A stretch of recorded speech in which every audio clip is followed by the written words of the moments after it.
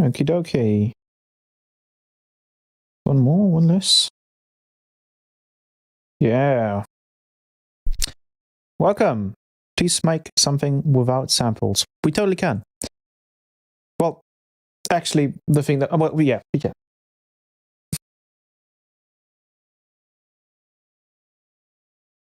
But first of all, hello. Hello.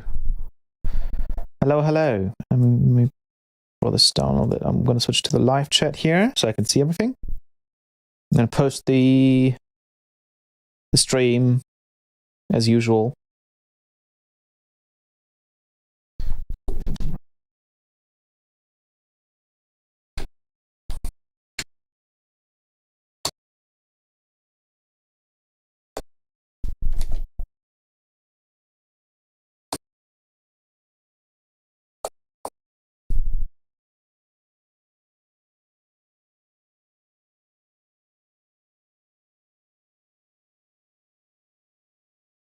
Sweet. Okie dokie. How are you today? I'm doing good. How about you? Hello, Keel. Went away a bit. I think I'm actually earlier than usual. Usually I delay the stream by like 10 to 15 minutes because I struggle with just setting everything up. But finally, I've got everything fixed, which is great. Hello, Relic. Hello, Mackie. What's happening? A lot's happening. A big thing has been announced, and I'm super stoked. Let's go. Is there any way to have a gritty basses other than layering them with fuzzy noises sub bass? There is a way to get gritty basses. I actually just recently posted about it on Twitter. It's a very simple technique, but man, it makes some insane stuff.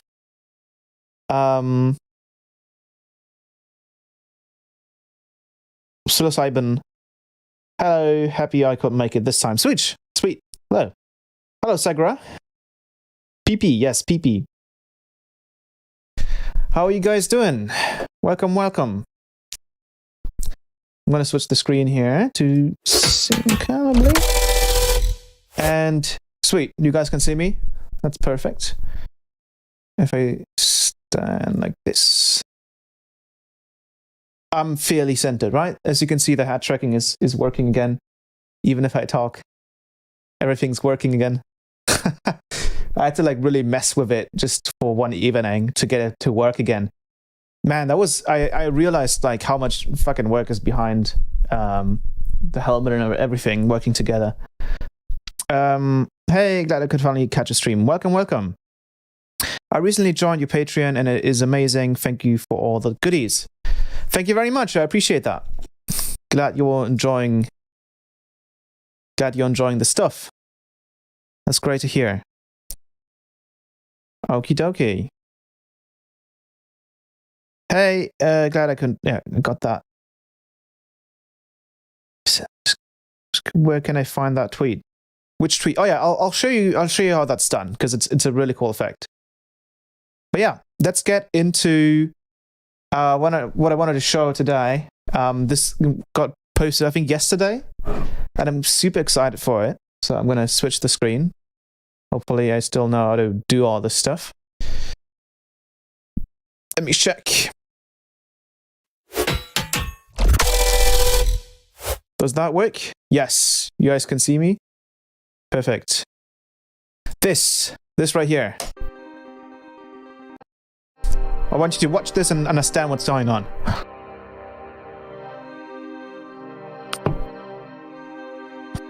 So, this is a tweet by Kilohertz. I'm going to do a little quiz here. You guys can see we're getting the same options that we get from... Oops, I just disliked it. If I load up Faceplant, we can see that there's some similarities here with the level, semi-send, harmonic, shift, and phase. As you can see, harmonic, shift, and phase.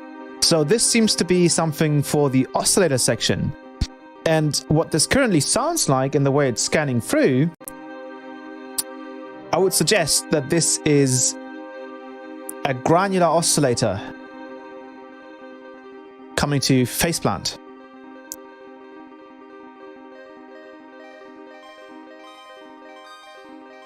Yep, there it says grain envelope. Sweet. A granular synth coming to faceplant. So this is what I've been talking about when it comes to a little bit of a mic drop here. Obviously, I reacted accordingly. This is when it comes to what I've always been saying is like, if you keep sticking with a synth that is modular, that can get updated and get new modules added to the software, the benefits of learning that program is so much bigger, because if you just have a set amount of tools, after a couple of years, that can be limiting to some degree. And in this case, I feel like Kilohertz is one of the best companies to have a go at building such a modular setup, because they are the ones that actually listen to the user base. I know there's a lot of other plugin companies that are now trying to do that too. But it used to be not like that for a long time, so you kind of just had to work with what you would get essentially from any kind of company. And this is sweet. I mean, this is awesome. But yeah, this is probably coming out anytime soon, I would suggest, because they've built some pretty strong hype here. Let me check my helmet here a little bit. But yeah, sweet. Let me do one more thing. Let's try and see if I can move that over there. Sweet. One second. Alrighty. Anyways, as you can see, faceplant. This is faceplant's here.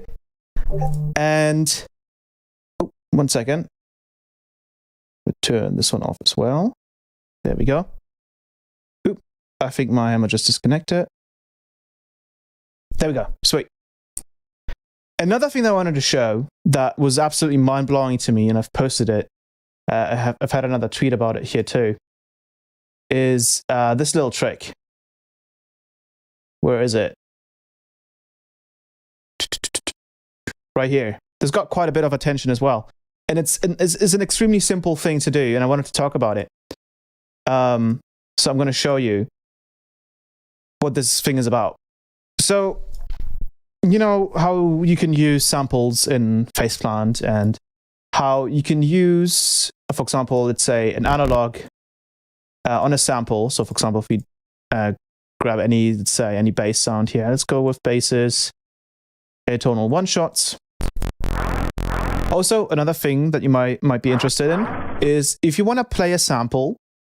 Oh, and I gotta bring up the chat here. If you want to play a sample in faceplant without having it key tracking, like without it changing the pitch with the different notes, you can just turn the harmonic to 0 and then use the shift. And this works for any oscillator type.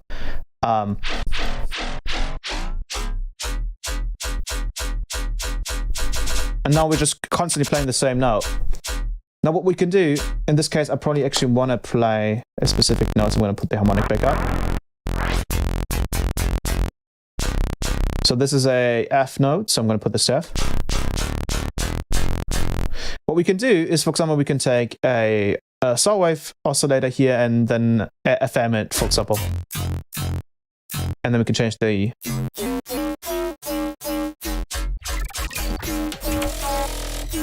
I think someone subscribed. Welcome, welcome. Hello, Physics. Hello, Asut. PP is OP. I need to buy it. Yes. Or you can just rent it, right? Oh, yeah, I think rent it. And then you get some really nice...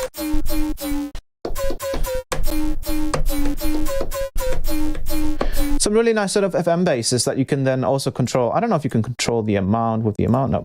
But we could, for example, add an envelope here and then do some sustain and then just let's open up the attack a little bit.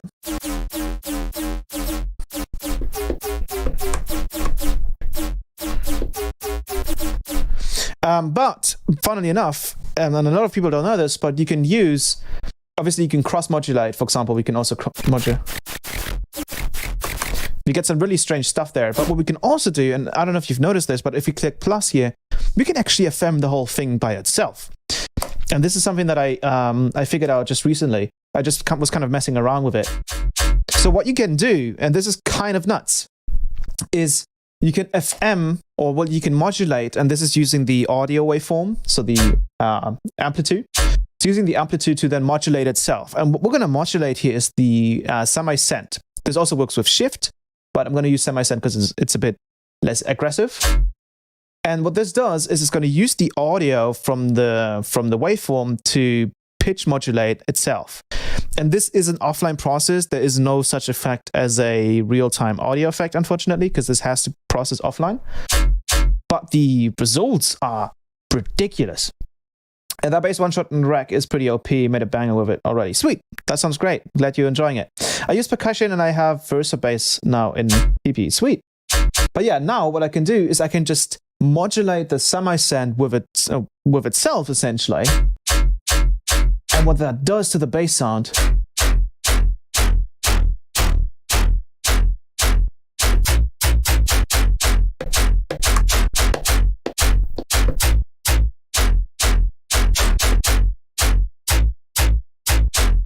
is some really gnarly stuff. And especially if we load up like something maybe a little bit heavier.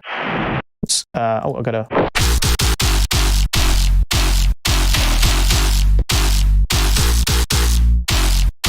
Let's put this to root. Let me take it off.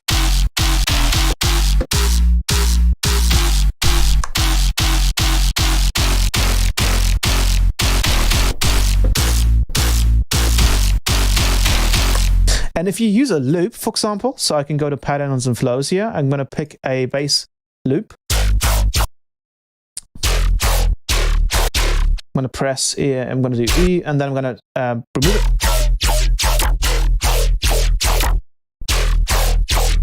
Let's loop it here as well, so I can bring in, let's do the second one maybe here. Loop, turn that on, lock that as well. Let's bring it out.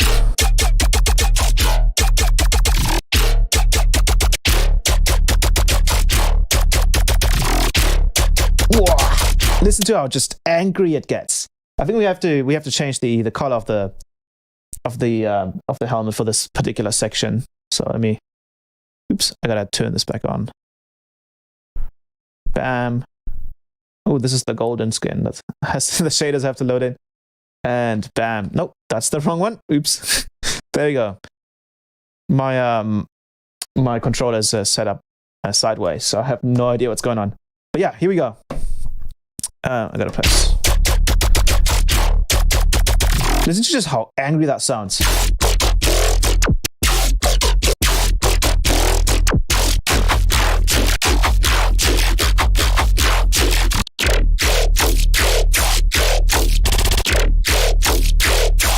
Let me take it off again.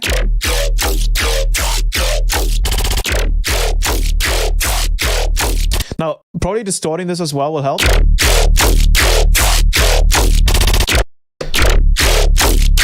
I'm going to bring in end power just to kind of process this again after we've done this modulation. So let's bring in this one. Ooh, dude, let's take it off. Let's bring it in. Well, that's the face. We're going to do this up.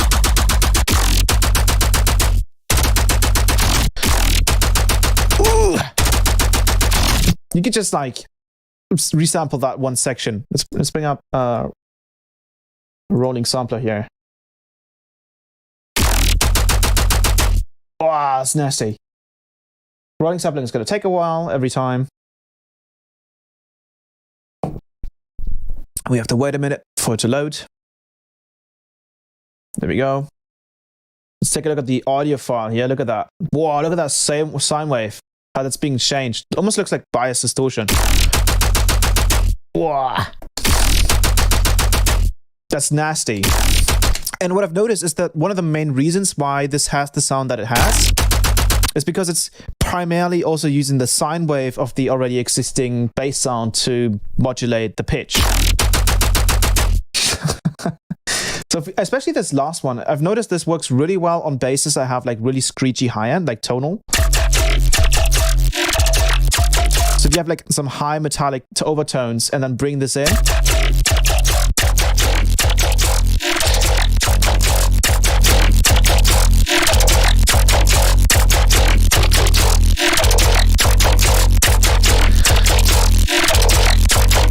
Wow, it just gets nasty.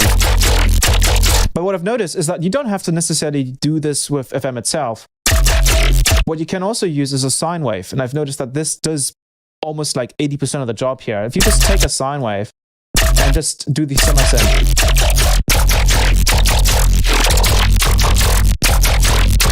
But for some reason, this makes the sound almost like faster, but we might not be on the same, we're not in the same note here. So it's almost just like the sine wave modulation that's doing it. So I've tried doing this as a snap heap rack. It's still in development. Using the frequency shifter and then using different bands, splitting it, because the frequency shifter is like linear when it comes to pitching things up and down. So what I've done is I've kind of split it into two bands. For now, I might introduce more, but in this case, that's actually enough. And then this is the end prototype here. And then what you do is you select the note that you want to essentially modulate on. And in this case, we're on F. So we bring this up to F. And now you can already hear it if I turn down the amount.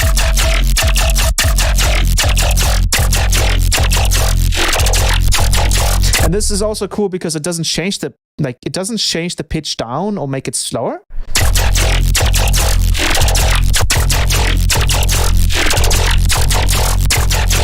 Obviously, it doesn't follow this up, so that's the main issue. Ooh, okay, that's actually one note. That's an E, so let's put that to E. Dude. That's ridiculous. This is a D note, so I'm going to put this to D. I'm going to bring this down to D.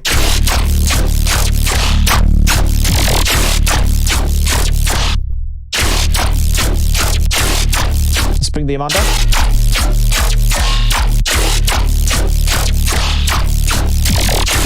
Obviously, this will mess with your sub up a little bit, so... And the sounds you can get out of just pitch modulating it itself.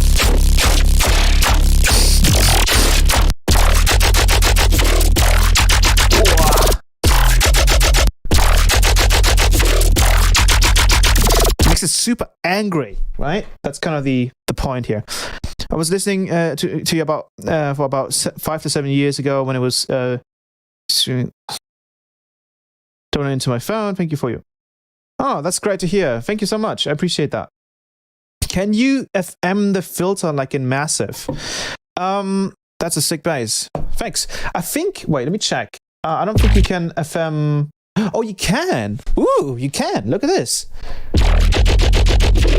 You can FM the filter. Not sure what that...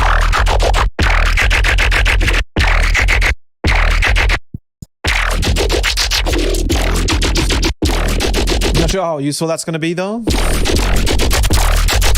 This is like...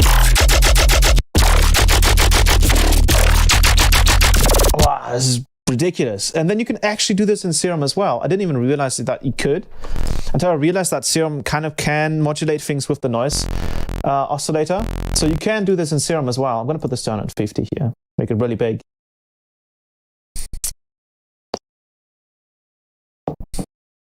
I'm a little far up, aren't I? Well, I can do this. Am I fixed now? Oh, no. Okay, wait. I gotta put myself down a little bit.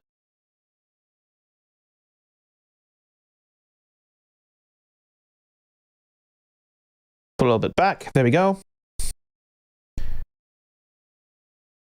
There we go. Sweet. So in Serum, you can actually do the same thing. We can just bring in a sample. So for example, let's use one of the... No, these are all not atonal. So I'm going to go pattern.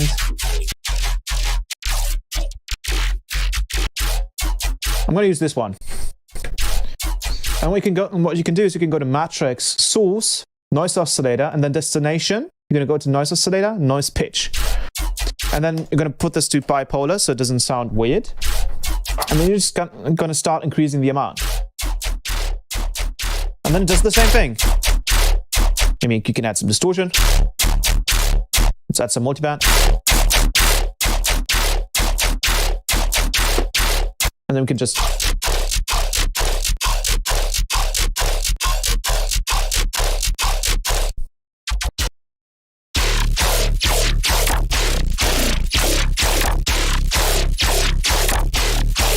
And I guess the reason why this pitches it down is because it technically like speeds it up at certain points, or like slows it down at certain points, because it goes up and down, right? It goes that.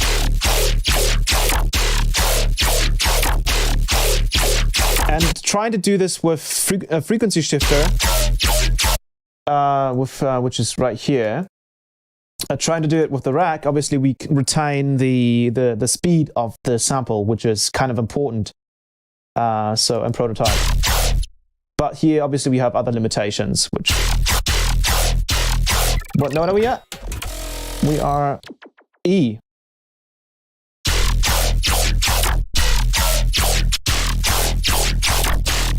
But if we were to add maybe the post-processing after here, so let's load up an power here.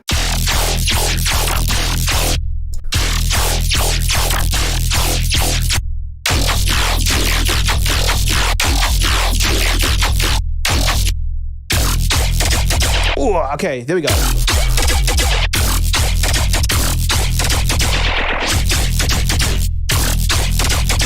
Yeah, that's it, right? This is ridiculous. This particular kind of effect is... I didn't expect it to like sound so gritty on things.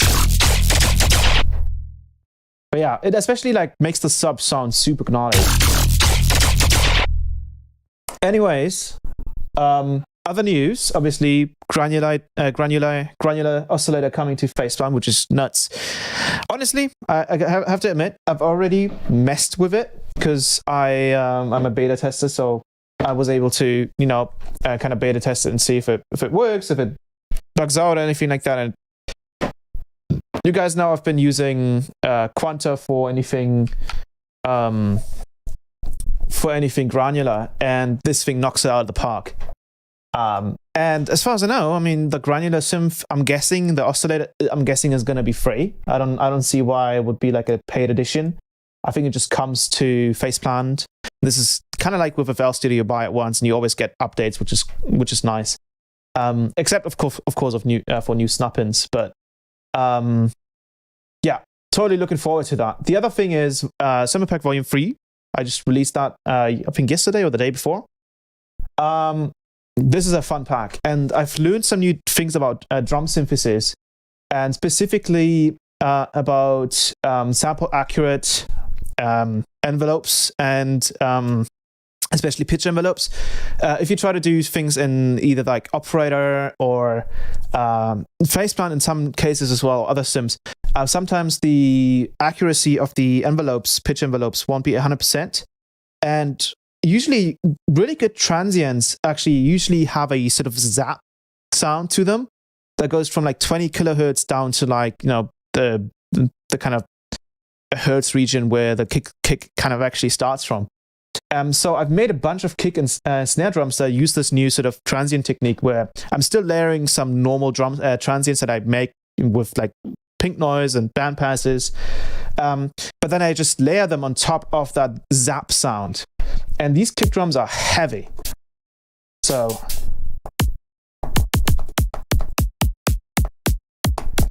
all of these will essentially like seriously cut through your mix down because they have this, I'm gonna bring in a audio channel here. And it's not really easy to see in this case because obviously the other transient is layered, but they essentially, you know, start really high and then go lower, and that creates this really strong impact. So any of these kick drums are really going to punch through, and then the snares actually have a very similar treatment.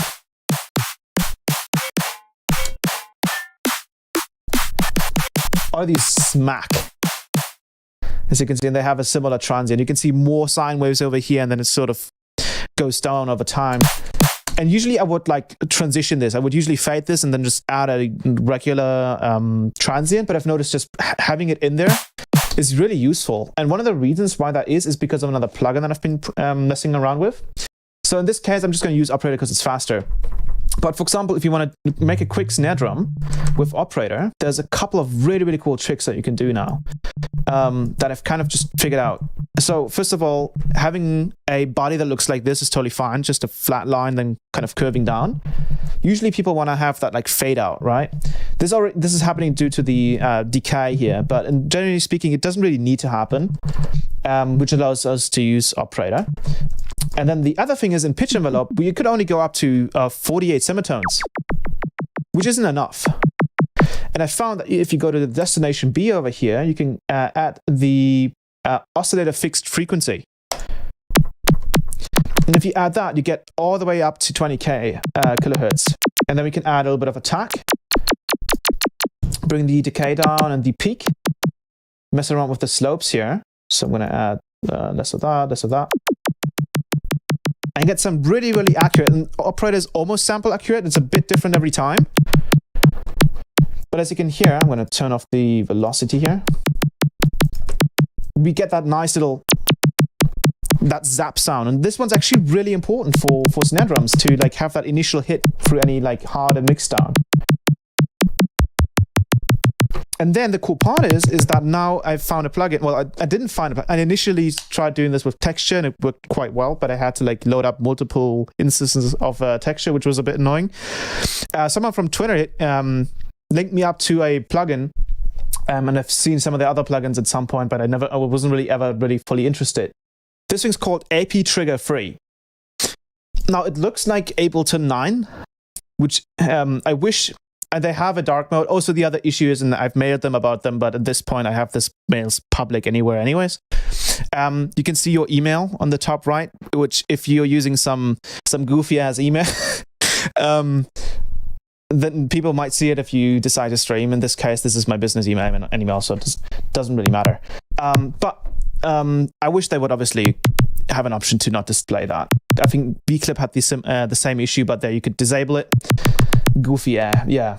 But the way this works is you can load up multiple samples, have them trigger, and this even has a detector where you can add filters and stuff, so you can like filter out the low end and trigger only on the mids. So you can even like add transients to bass sounds, for example. It's ridiculously complex.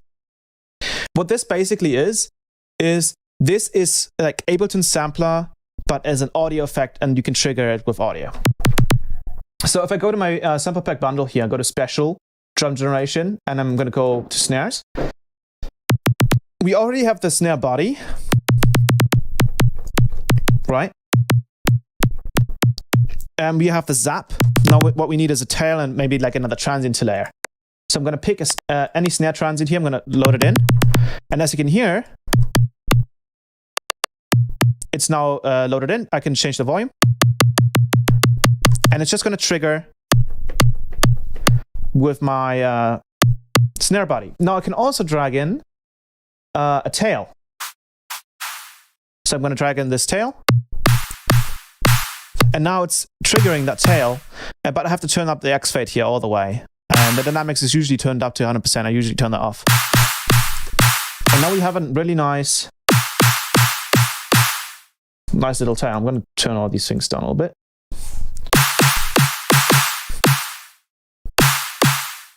Turn the release.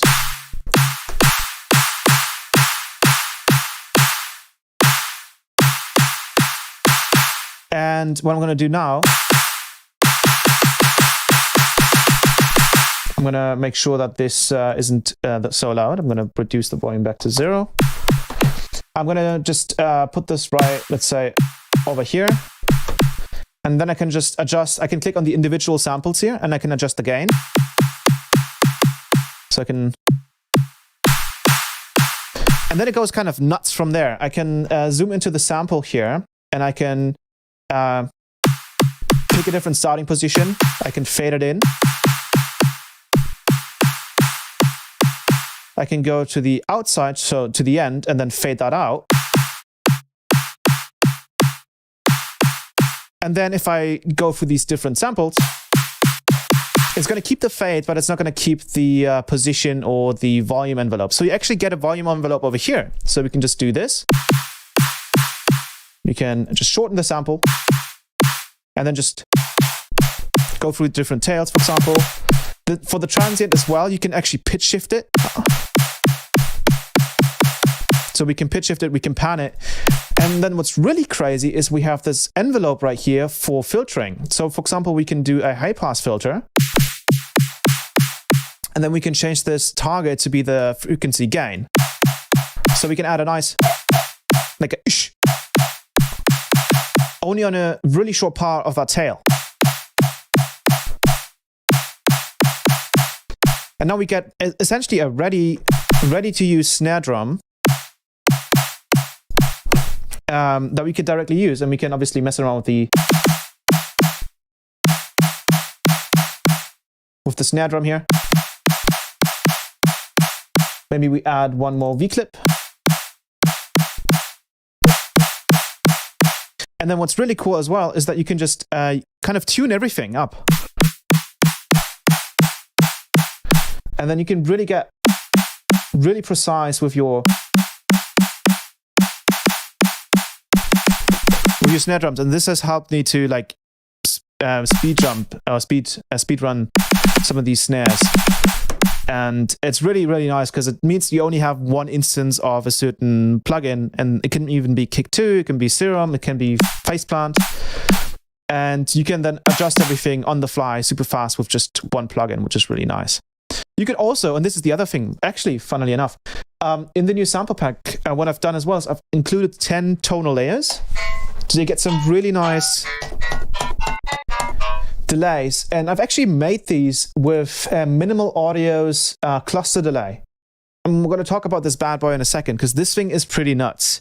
I'm not sure if Minimal Audio is watching right now, but they were kind enough to give me a copy here to play around with this because I've been trying to search for a delay that was able to do sort of the dual delay type kind of delay. I know that Kilohertz also has a dual delay, which is right here, I believe.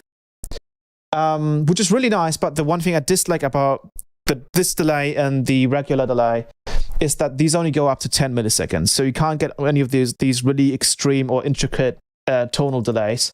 While cluster delay can, and cluster delay can do so much more. This thing is kind of nuts. If we bring this over to this operator, for example, and we switch it to free, we have obviously a built-in filter. You can change the spacing. So currently it's on 2 taps, so it's a dual delay. You can spread it, but you can do some crossfeed. But what gets really crazy to me personally, and this is what I've used to create those tonal layers, is the diffusion. This essentially turns the reverb into this delay into a reverb. And if you take it down to like 4 to 2%, you get some really wacky stuff.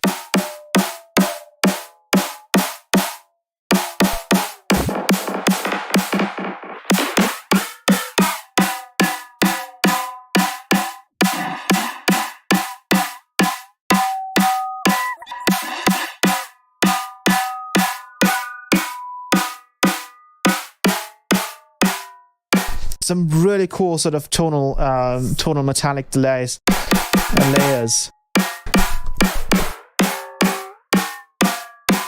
And obviously you can increase the taps.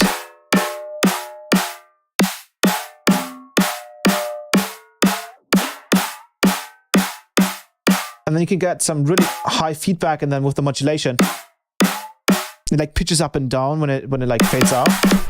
So I've done that. I've used that for these delay layers here, and this is what they sound like. So all you have to do is just drag them in, and then increase the volume once we mess around with this. Oops, we're gonna move this back down here a little bit.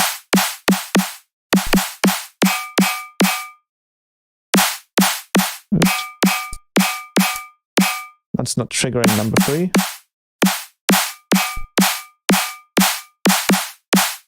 I'm still a little confused on how this particular setup works. This is usually very confusing to me, this whole X fade thingy. I'm trying to trigger all three of them, but sometimes, yeah, I've only tried it with two, as you can see. Maybe that's the limit, I'm not sure.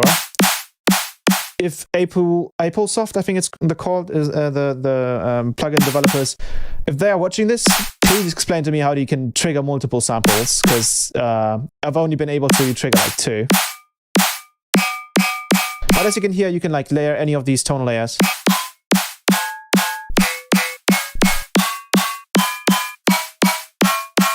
They're super fun to use, but yeah. So I'm gonna get rid of this layer. Delete selection. Again, you can also use this on basses. So for example, the bass that we had earlier. We can load up aptrigga3 and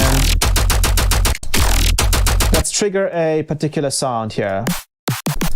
Let's trigger a, let's see, maybe like a basses, atonal, one shots. I want to trigger a spectral bass. I want to trigger this one with the transients of this bass. So I'm going to go over to the detector. I'm going to add a high pass. And then I'm also going to add a low pass, so we only really focus on the mids. There we go. And then I'm going to remove the sub of this sound. So I'm going to use a high pass. And I'm going to let it fade out a little faster. And bam, we've just like layered. And you can see it triggers really nicely. And then we can, you know, mess around.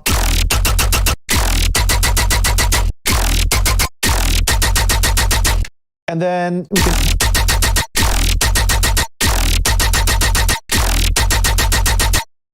And then what you can do is you could like just change it up. I'm going to use an envelope here so it's consistent throughout any samples that we switch.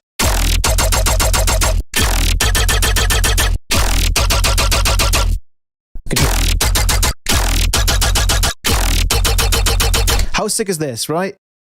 Super easy to use. And obviously we can just like grab any bass sound and it'll trigger the sample with it.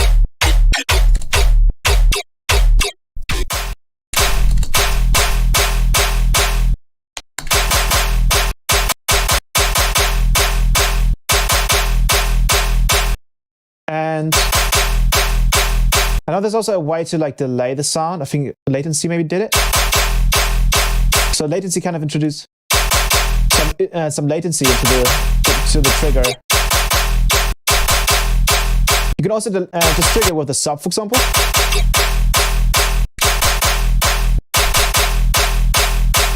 And you also have a retrigger option. So it can get some really interesting sort of some really interesting stuff happening.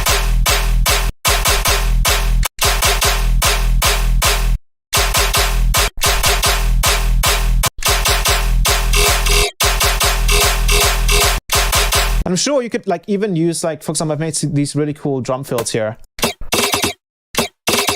So you could trigger, you know, you could trigger this with different things. We can trigger, for example, let's use a little loop here. Or maybe like a glitch. I'm gonna use this one. I'm gonna make it warp beats 1/8.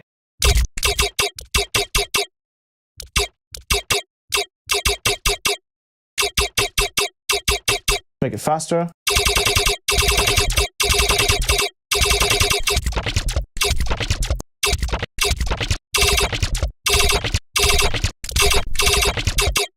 So as you can see, you can probably get very creative with this.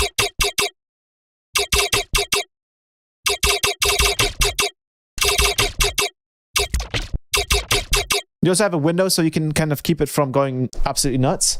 But yeah, this is AppleSoft aptrigga3, super useful, even for your current drops that you've already made.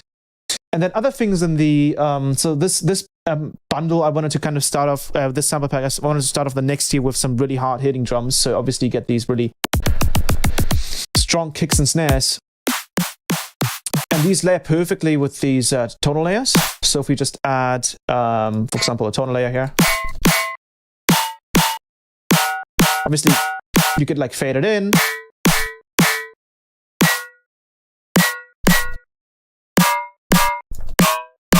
All of these sound really nice. And then another thing that I've done is, and I've used modal synthesis for this. So I've taken pink noise. I can actually show you how I've done this as well.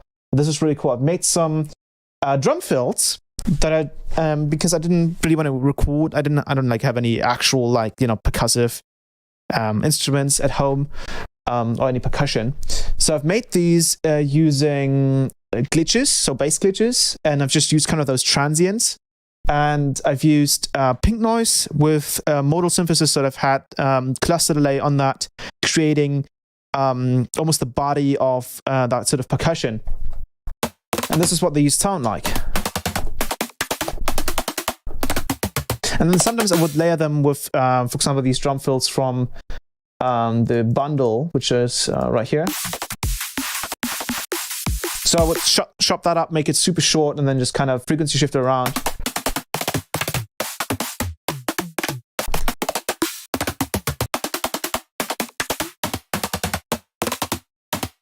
And these are super fun to use. You can just throw them anywhere. Then I've got some cymbal loops.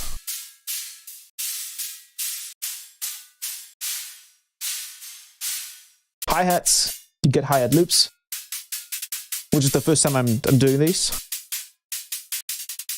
for 150. Obviously you get some rides as usual, snare drums, tonal layers, and then you get these, spectral bass goodness.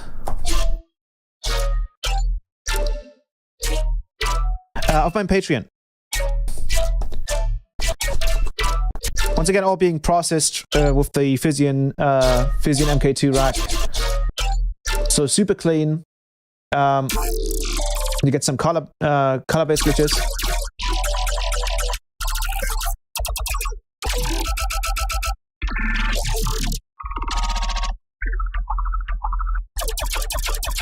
And then you get these variation basses, and these are essentially one Serum patch, and some very basic FM patch.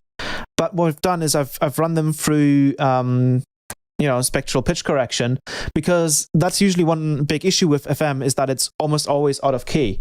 So I've run this through spectral pitch correction, so you can kind of use them as one patch. And the way this kind of looked is, I'm going to just draw this in as well so you guys can see. I essentially just took these particular waveforms, LFO shapes. So I've done that. I think I've done kind of like this, like that. Then I've done a fairly fast one like this, and then a really short one like this. So all the different variations that you can kind of think of for a Serum patch in one sample. That's the whole idea, is that you're essentially getting 4 different samples in one that you can use. Then you don't have to use like Complex Pro or anything like that, and you have different variations. So you get, let me take this off. So for example, we can cut this off and maybe do this, and then cut it right here, and then do, and then you have different ones. And this is just a triangle wave being affirmed by a saw wave, essentially, with some unison modulation and some other effects.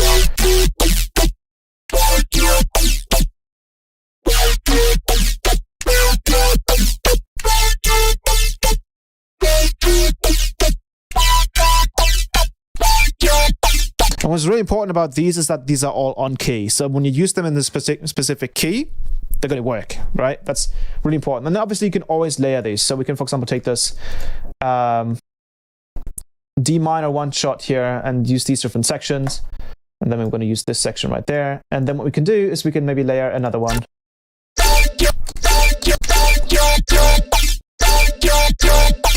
Or we can do maybe like this one and then high pass it. Q8 right there.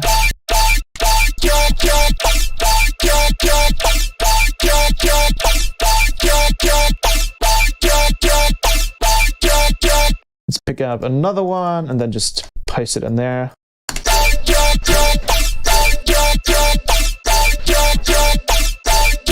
And you could use a different one.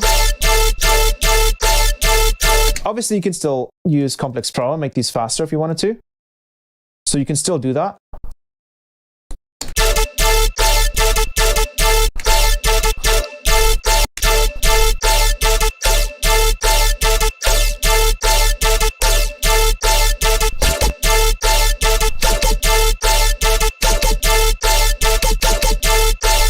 And as you can see, you can like really use these almost as if you were using like a Serum pad.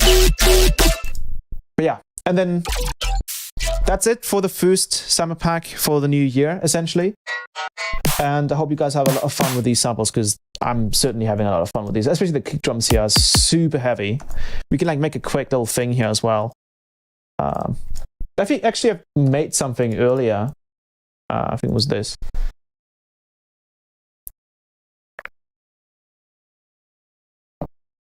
Pan snare generator. Yes. Let me get rid of something's introducing latency. I think we should be fine. Can you guys see this?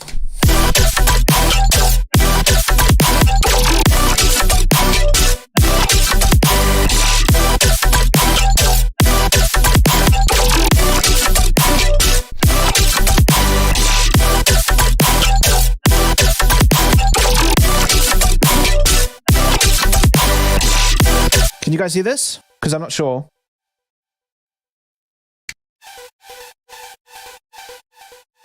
Let me map this to the volume here.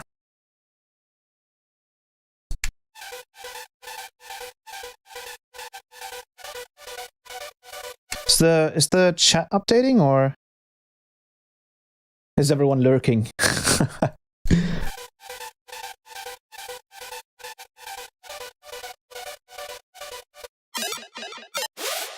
Let me bring in this little back effects here. I want to make the background a little bit more busy.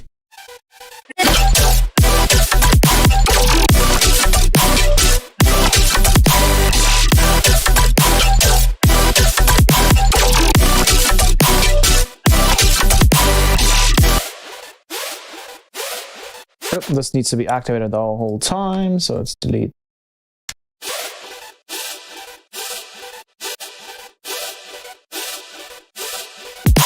Actually, maybe it will.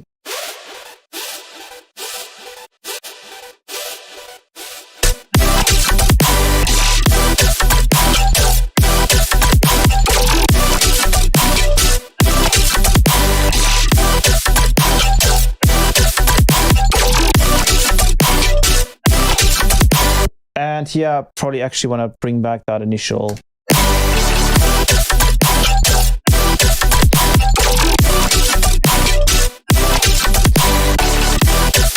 Yeah, this is just a little quick thing that I did. Just a basic supersaw stack using faceplant. Just some saw waves using noise modulation on them. Actually, probably way too much low end there. Then a simple saw wave. Nothing special. And then we have these bass hits.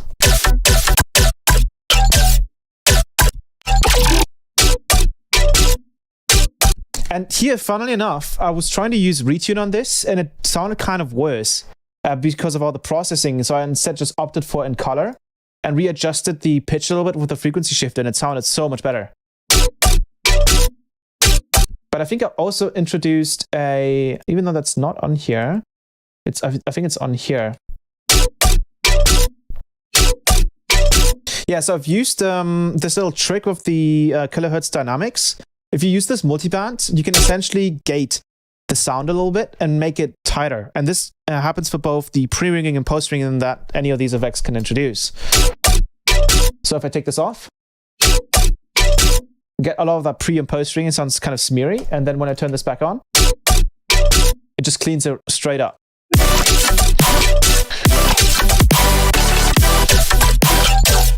And these are the new drums here.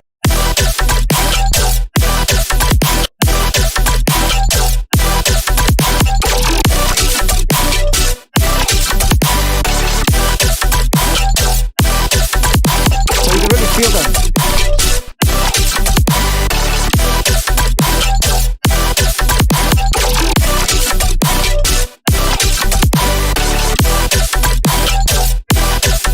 Bring in, oops, I think I just did something there. Did I just do something? Yep. This needs to go back on. Here we go. Pads. What key am I in? E? I think E. I'm going to use D sharp.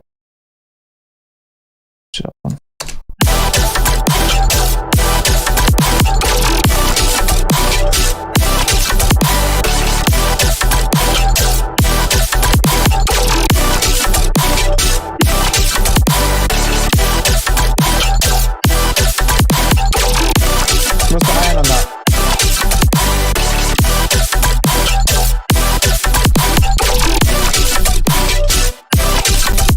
But yeah, if we just resample this, you can tell that the drums here are really cutting through. And this is like just a little zap. Those first little 4 to 5 milliseconds makes such a huge difference.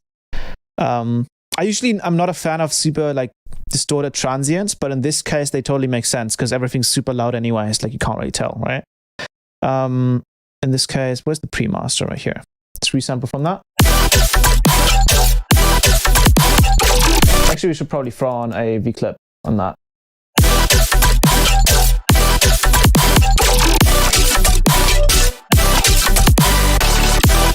So yeah, if you just take a look at the waveform here, you can see those drums and the snare drum, of course, are cutting through like crazy.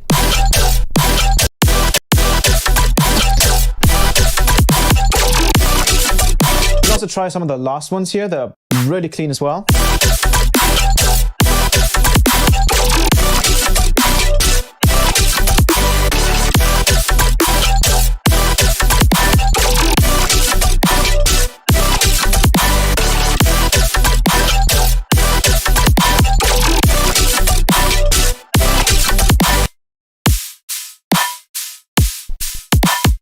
But yeah, that's about all the new stuff. Obviously, new racks are coming next month, and I already have some ideas, of course.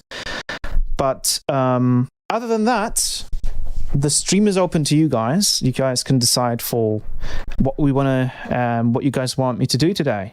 Is there any GRUI processing, or is this all on its own? This is pretty much all on its own. I think there's a little bit like there's a compressor and just smart clip on there. So if I take these off.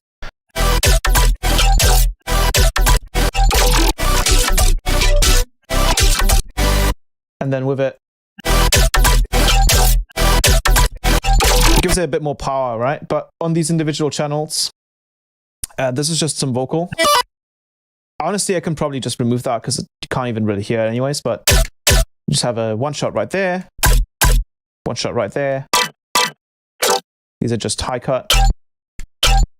Oh, this isn't even faded properly. But yeah, none of this, these are all just kind of like one shots, and essentially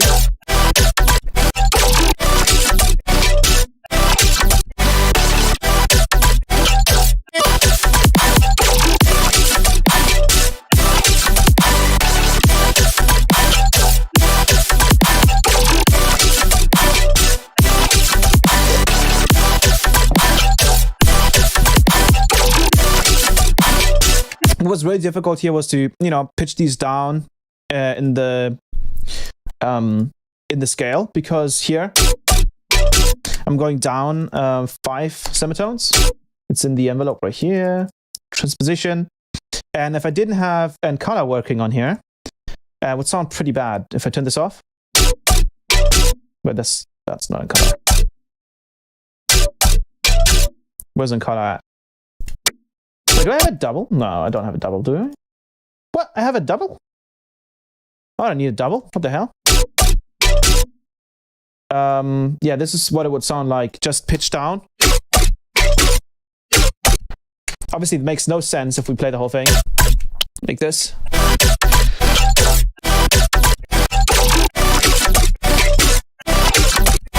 Sounds kind of out of key, and then this is just kind of nudging the frequency shifter a little bit, and with an end. Wait, what is that? Why is that back in there? What? Didn't I just delete that? and then going through the color.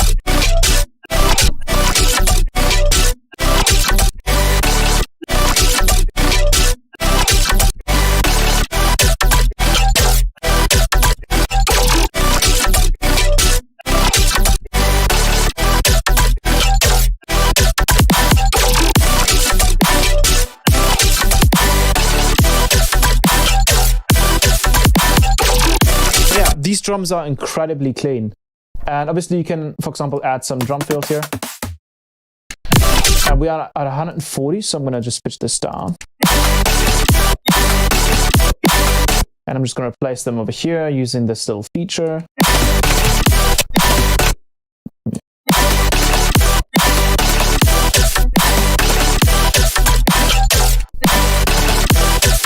Can't really hear it here anyways, because it's just...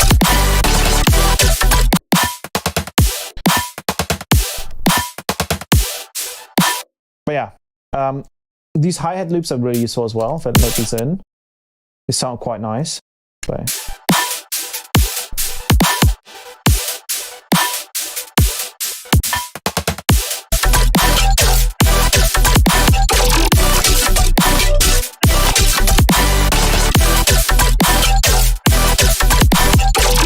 nice, the cymbal loops. Oops.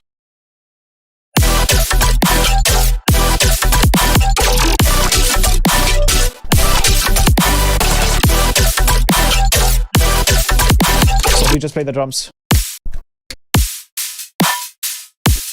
I've tried to make these as clean as possible.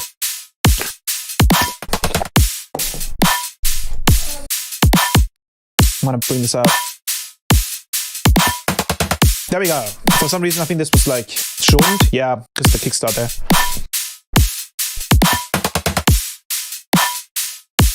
Manage sample.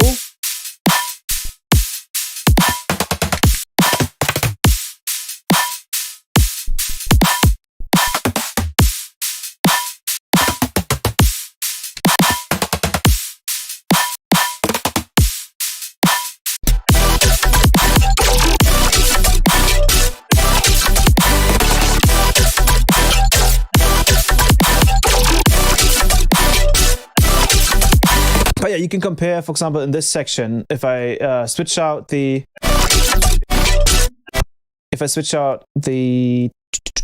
end color here,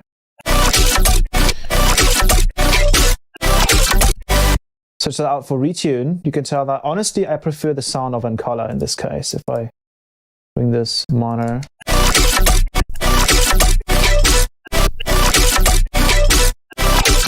I kind of prefer end color. Like especially in this section. I feel like retune here is doing actually is just doing too much. And then and color is just a lot cleaner. Now obviously that could also be due to dynamics if I turn that off. Nope, still cleaner.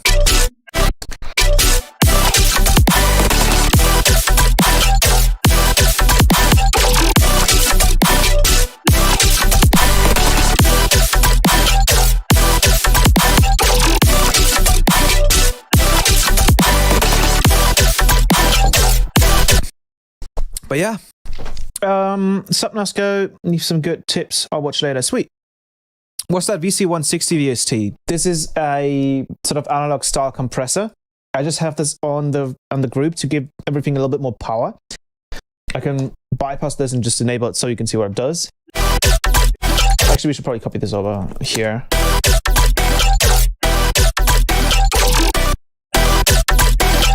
Now, obviously, there's some volume difference, so if I turn this down.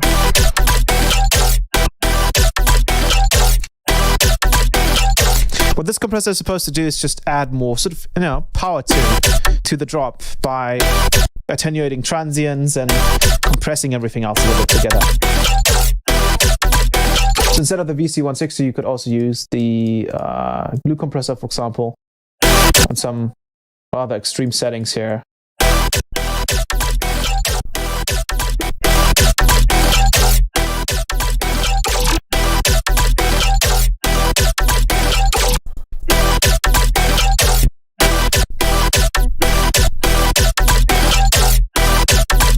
So that would work as well.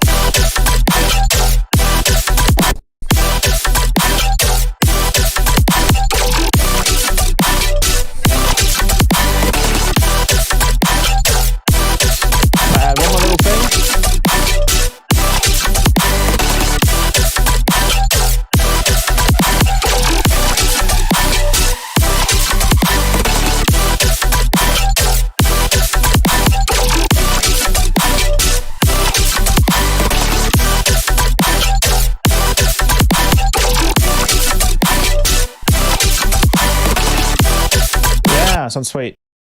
Nice little loop there. But yeah, that's VC160. Any chance you would do some hard dubstep on stream instead of colorways? Of course. I think what we should do today is use that little faceplant trick and make something absolutely nuts, right?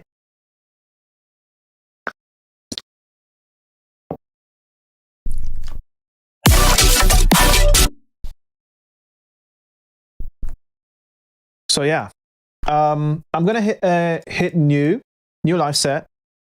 We're gonna use some heavy shit using the new little faceplant technique there. So I think the first one we should start off with is probably some drums. I'm gonna do Control M there. I'm gonna use faceplant for this. So I'm gonna show off how you can make your own drums using faceplant and AP trigger. So in faceplant, you can actually do sample accurate drums using the oscillator section. If you add an analog on a square wave mode, or on the square wave oscillator, you can put the harmonics to 0, which essentially just creates a DC offset. By increasing the level to 200%, you essentially get the full modulation. And then this envelope essentially becomes a modulator. So you can modulate, for example, in this case, this saw wave. If I can find the right note to press, I add some modulation to. There we go.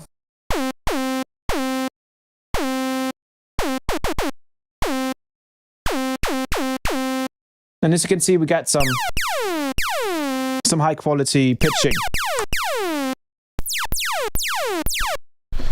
And this is sample accurate, so this will re-trigger the same exact way every time. One quick second.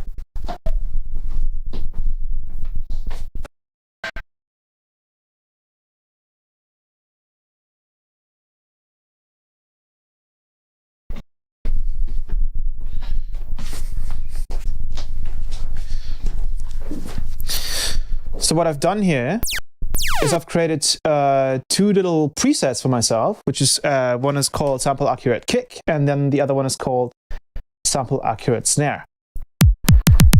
So I have these two, the snare drum and this kick drum, and as you can see, I'm using one square wave for that little zap, and then the other square wave for the actual pitch modulation. So what I can do is I just mess around with the decays here.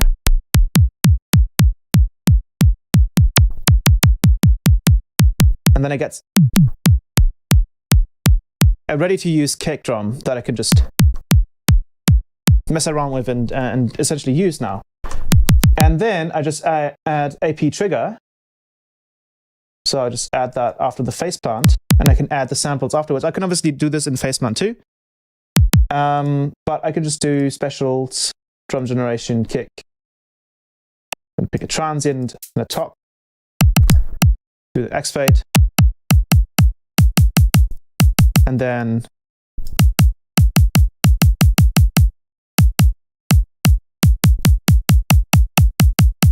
I can create a kick drum like this. Then I'm going to add a V-clip to this.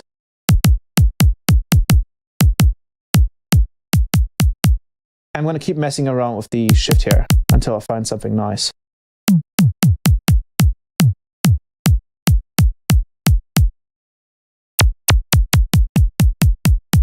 I can increase the amount.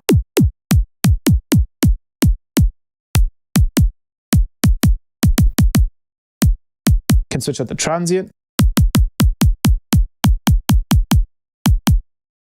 The hi-hat loop, hi-hat sample.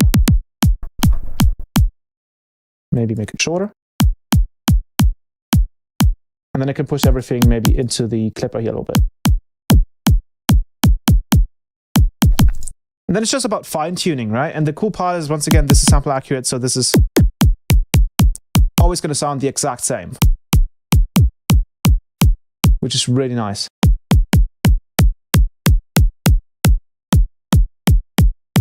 And we can decrease the amount.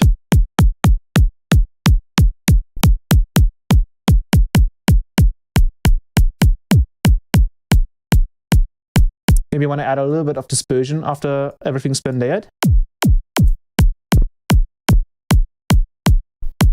And then I want this to be pushed into the saturate. Funnily enough, if you use a smart clip on this, it'll actually help quite a lot. If I add a smart clip here, we could push this quite a bit. If we didn't have the preserve, we would lose all that information in the top end.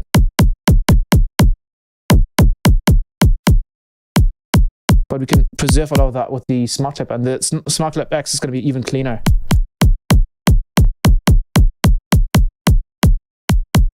I'm going to use the smart clip here because it's fine. Oops, where's the... So now we could increase the transient. We could change the transient. You can mess around. To disperse a little bit, and you always get a super accurate kick.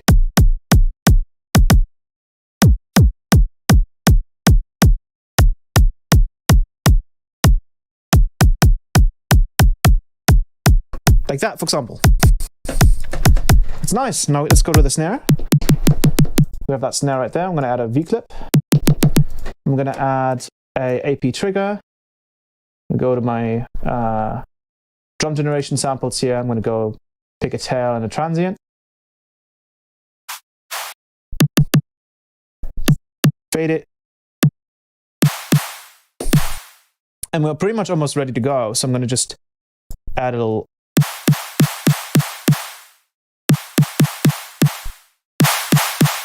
envelope there. We want at the end, and then I can just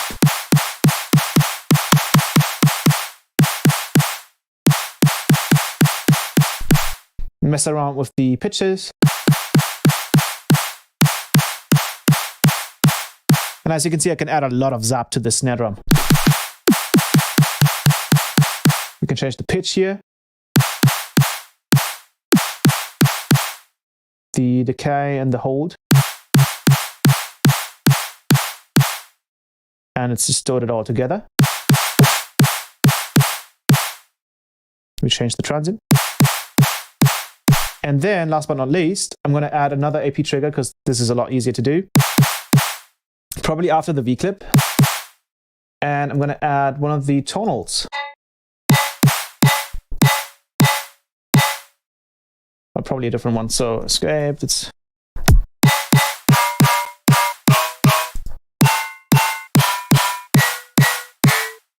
I like this one. I'm going to move it a little bit. I'm going to add a little bit of a fade.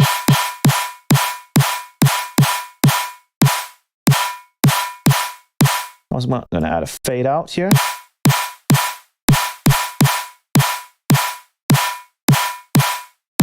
I can pitch it.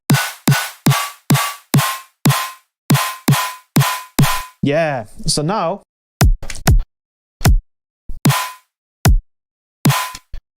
get a fat kick drum and a fat snare drum right there.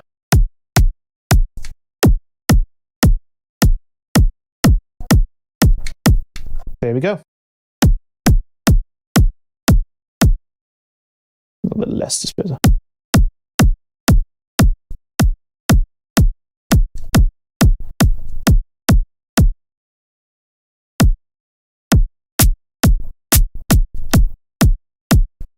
Sweet.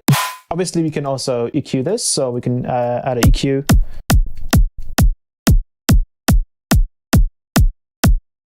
Clean certain parts up.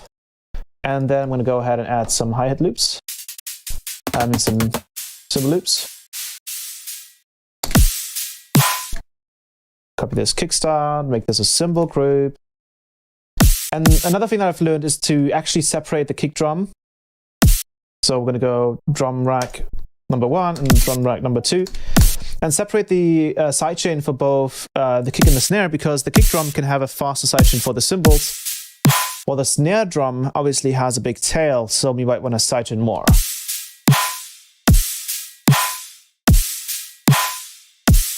That obviously makes sense, right?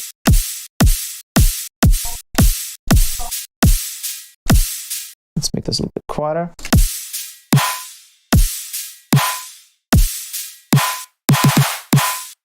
Let's add a little bit more of the tail here. Maybe add a little bit of high shelf.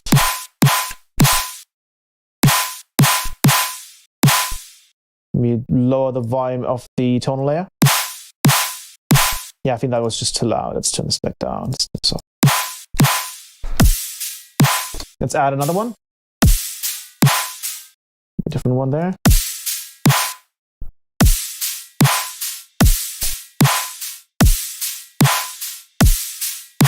I'm going to delay all of this a little bit. So I'm going to go to delay.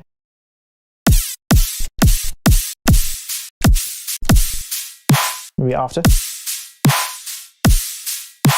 And then I want to clean this up a little bit using just a regular kickstart on 1/4 and sync.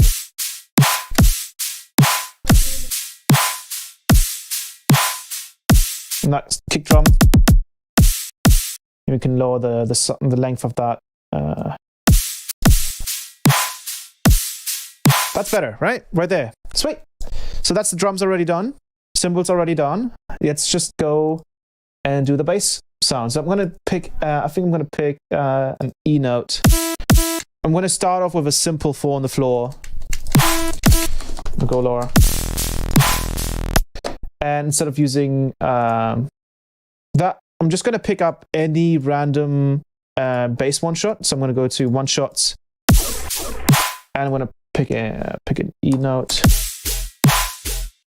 Obviously, I'm going to make this louder. Set the root note. And put this 0 here.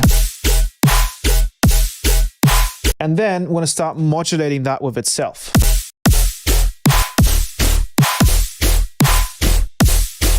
So I'm going to start going through. And what I'm going to do is I'm going to obviously have to set this up. I'm going to add a little bit of a delay here.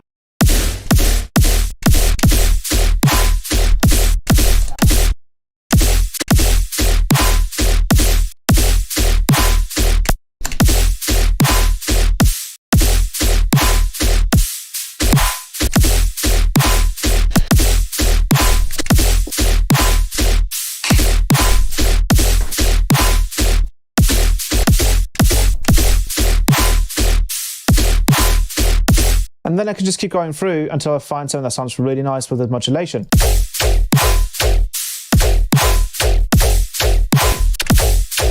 going to add a little bit of disperser, maybe actually process this one more time, because we might get a bunch of cool sounds out of this. So I'm going to use an OTT, and I'm going to use a smart clip on this, instead of doing the whole processing bit there.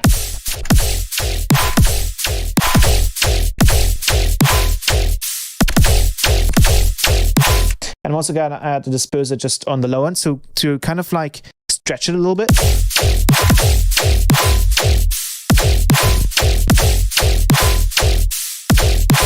And then I want to go.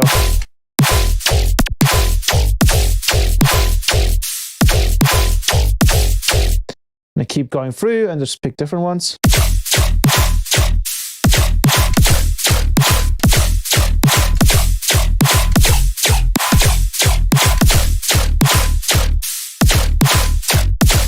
I'm going to duplicate this, and I'm just going to use the same note.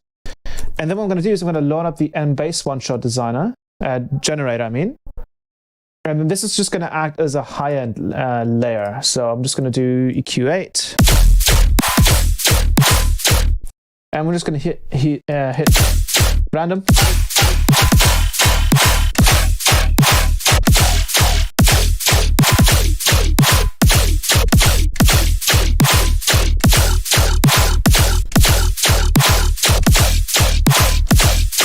Something like that, maybe. And then I'm going to add a vocoder, put this to noise to make it really sort of noisy.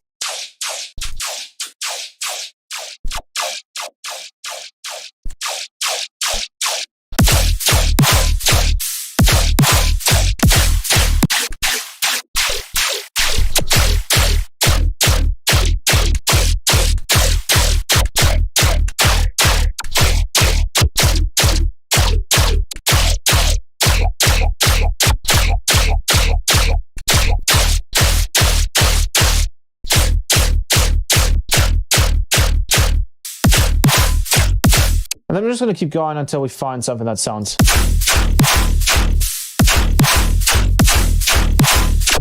absolutely nuts. Ooh.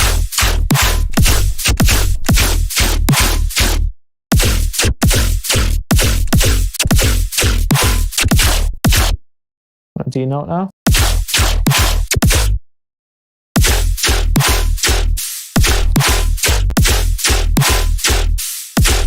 Sweet.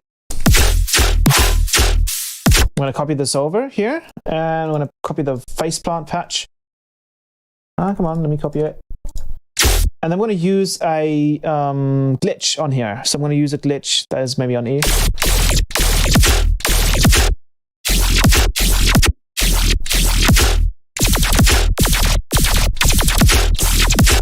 And I want this to re-trigger, so I'm going to go triplet. And then we're going to pick a nice position.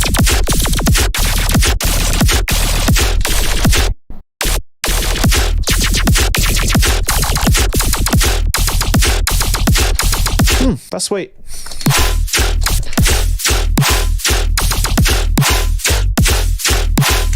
And then maybe let's trigger it before it happens here.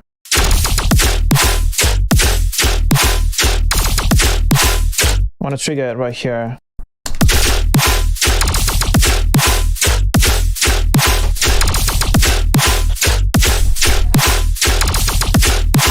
Sample here, it's running outside, also tornado making hella noise. Oh, Jesus. There are a ton of tornado warnings in the area, so I thought I would tune in to the stream. Oh, sweet. Well, welcome, welcome. Sweet. I'm going to add some back effects onto this, and I'm going to also make one in a second. But I want to use...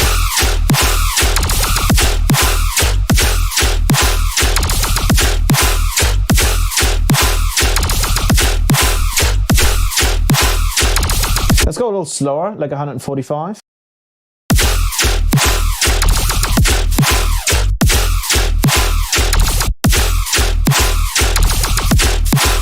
Is this cut correctly? Yeah.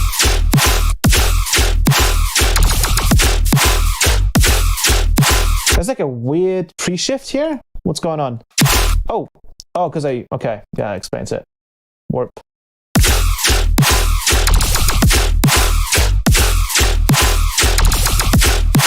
I'm gonna have to. Oh, this is warped. Well, that should be fine. 145 though. I'm just gonna warp it until whatever. So like right here.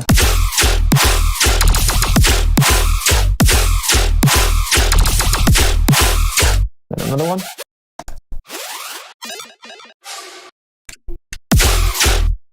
Warp it.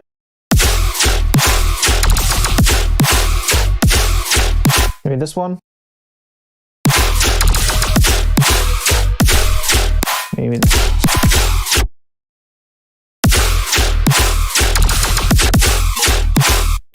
I'm gonna use this one.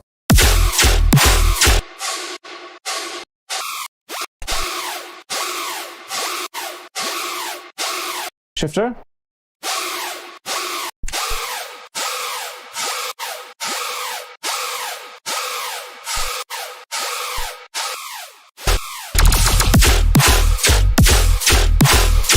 Now this, we can make it a whole lot fatter by adding convolution. So I'm going to add a convolver here. I'm going to go to maybe one of my NIRs. Oof.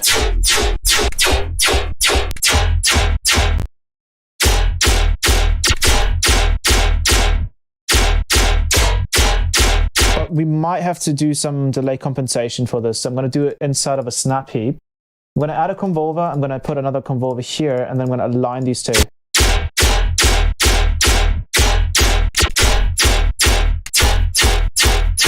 So we need less of this.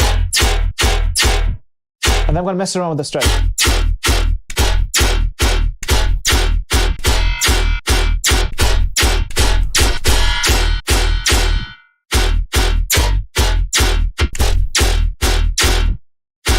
And then we can just...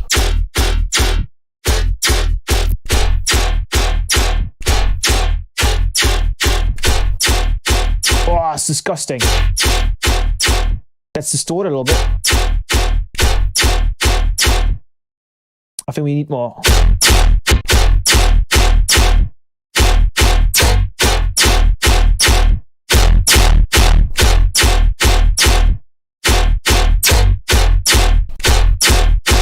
Let's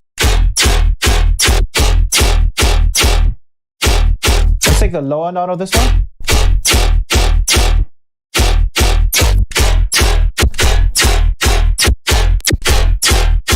You can mess around.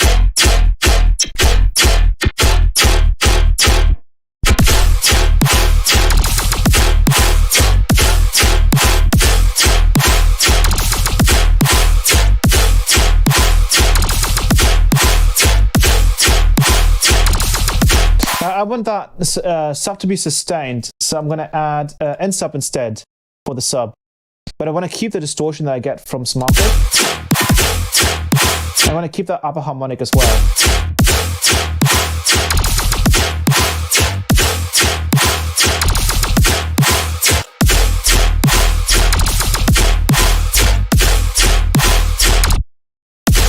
I have to actually remove it.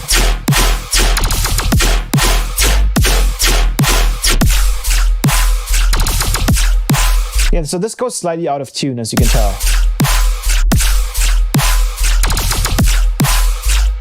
So I might have to just like compensate for that.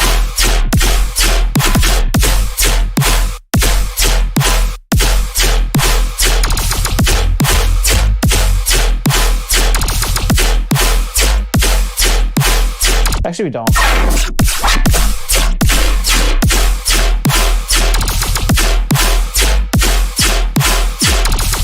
Let's add a snap heap in here because we need to like do this like this. Let's add a sub on there.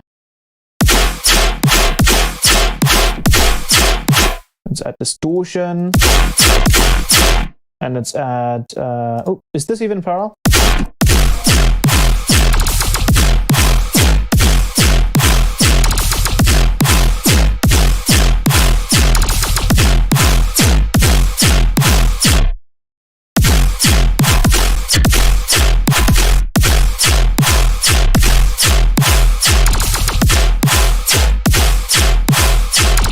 Let's add smart clip.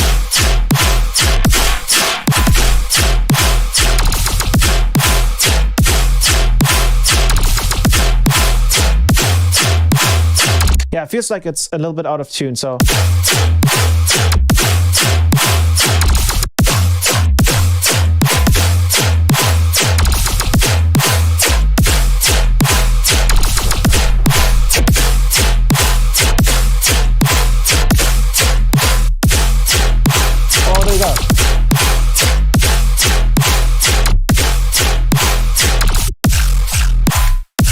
Now, someone also mentioned that you can actually use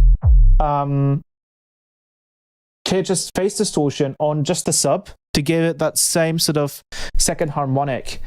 If you use the phase distortion just on the sub instead of distortion, this is technically also phase modulating itself, well, pitch modulation modulating itself, except I think this type of modulation only goes pitches down, doesn't pitch up as well.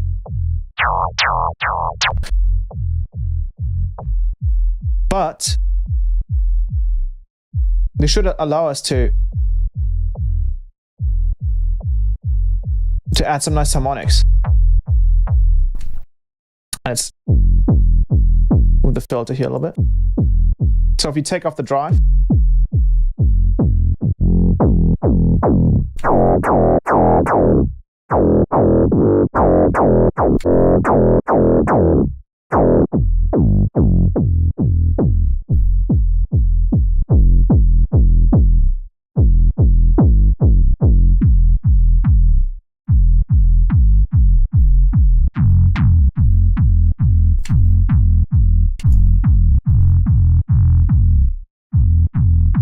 now you can also achieve something similar using the bias.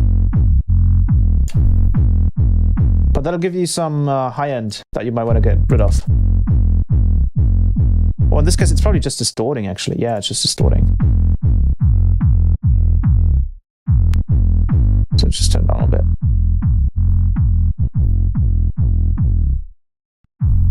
case, phase distortion sounds much nicer.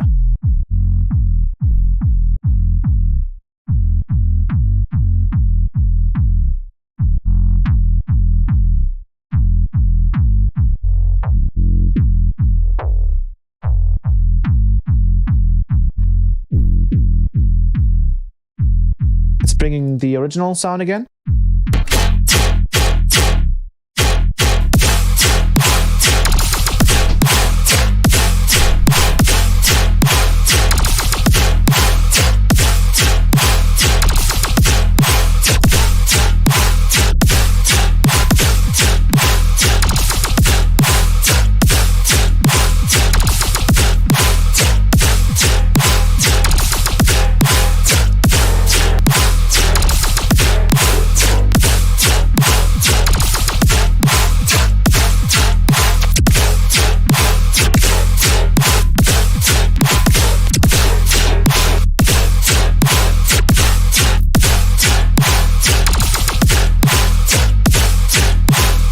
You can hear how that sub is. You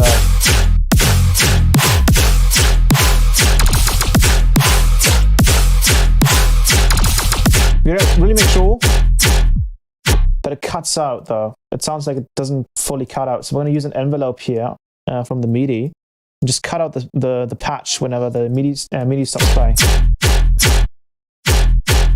Makes it really easy.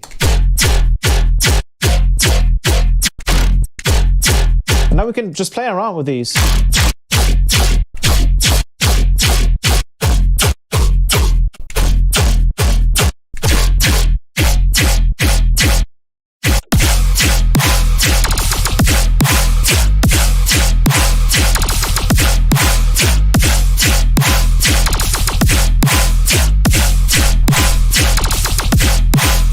Now I want a particular sound to trigger when we have this main bass sound playing. So I'm going to play this up a little bit.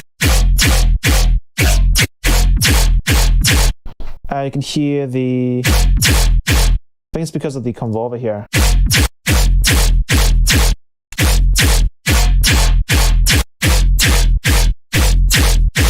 Turn that down. I'm going to use AP trigger.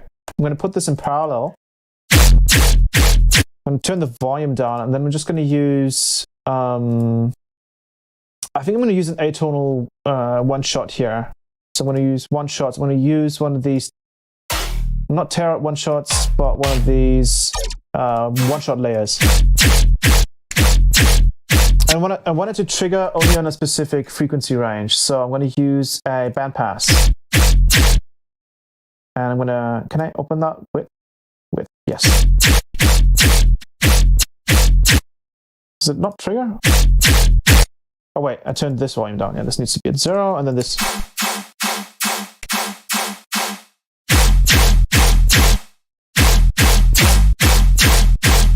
And now depending on what frequency I pick, it might just delay it.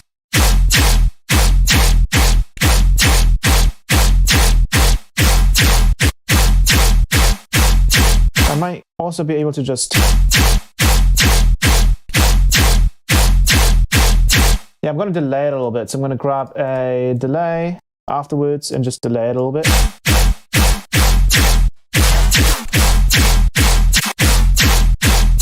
And then I can just pick different ones just by changing the sample.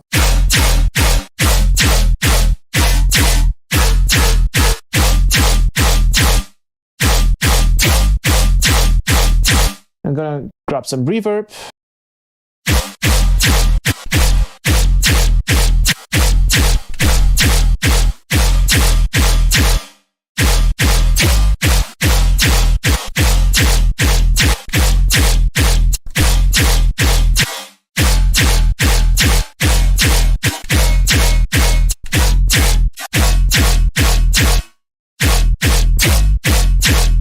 And as you can see, now we can layer different sounds.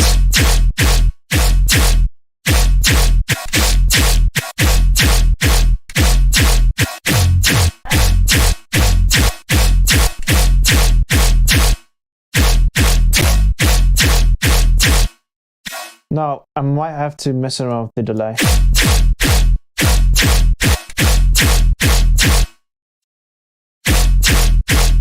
if we wanted this to be less tonal, this is fairly tonal. I believe we can just add, this does have a comp filter, which obviously would make it more tonal. But we could go to frequency, and technically speaking, ooh, look at that. We can have like it trigger an envelope.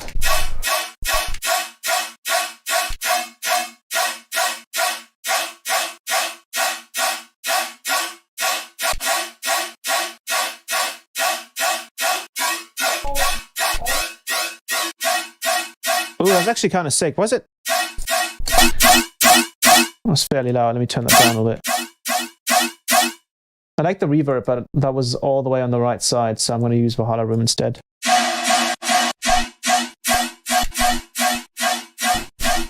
Let's turn off the mod depth here. That's nice.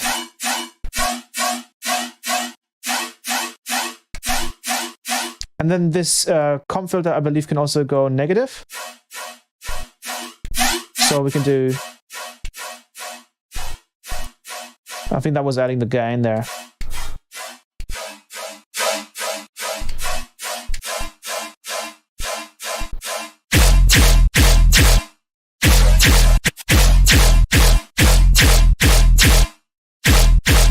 Let's go through some other sounds here.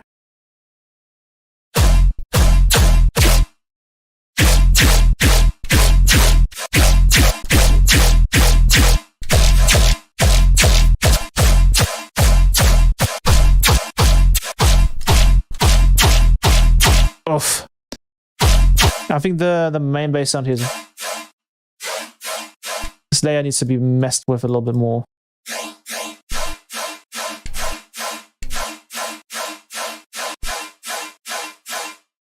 I want this to be less in the face here.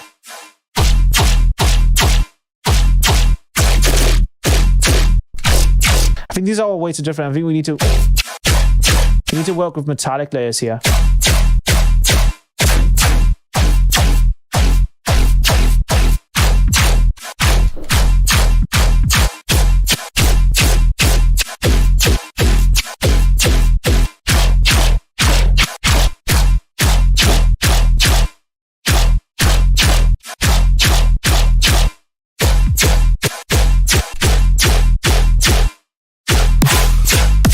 I also don't like how this always triggers like the same note. I wonder if this has MIDI input. I don't... Oh, it does have MIDI pitch. MIDI CC. So it does have MIDI. I mean, does this... Okay, wait. We could try this. I haven't tried this before. I'm going to bring in external instrument here to the same channel. I'm going to send this to aptrigga3. I'm going to try and see if this can pitch using MIDI. So we have modulation here. I'm going to add pitch, and pitch is going to be modulated by MIDI pitch.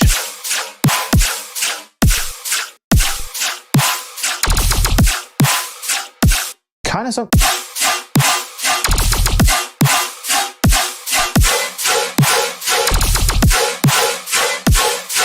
sounds like it's maybe working.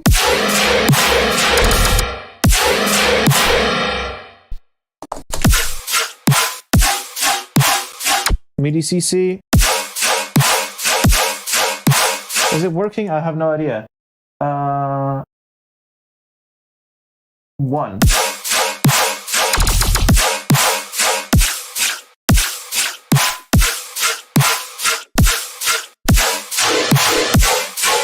Yeah, it's working.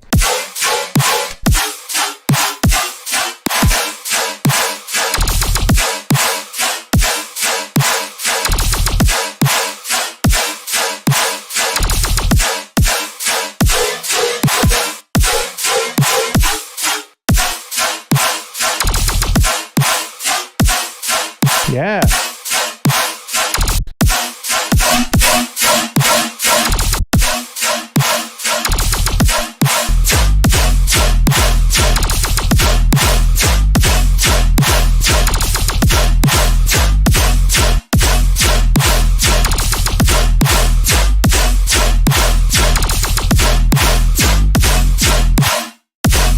Let's also pick some MIDI notes in here.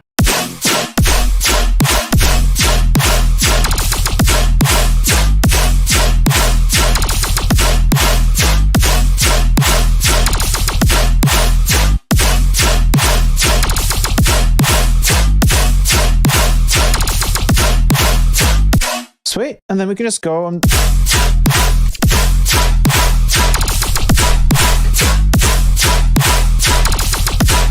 yeah. Now, the only issue I see obviously with this is that the sub sounds nice, but it like just goes out of key. There's another trick to generating a really nice sounding sub, and this is something I've done with these tear-out one-shots.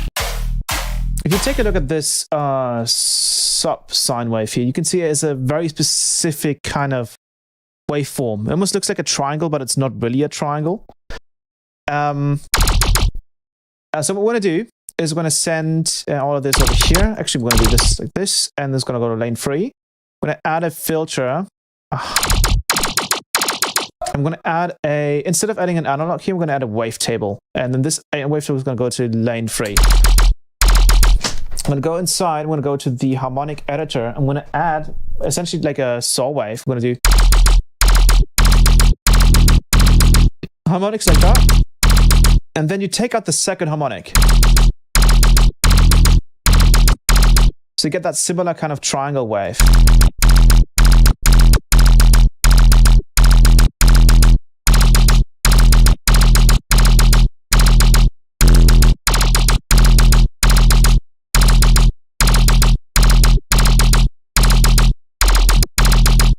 And then I'm going to add some pitch bend to this. So I'm going to go envelope.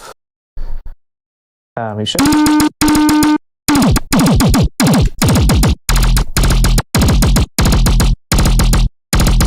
we can get that nice sort of almost guitarish, no guitar sound. And I think here as well, we could maybe use another AP trigger. And actually, you know what? In this case, we could probably just add a sampler. And let's go to atonal glitches. Send this to line 3, and then we're going to do a high. I'm going to set the harmonic to 0 and just turn up the shift.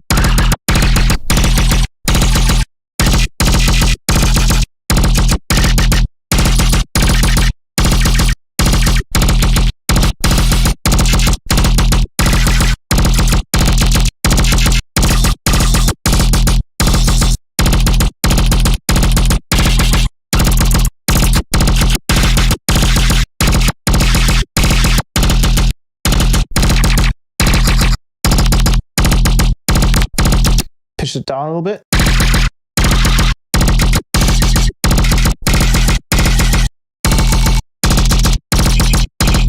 Just gonna pick it all.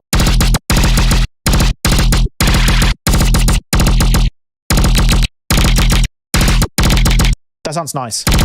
Get like a nice little in-between transient.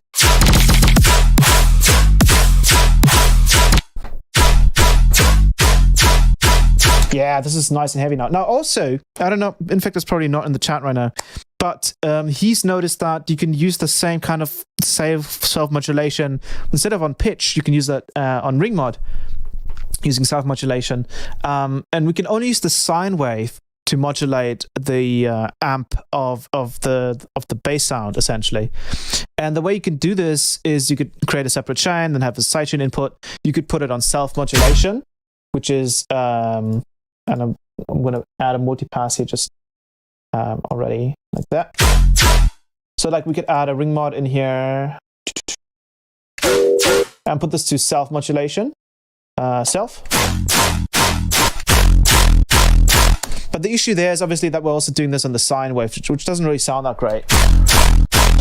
So instead, and this is why I have multipass open, in Snapheap you wouldn't get the option of selecting these different bands, but in multipass you do. So you get the option to select different bands here, which is something I never knew that you were able to do this. I'm sure you would probably be able to do this. Wow, you can do this with any of these? That's nuts. That will actually allow a whole bunch of effects now that I wasn't previously able to do. That's actually ridiculous. Wait. Does it also work with audio follower? Oh my god, it works with audio follower. This fixes all my issues. Oh, I didn't know this. That's why probably they probably never. Man, whenever there's something that kilohertz do not introduce, for example, let's say like a filtering option for the audio follower, it's probably because the option is there somewhere, and I just didn't know. Wow, this is going to open up so many new opportunities. Man, this is crazy. Perfect. Anyways, you can put the ring mod, for example, on the mids and highs here.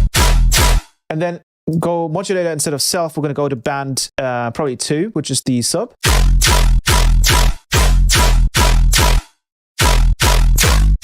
So we get some really nice sort of ring mod.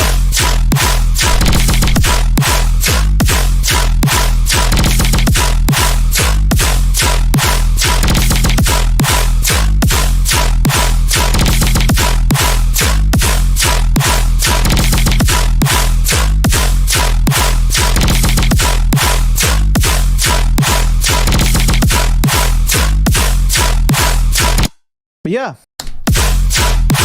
what I want to try and do is see if I can create my own sub here using the same technique. So I'm going to grab a sub. I'm going to also grab a distortion here. I'm going to send this to master. I'm going to grab an envelope, put that onto the shift.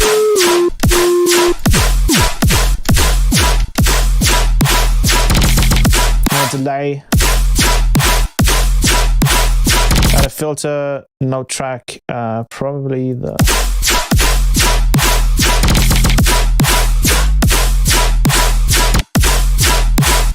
Let's add a little tap. And let's do it on pitch.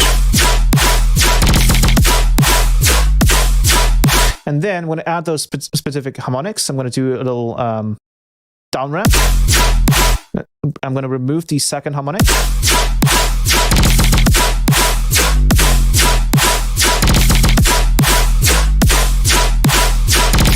These need to be a little bit stronger, so I'm going to increase them.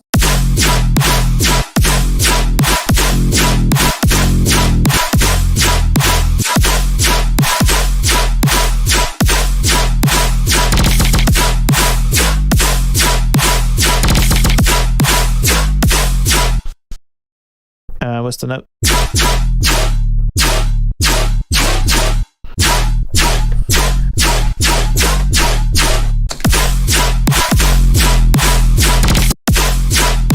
In this case, I probably actually prefer this sound because it has a little bit more of a thumping effect. I'm guessing that's because this is a sustained.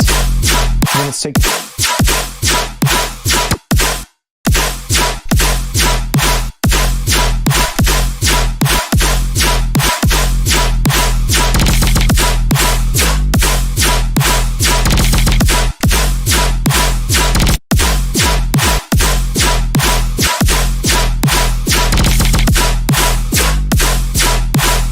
I still prefer the end sub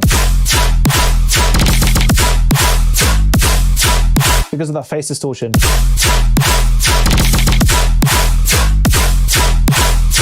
Yeah, sweet.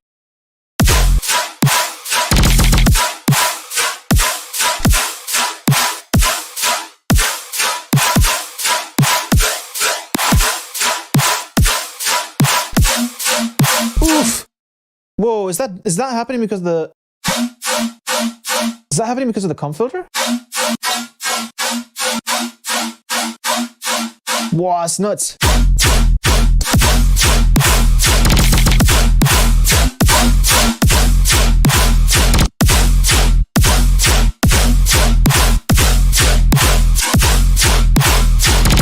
The other one had a little bit more sort of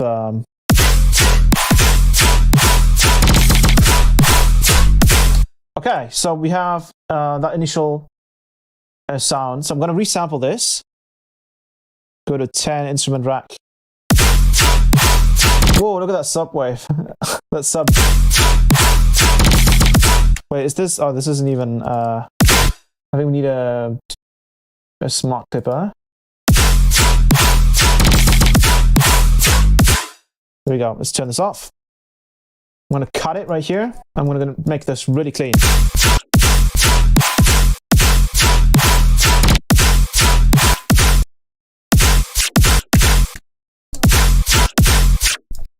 So I'm going to go down to the stuff here as well. Cut this one.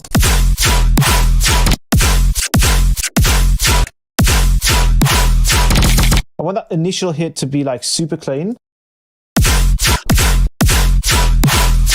And then I want it to be like more chaotic towards the second part. This sound is a little short.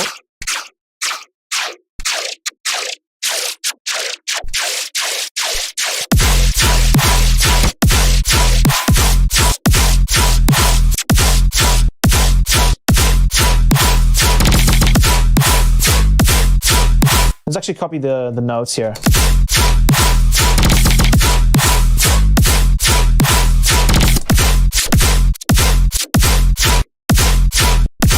And then maybe we're going to do a little trick here, complex pro, triple. We do nice little, a little faster.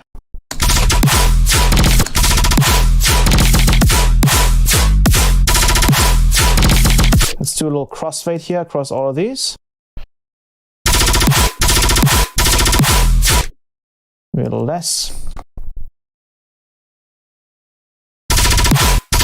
And then I want to do something like interesting with this. So I'm going to grab a snap heap. I'm going to grab good old. I'm going to go user and transition XT. I'm going to move the transition from up to down for this section. And then we can do some. Maybe add some gain.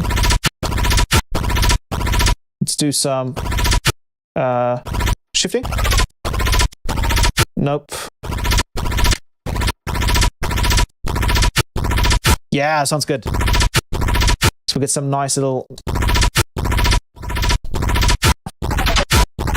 Oof.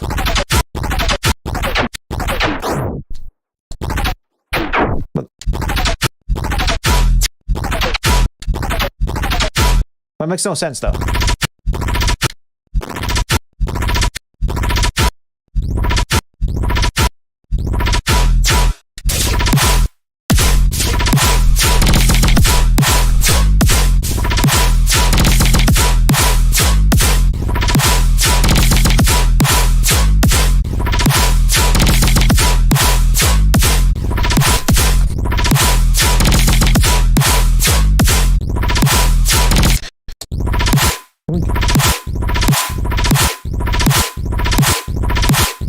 Sorry, because of distortion.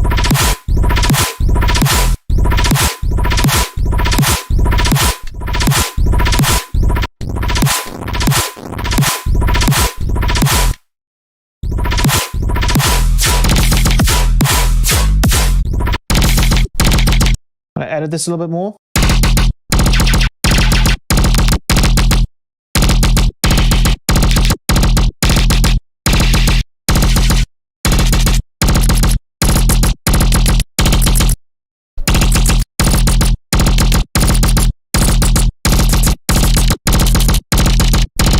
Yeah, there we go.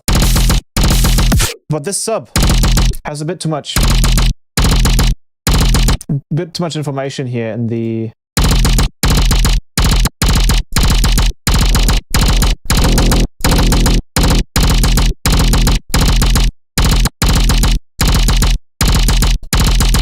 can we distort these together? I think we should be able to.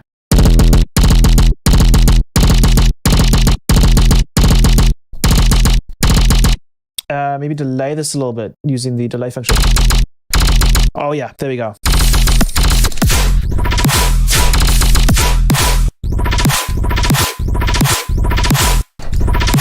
There has to be another crazy. Yeah, that works too. Oof. What does that actually sound good?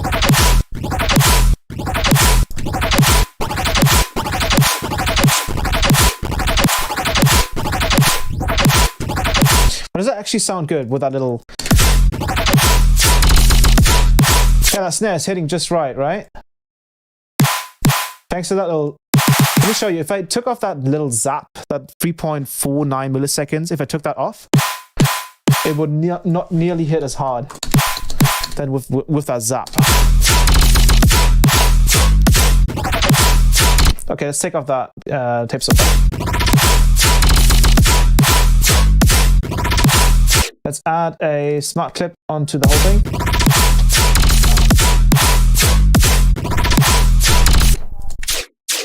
And this sound,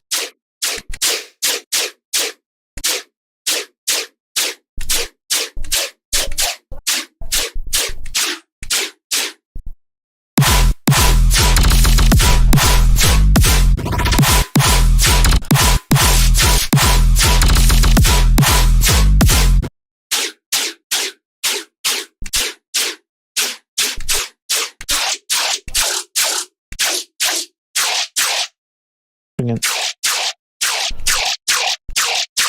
Whoa.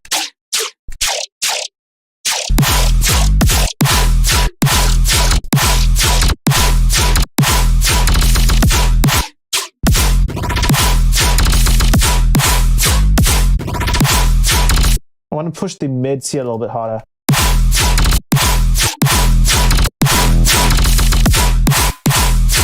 I'm going to grab EQ8, do a high shot.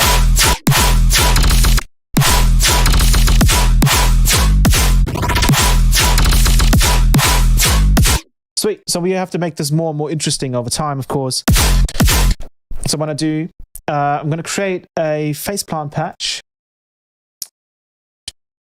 I'm going to make this, if we can hear this.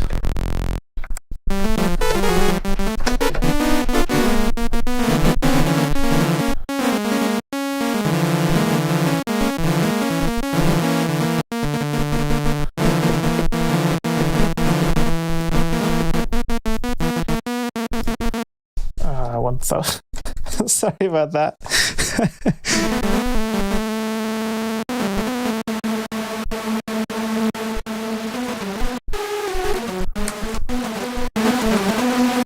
Let's add an OTT on this. Get rid of the low end. Some dispersion.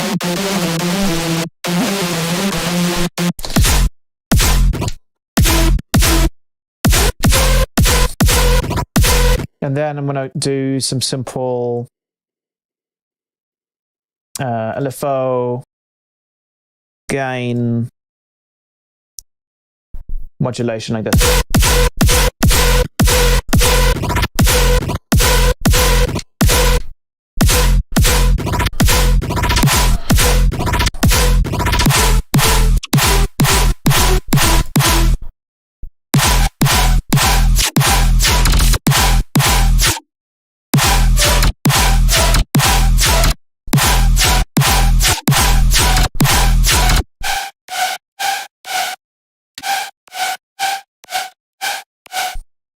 And then let's add some reverb.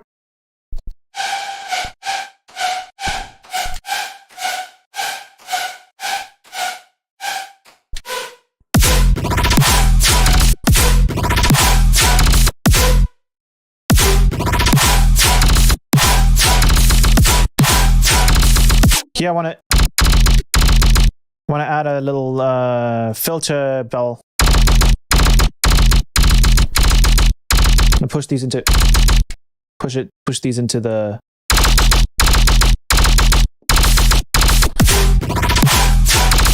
maybe lower.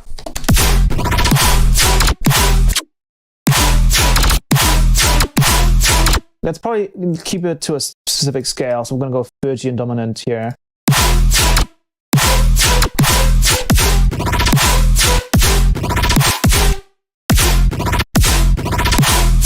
Are we on?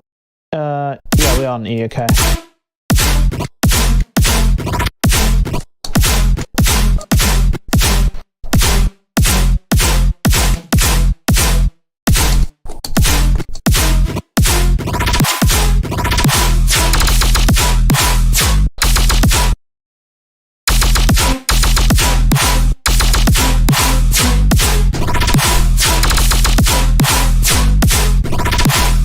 Then we can add more reverb.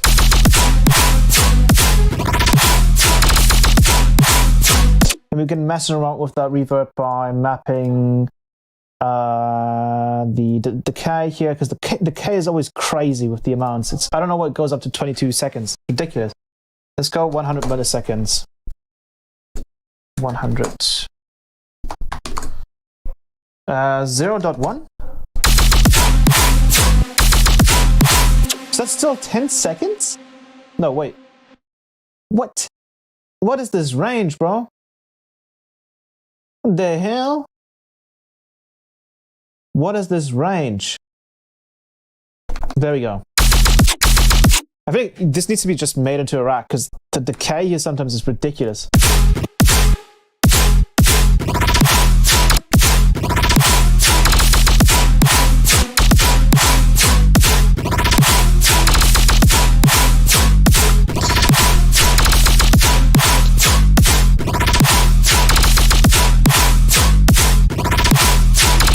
There we go. Now let's stretch this out a little bit.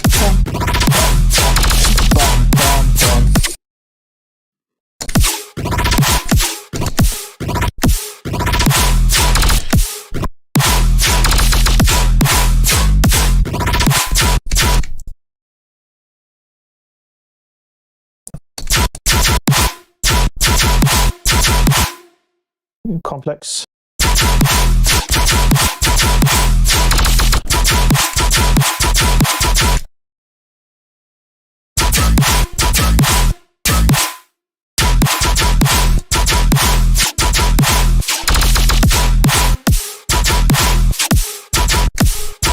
I think we've got to delay these two a little bit. Oops. Grab these.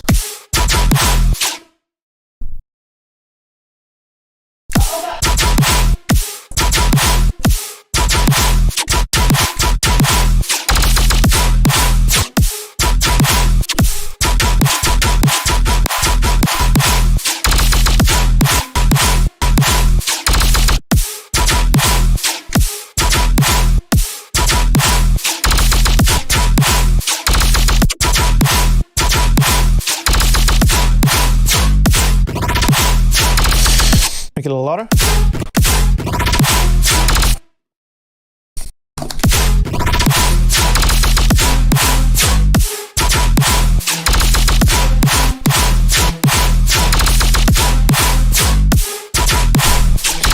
And then here we're gonna go with some other sound, maybe some kind of crazy screamer.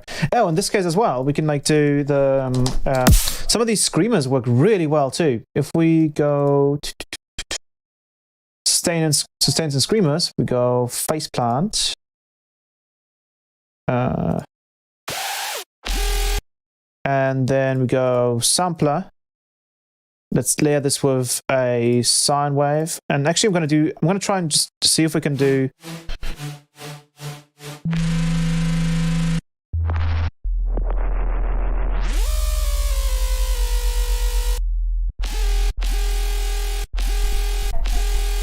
I'm gonna try and see if I can just self-modulate.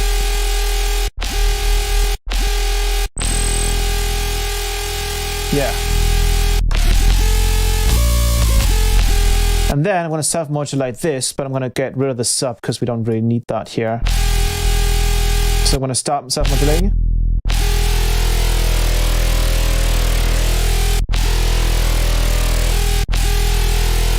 And maybe we can even make this like a little bit of a automation.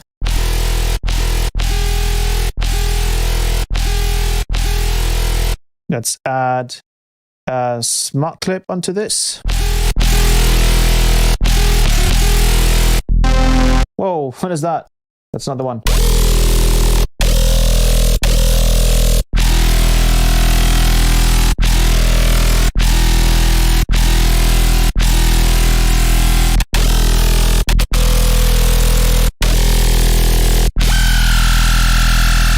Nuts.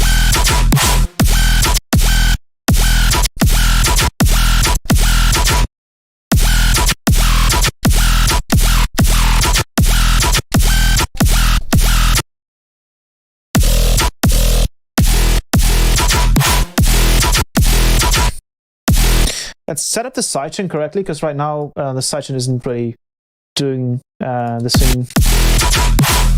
thing justice. This kick drum here is gonna get this kick drum, this one as well. This is gonna be set to be just for the kick, and then this one's gonna be set for. And here I want the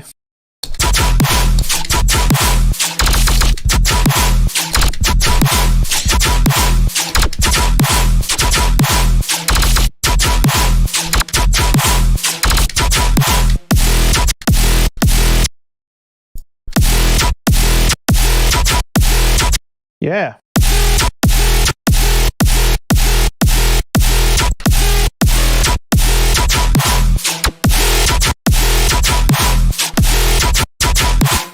Let's bring in the transition again.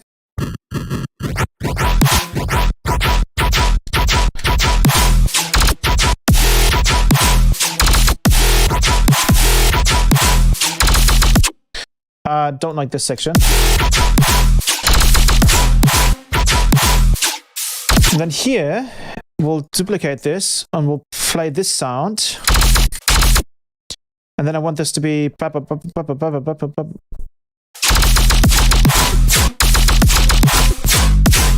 And then I want this to do something else here.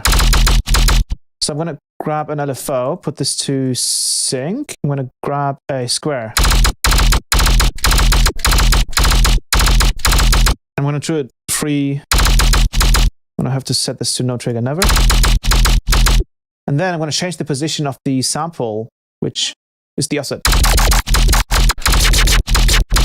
And then this has to be fast, I believe. 60.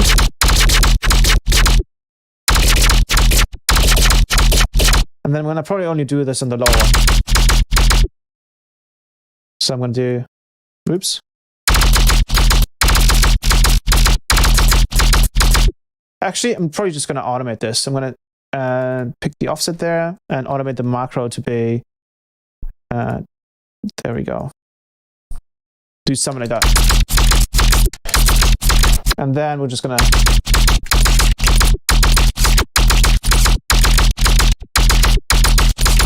doesn't quite work because this is just a transient bit.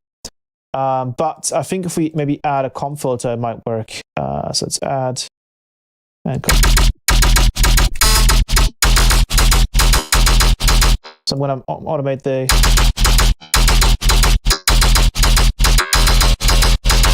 Let's automate the amount with an envelope. So I'm going to grab an envelope here on the resonance.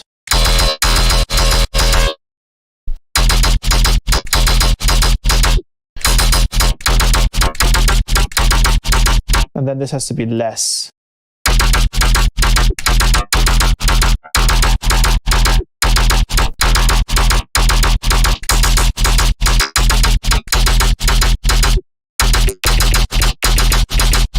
And then we just play around with the sound.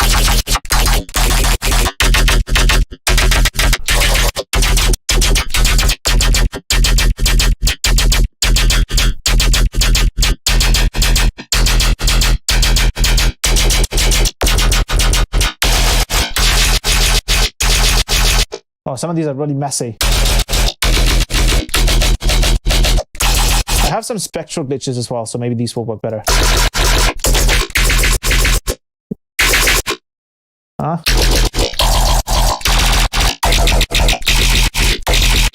These are all good too.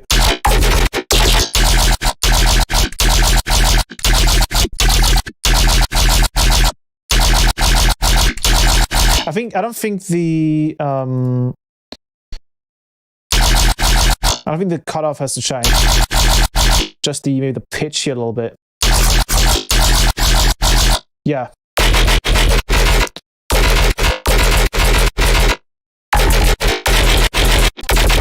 Just the sound is too messy, so just bring the...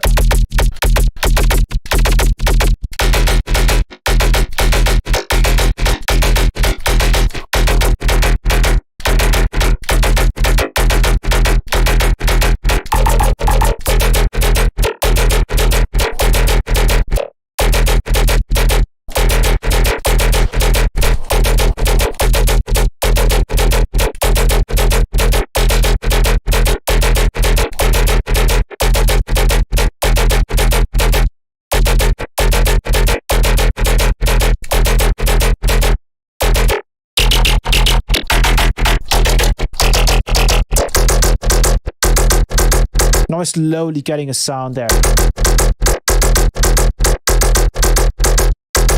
Maybe this also has too many harmonics for this kind of bass. And then I want to change the form on this. I'm going to grab a frequency shifter. Obviously remove the sub here. And then we can also mess around with the amount here.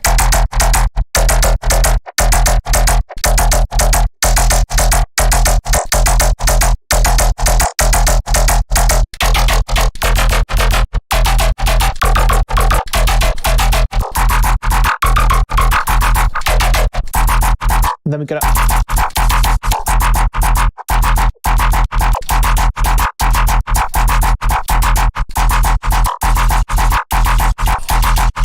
reminds me of phase one as a matter of fact. I just need to re-ignore the dispersive bases and we're done here.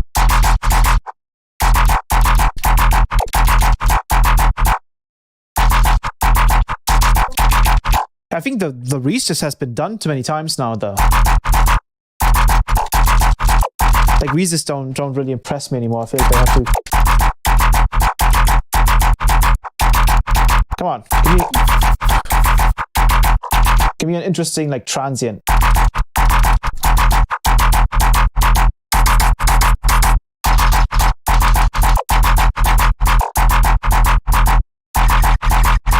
Right there, maybe. Oh, we got it.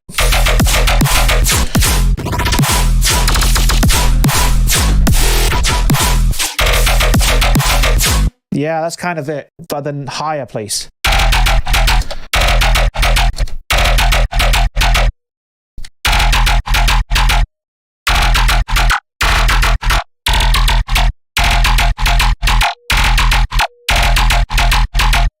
And then maybe all of this dispersion has to happen after.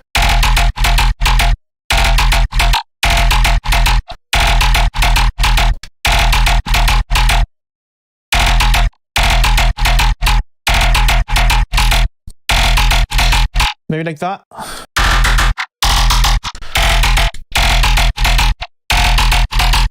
We could also set them harmonic to 0.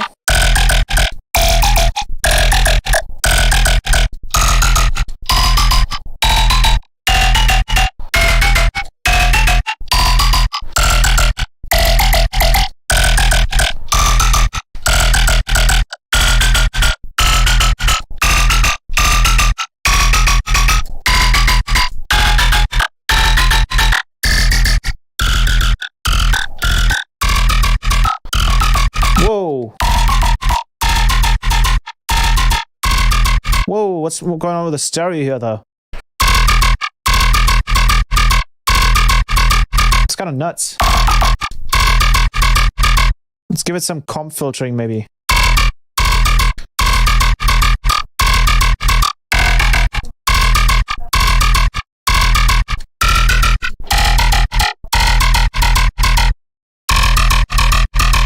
Yeah, it's kind of nuts right there.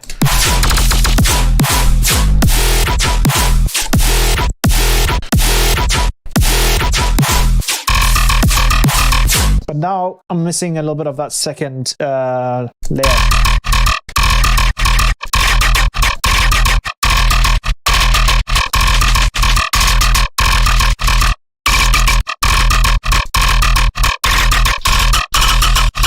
I want to use one of the spectral ones.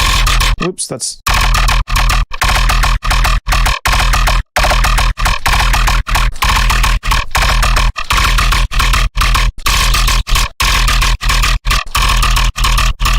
Almost.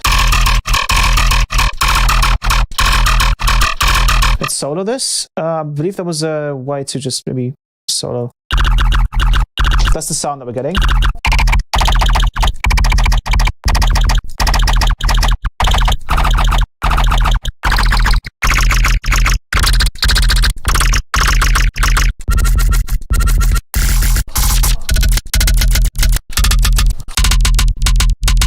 Maybe that'll layer nicely. Let's see.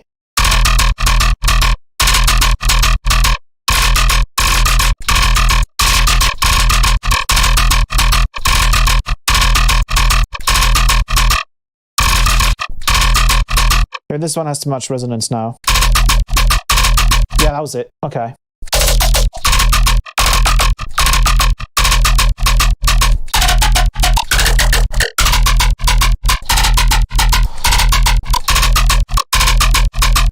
Yeah.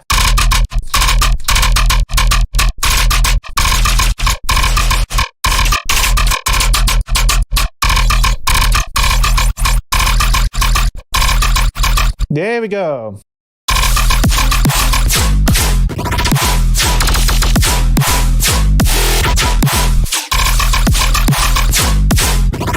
So nice. I love these weird, like,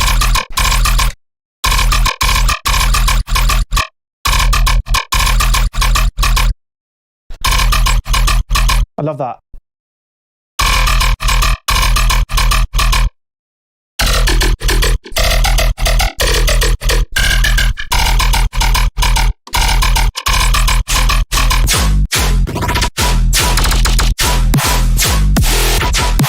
Can't really hear the cymbals anymore.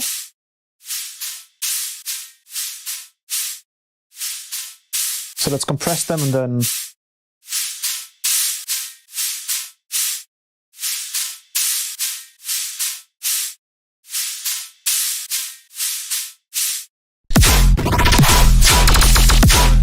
then the last thing that's missing really is some screamers, right?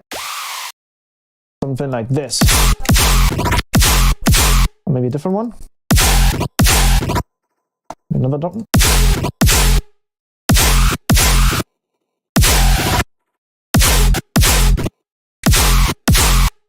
Okay.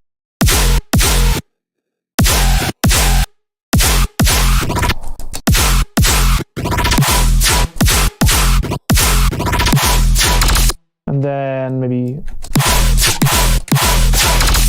nope, that one's too.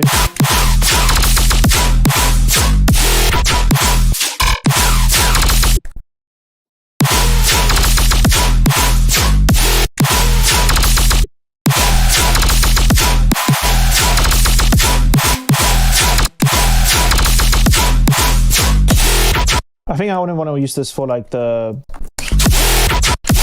oof.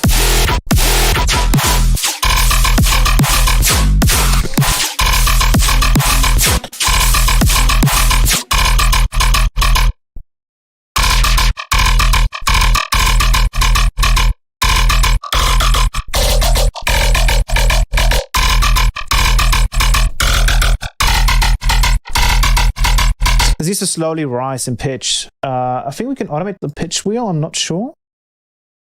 Check. Yeah, we can. Let's see if that actually helps.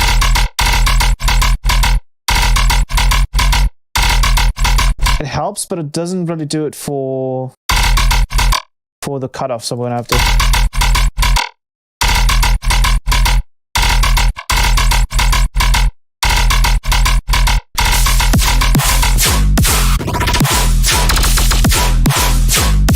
And then I want this to be higher because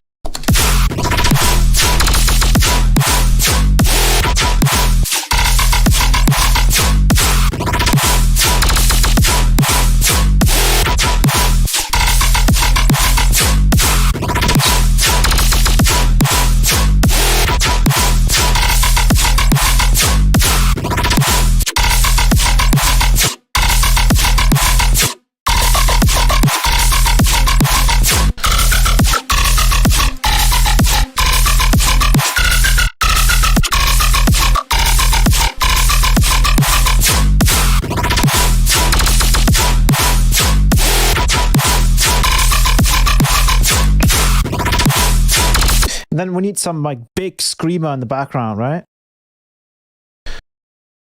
Like a really big screamer.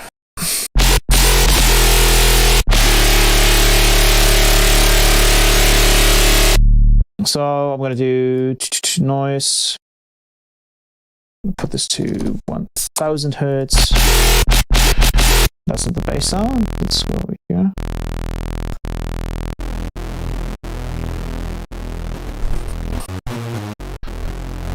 And this needs some reverb, so I'm going to add reverb onto this.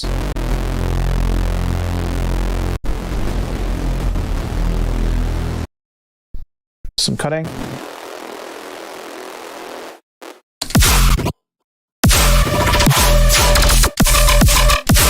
I'm going to slowly bring this down, but I'm not going to use the built-in stuff. What I'm going to do instead, I'm going to use end transition because it's just a million times faster to do it with that. So this needs an assign automation slot, and then I'm going to do, it's going to go up and down like this.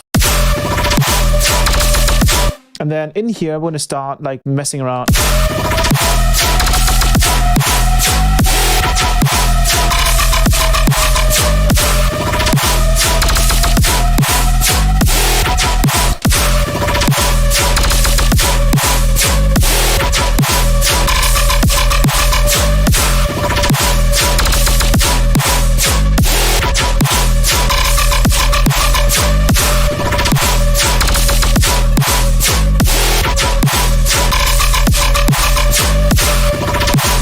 Maybe even higher.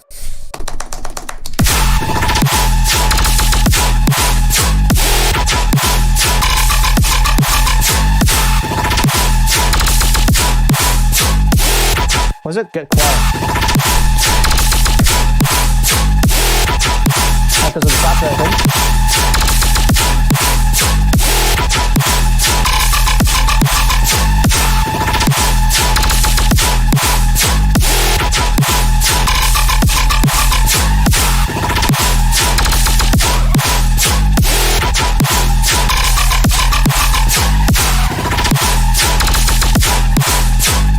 You just ensemble on this to make it really like.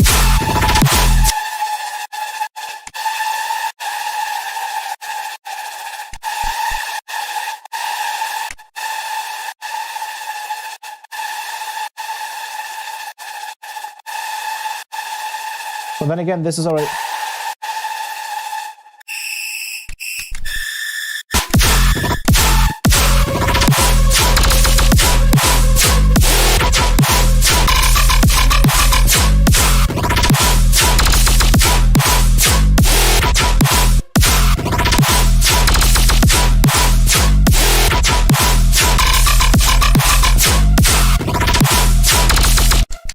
I need this to scream more. Yeah, more like that. And then I think I'm gonna just add a really fast LFO to that pitch as well.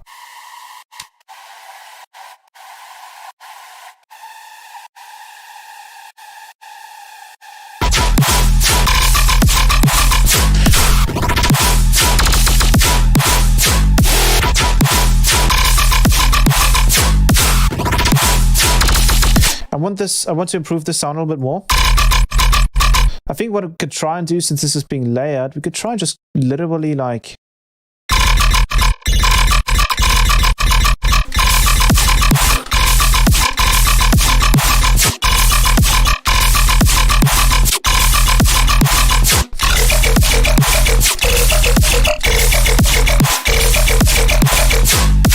pitch it a little bit more, please.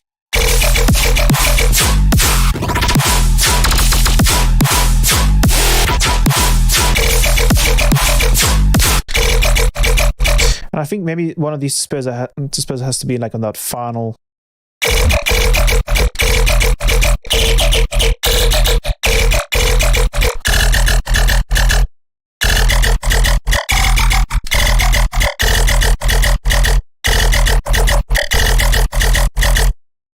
Yeah, that's it.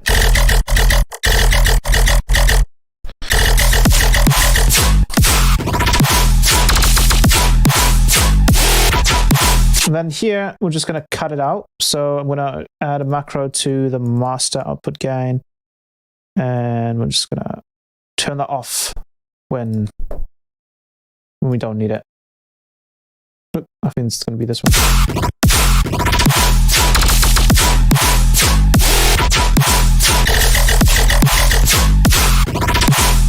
Yeah, that's it.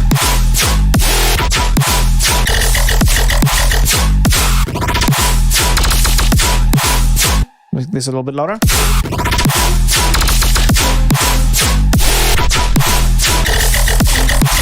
I think we can make this a little bit more interesting too. Let's grab a vocoder here, and maybe we can.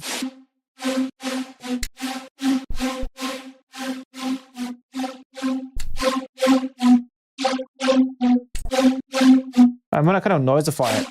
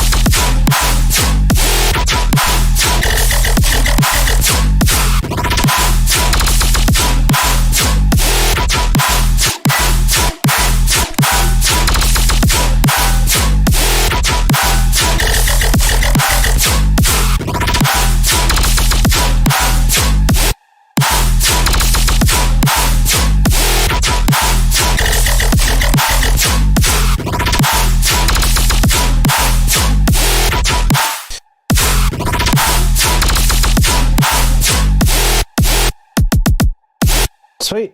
Transient.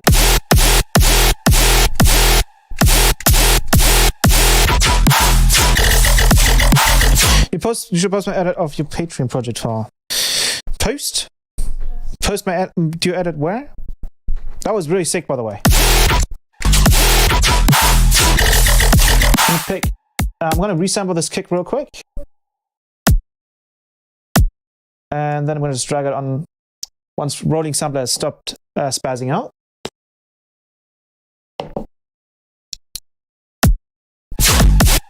I'm gonna go triplet and do a.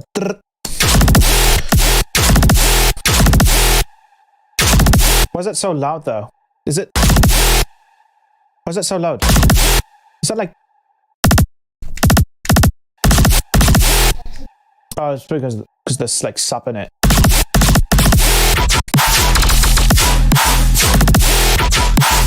Look at that transient though.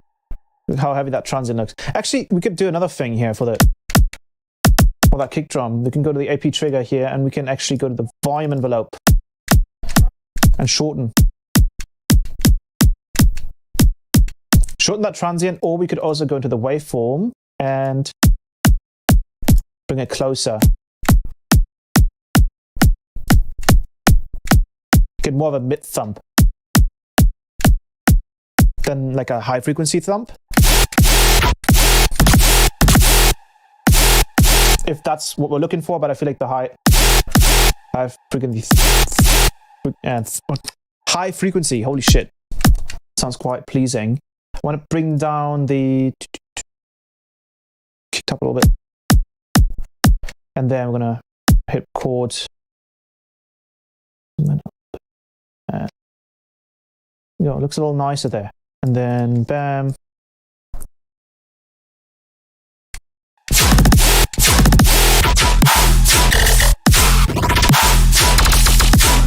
So I'm just gonna try something.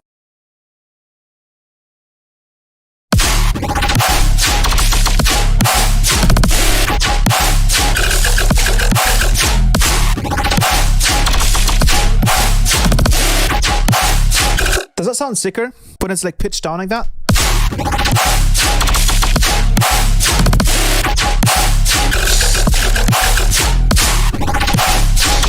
Oh, you should post your edit. Oh, I see. Yeah.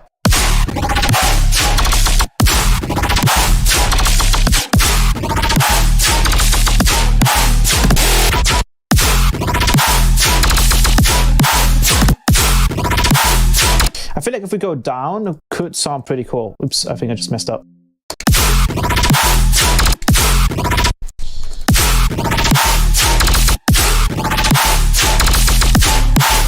Like 2 down, so we're gonna 1, 2, 1, 2. I wish there was like a global feature to do this. I don't think we need to change these. We don't need to change those. And then we can just go.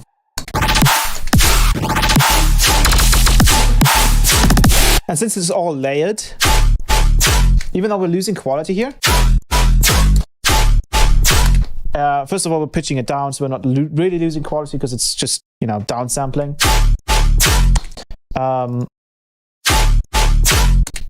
in this case, you know, it doesn't need to really. It's like with complex flow, it's almost like you can make things faster. That's going to be high quality. If you make things slower, it's going to be low quality. You can pitch things down and it'll retain quite a lot of quality. But if you pitch it up, it loses quality.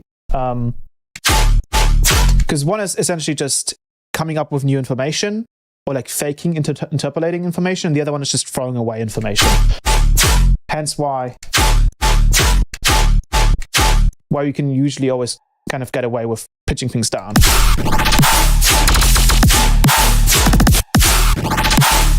So now we're in D.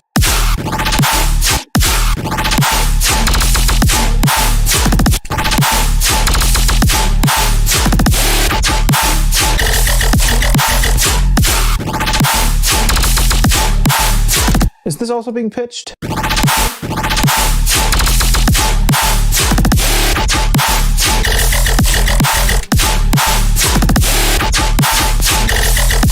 Oof.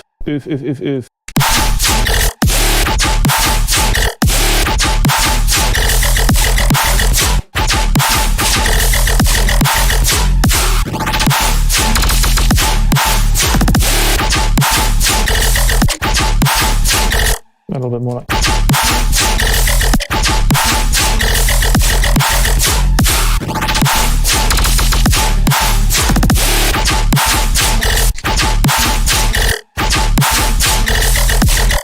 This is kind of annoying, so I'm going to add an envelope here as well and just map that to the master.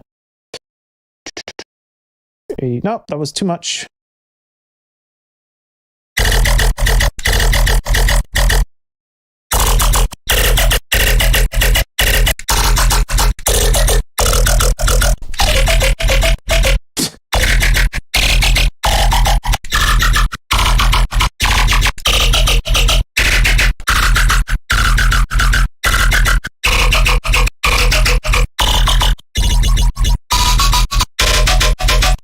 Whoa!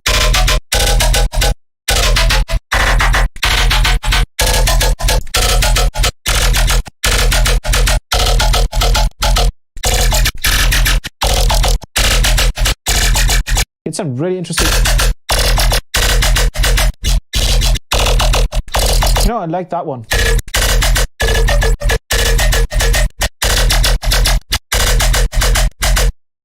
Has some nice sort of metallic quality to it too.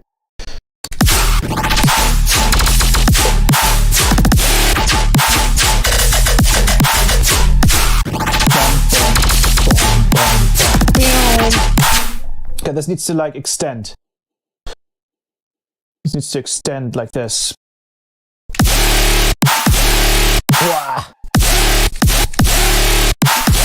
And probably pitch, because that's going to sound nice.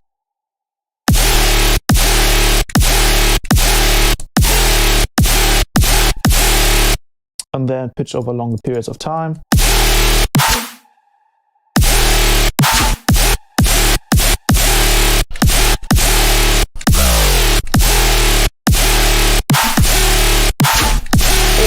Oh, this thing is fucking nuts.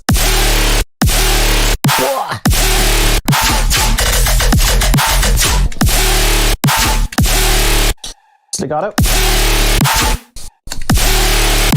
Oof, oof. Oh, this thing is, oh man, self-pitch modulation is ridiculous.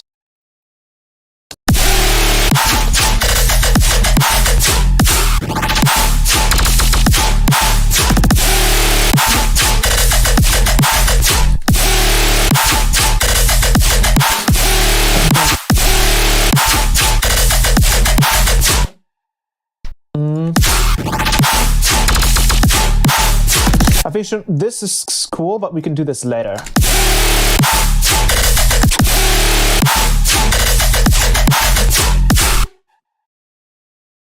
So we have like a...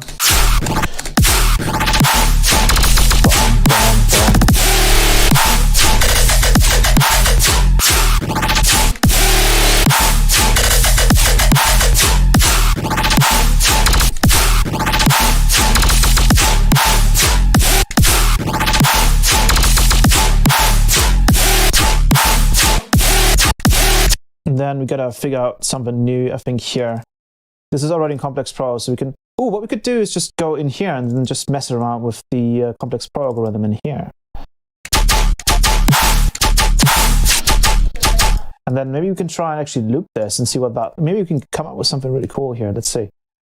I haven't tried it this way before. I usually cut it up and stuff, but let's see if that maybe works. Who knows? Is that... Yeah, okay.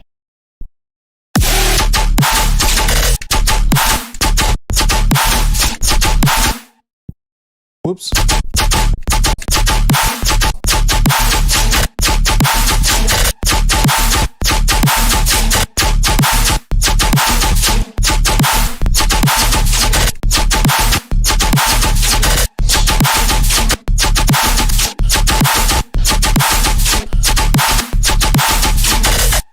This sounds nice, and then I think we can just turn off the loop. And we can probably do this. Oh no, we can't. But we could probably drag this out a little bit. And just fade it there. And then duplicate this. Fade it there. Whoa. Nope. Is that the same? I don't know. Doesn't look like it. Let's copy this, paste it there. Do a big thing there. Do Just paste it there, in there. There we go.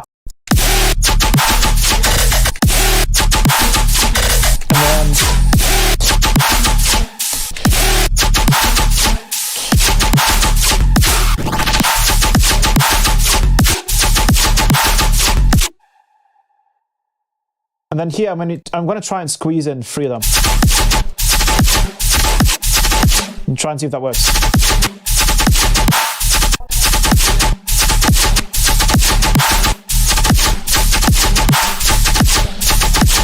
Oof, okay, so that's maybe how it's done.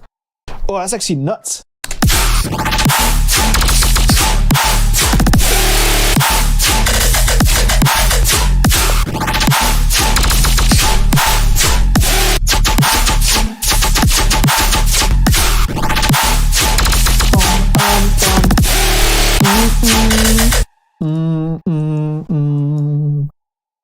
Ah, well, this.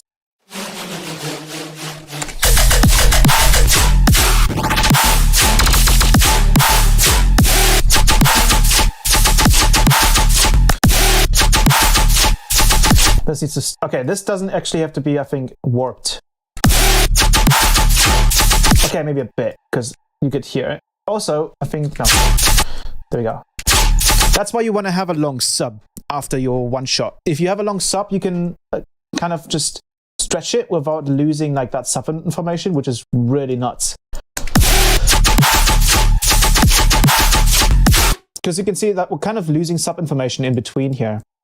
So for example, with this one, I want to stretch it so we can keep some of the sub, but now you can see that we've stretched the whole sample. So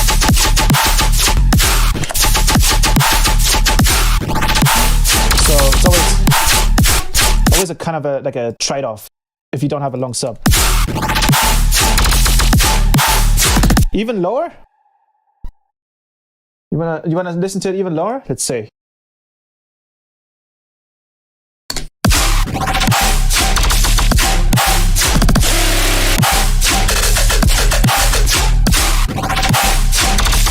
Actually, what we could do is we could just send the drums just send the drums to the master, so we get clean drums, but everything else gets pitched down.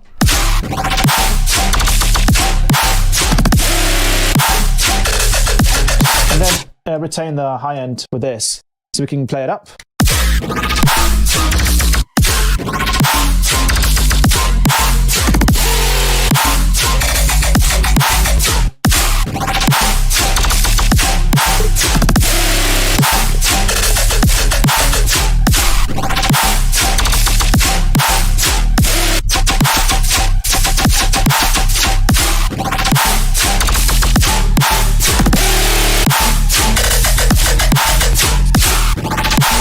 Here, well,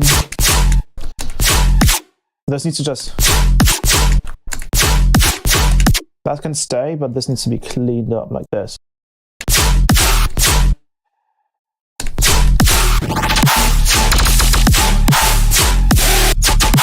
Let's bring in one of the drop fills.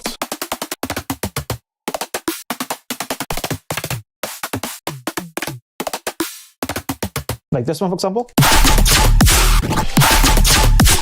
Now this is 150. So warp.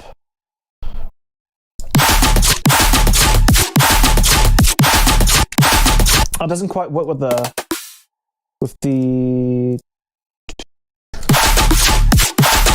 yeah, it doesn't quite work here because of the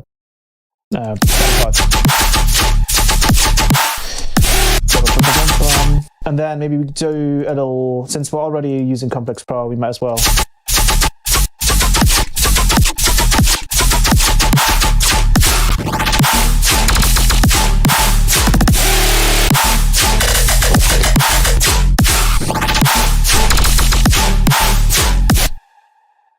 Let's go cuckoo and go even faster. We're going to do double this. Oh, yes. Okay, we have automation up. Okay, maybe that's a bit too fast. Let's do maybe the speed.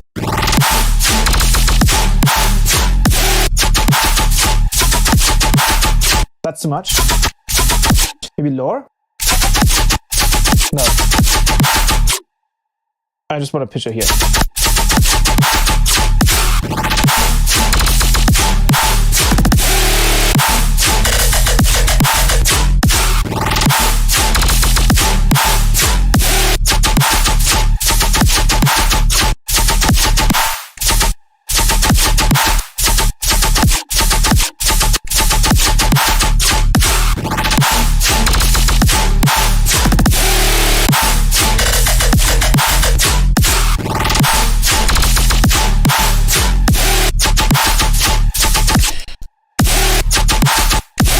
You can just continue.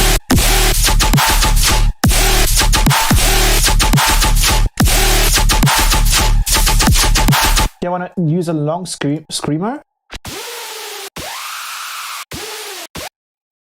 And I'm going to start it right here. I'm going to try and just pitch it down. I'm going to lose a lot of quality and clarity, but let's see if that works. How could we retain the quality on the top end? I mean, we could just group it and then have another version that just, I don't know. Let's see if maybe tones or texture does it.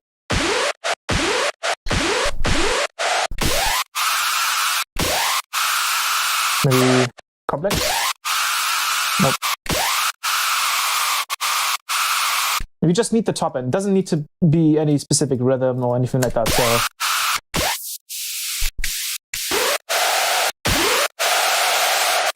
and then we can just use frequency shifting on this.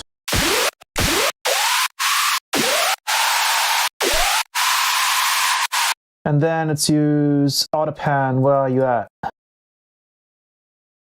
There we go. Let's use a really fast rhythm. And higher, please.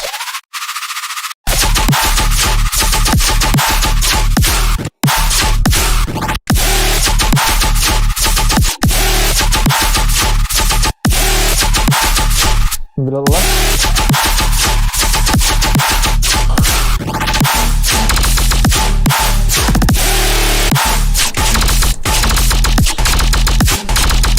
I want this part to be also clean. I want some of these parts to be like incredibly clean.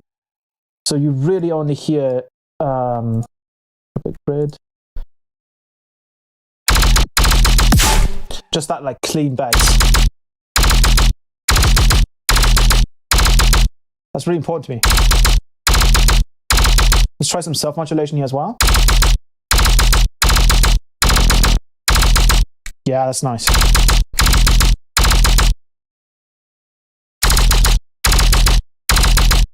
Sweet. Yeah, like that.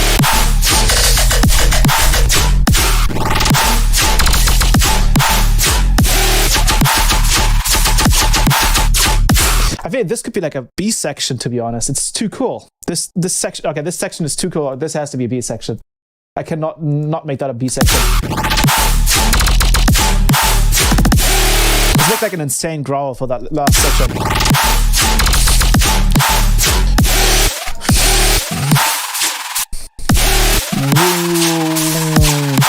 And then maybe it ends over here. I'm gonna have to quickly save this project. Also, let me go and fix my helmet. Oh god, oh god, oh god. Green screen alert. Oh god. Where is... Oh, I don't even... Ooh, 1 second. Oops, you guys are going to see my green screen for a second here. Fixed it. Sorry about that. Let's turn on the... Oops. Turn that on, and then make that. Yeah, this riff is kind of nuts. I'm going to have to save this project. I'm going to switch back. All right, oops. And I'm going to turn this back on. There we go. And I want to do like some crazy ass growl right here. Come on, let me... Someone gonna... Oh, also, another thing, really important. And bass design has been updated for faceplant. So previously, if you try to use pitch bend, listen to this. If I play a note and I added and bass design, obviously the sub would follow. Now, if I were to change the bend range, listen to just the sub. Oops, oh, it needs...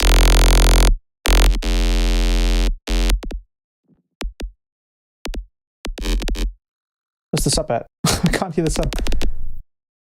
Oh, I think it's phase cancelling itself. Yeah, it's phase... What the hell? This thing's phase cancelling itself. I think at least. Or maybe it's not recognizing it. Here we go. Let's do some like more range. You can hear the sub do some goofy stuff. Now you have two dedicated versions for Faceplant. So you have N-Bass Design PP, which is used in Faceplant, or you have Kernel Design PP. And now you can see if I... we're using... yeah.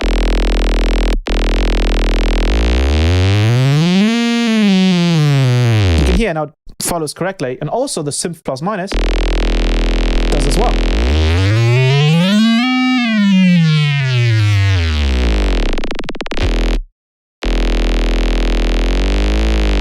As you can hear.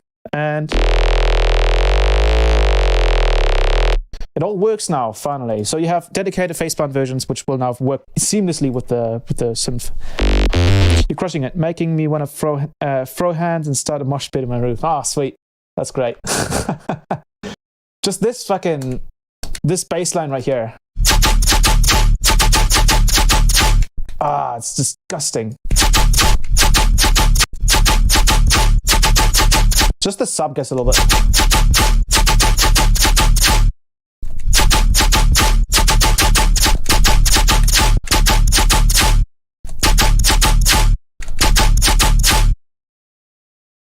It's a little weird in its quality. So now I'm going to go and just automate that pitch bend.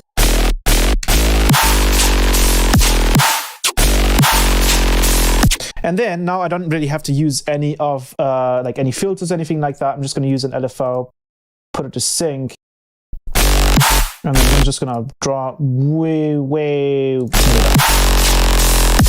Make it slower.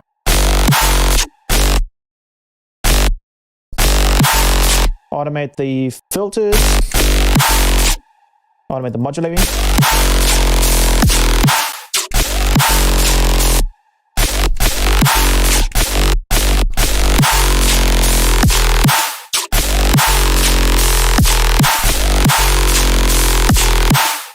Like that. And let's push this into this. Let's pick a different wavetable to work with. Use a long envelope here for the frame.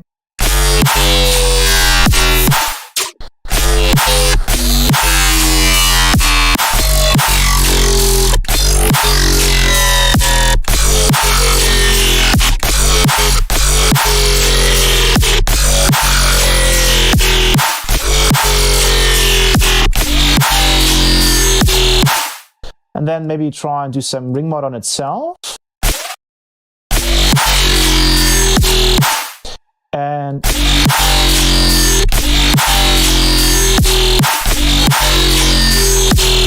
let's try some convolution on this. Make it really fat. Try some on my eye.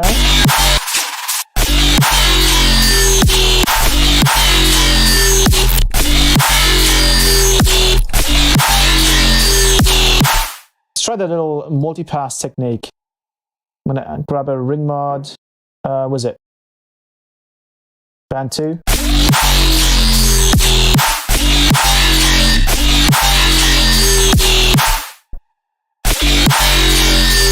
I'm going to use a phase instead here.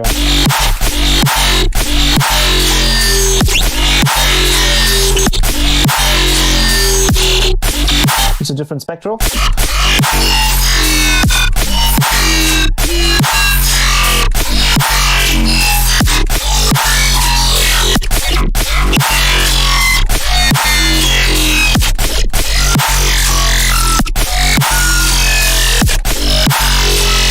Let's duplicate this and use another wavetable.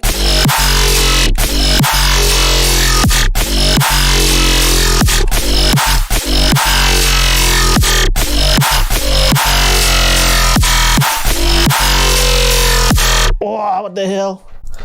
Okay, what the fuck? Oof.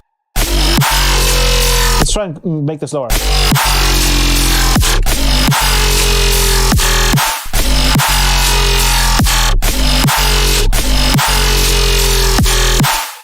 When I change the Formant down.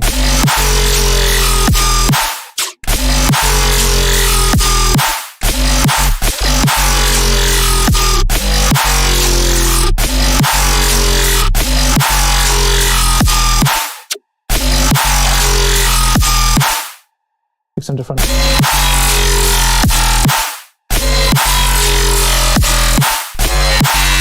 Let's try the FM wavetables. Where are they at?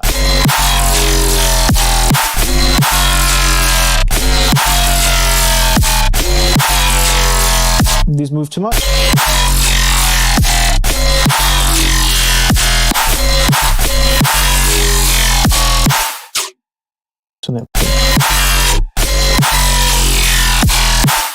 Nah, I think we're gonna go with...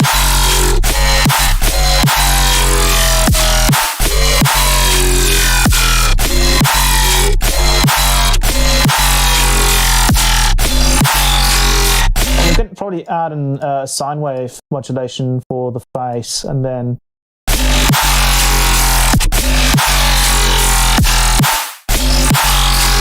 I think I actually like it when it's just... Oof. Oh, that's nuts.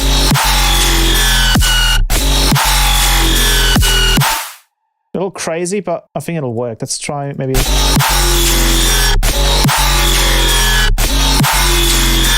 These blur it too much, so we're going to use the phases here.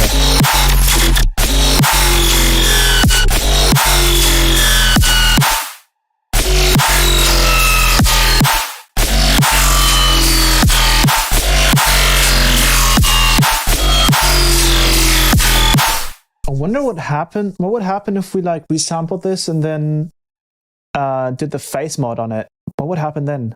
Because what we can do, okay, I'm going to do this. I'm going to duplicate this. I'm going to group it, duplicate it. And on this one, I'm going to hit new. It's still going to have the automation for the pitch wheel. And then what I'm going to do is I'm going to add a sampler in here, put the volume to 1. And then we are on the E note. So actually, we're going to have the harmonic to 0. And then I'm going to figure this out with a shift. But when I grab the rolling sampler,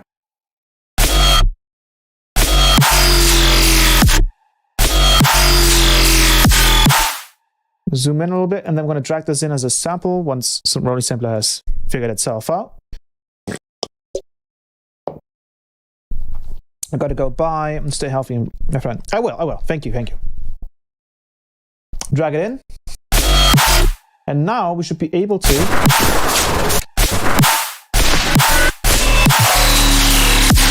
Oh, it's recording the whole thing. I'm stupid. Oops. Obviously, I need to solo this.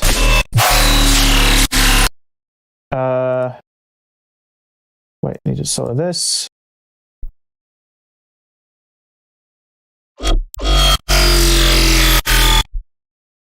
Zoom in a little bit. Oh, what is going on here? What the hell? Okay, what? Oh, because there's like sidechain in there. Okay, drag that in. I mean, that should still work if it's triggering at the right moment.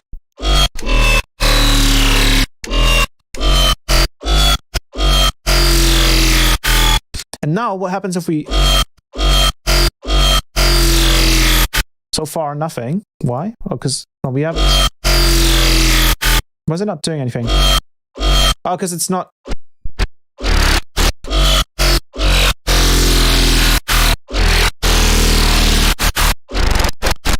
Whoa! Okay, that goes kind of cuckoo. I think we have to use the harmonic here.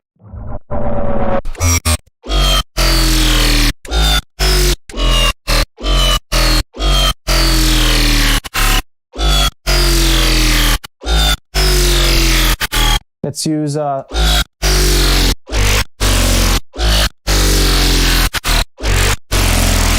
yeah, that doesn't work. See, that's why I duplicated it, so it's not.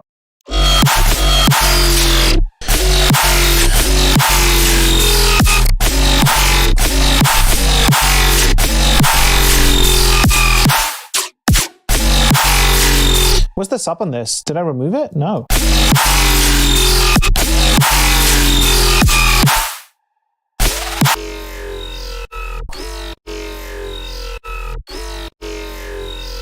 Why is the ring mod not working?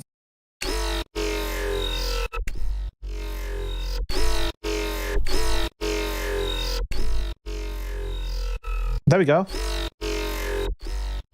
Oh. And we're getting those transients.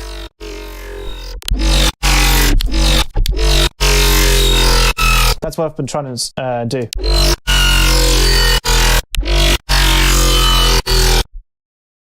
Yeah, kind of like that. I think that's good. I wish I could like make it lower.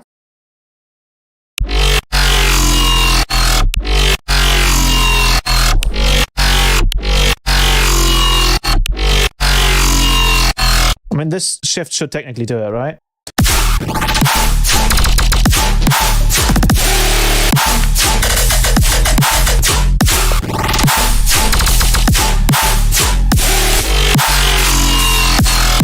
Let's make it a little higher, just a little higher. Then do that again. Duplicate, not everything, just the first hit there. Maybe the first bass sound. And then we're going to do a nice little kick clap action. Bam, bam, bam, bam, bam.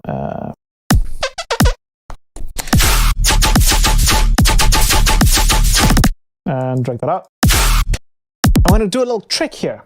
We're going to do a little trick. We're going to grab aptrigga. And we're going to enable, disable. We're going to enable it. It's always going to enable on that first kick drum. Okay, we're going to do it differently. And we're going to add another kick drum, just a kind of variation of it. Actually, I don't want to do another kick drum here. I'm just going to pick one, but I'm going to pick a flatter one. Like that one. Then the aptrigga is going to go straight on that kick drum. And then, side is going to be broken for that. What is it? Wait. Oh, it's not. Yep, section's not going to work for that. So I'm going to duplicate just one. I think one should be enough. Then this one's going to go kick 13. We're going to have to use it twice again. Okay, there we go. Bam, number one. And then number two is going to be. There we go. Now the cymbals are also missing it, so we're going to have to duplicate that as well. And then this kick drum, we're going to do this super simple. I'm going to open aptrigga, and we're just going to use maybe a snare drum.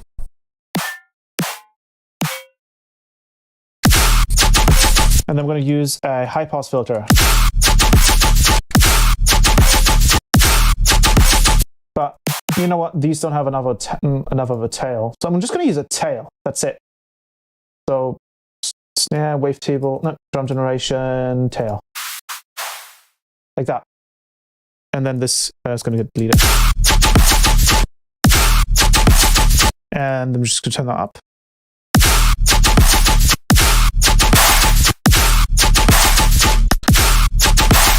And then we're going to turn up the...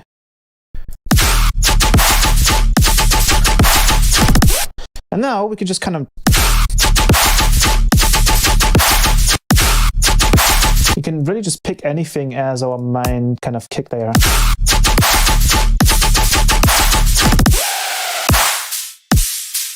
If that makes sense, of course. And then maybe we want to shorten it a little bit.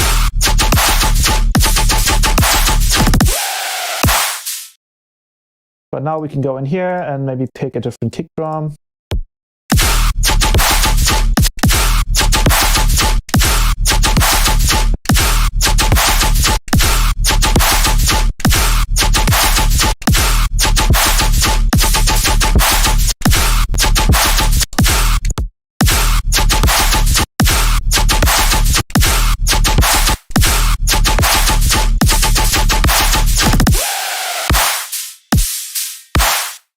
Turn it down a little bit. Let's clip it a little bit harder. Gives it a nice little contrast, I think.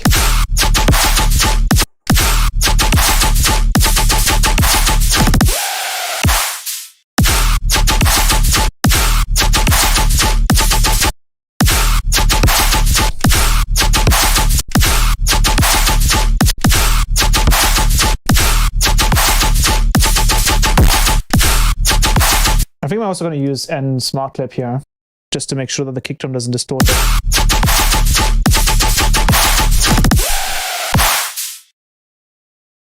We're just going to keep finding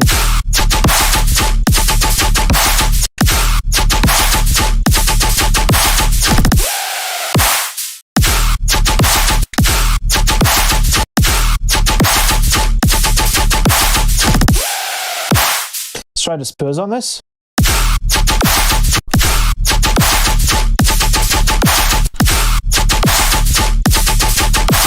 Oof, dude.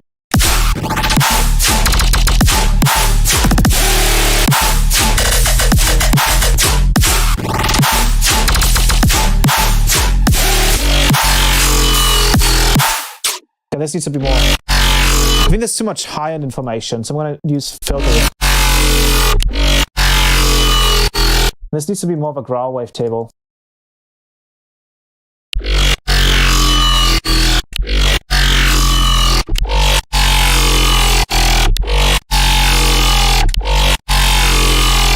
Luckily, we can also go into the effects section in bass design, and we can add our own filters too. So we can maybe try a bandpass filter and just modulate it really quickly.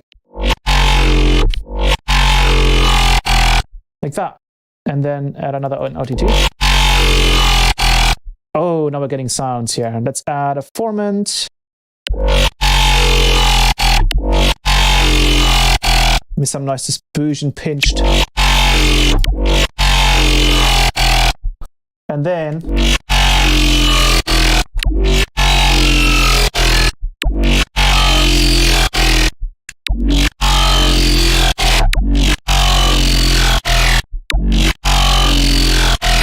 oof, this is going to the side.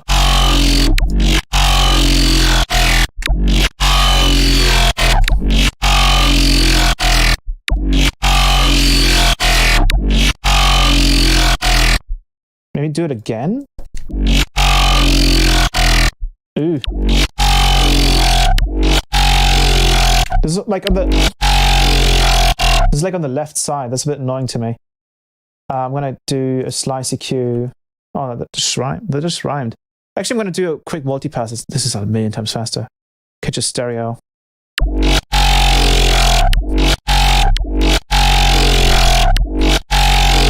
Just so that low end is in stereo, because that was a bit annoying.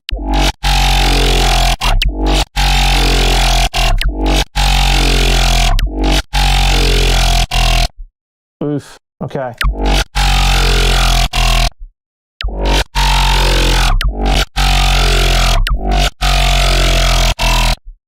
Ah, come on, that Formant filter is not sitting.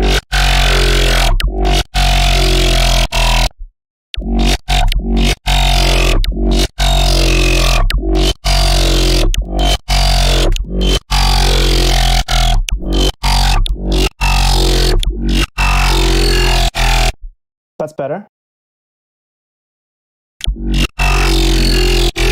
Oof, okay. Oh, okay, there we go. Oh, okay. There we go, we got it.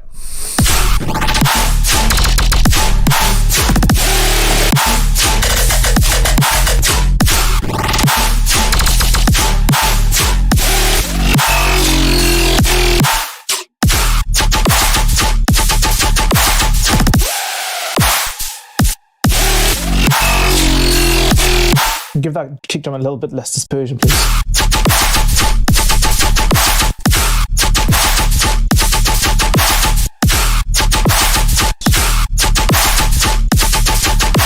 Ooh, that kick drum.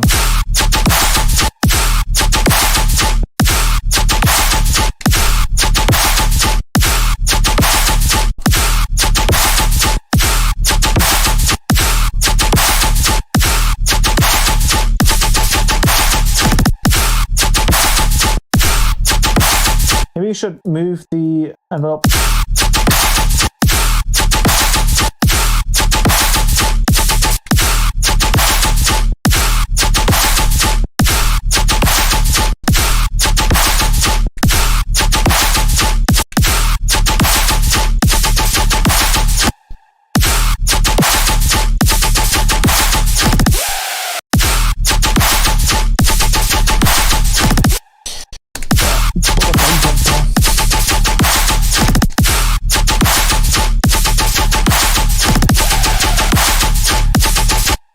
Yeah, I want this to be like...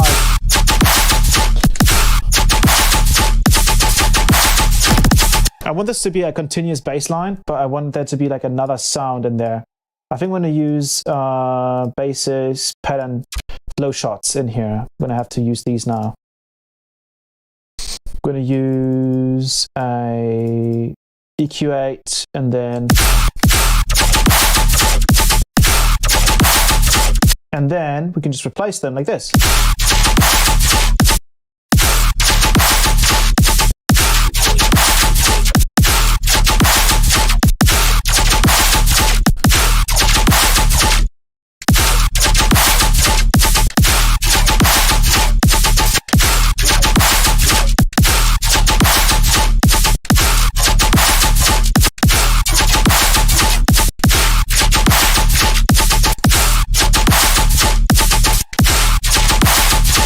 I like this one most.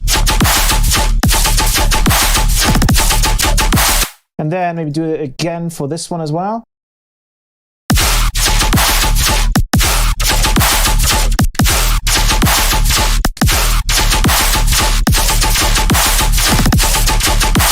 So it gets really messy, but like aggressive.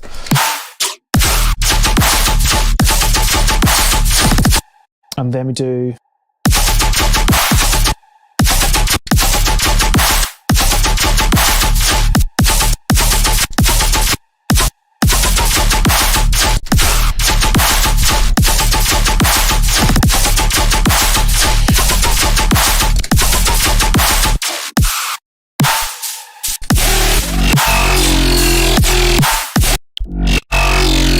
Why is this like all the way on my left ear? That's so weird. Is that because of the comp filter? Is that the convolver? Or is that like on my left side? Maybe, I think that's one too many ring mods. I have to take off, unfortunately, as always. This was so insightful. Thank you again, Nasco. Take care, everyone. Take care. Thank you for sticking around.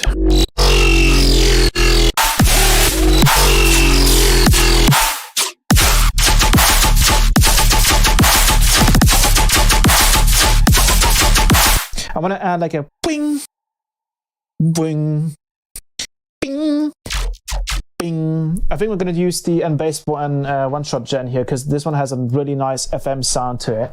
So it's going to be like a delay. Bing, bing. That makes sense. So let me add a note here.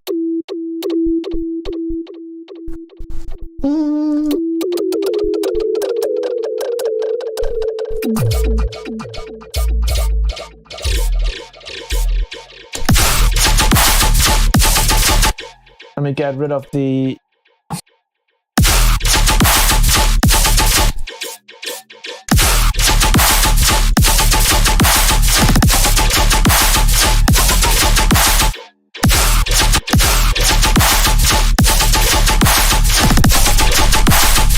Now this isn't the sound that I want to go for. I want to actually add the FM here.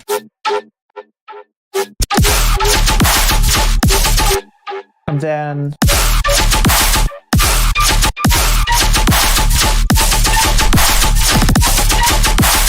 we'll play a lower and then do a longer.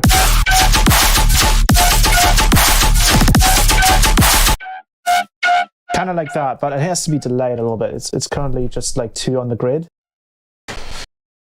So let's add a delay in there. Bam, bam, bam. And then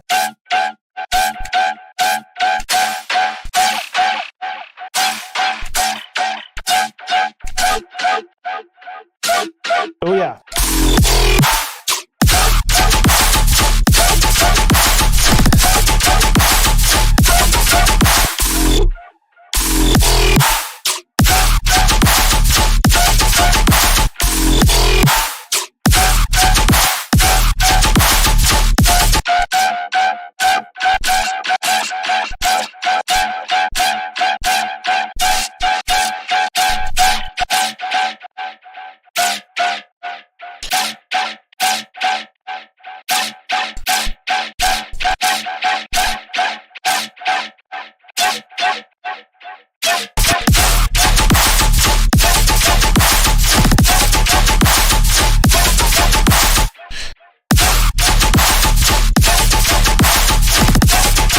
Actually, in this case, I'm not going to use the normal delay. I'm going to use the KHS delay because this one has control over the ping pong. The other one doesn't. So tone down, pan up a little bit. That's better.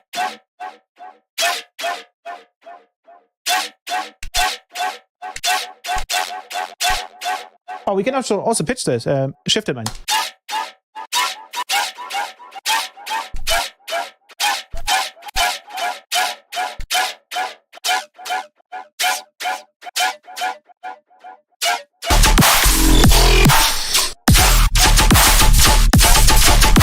And then we can...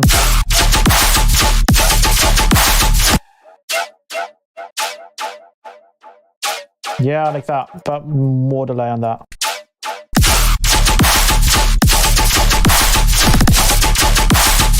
And then this needs to...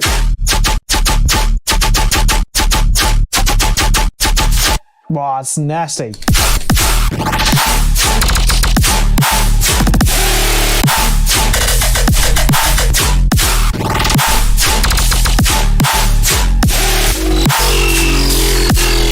I'm still not happy with this.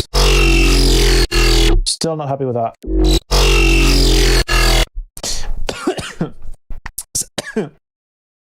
Jesus, something has to happen here. Maybe a strong phaser. Turn these down. Turn this up. Maybe another envelope.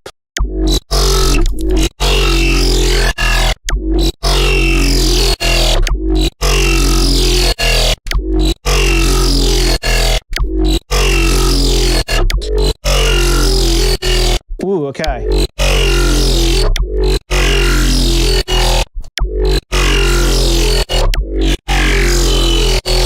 Whoa. There's some crazy stuff happening now. Let's move the...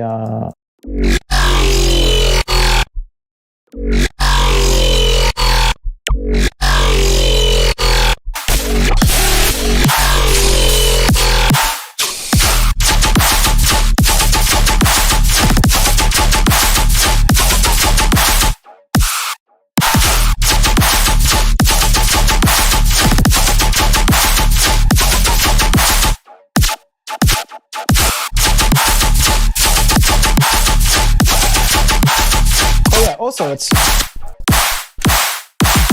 Look at that. That is way too loud. Holy shit. More of that.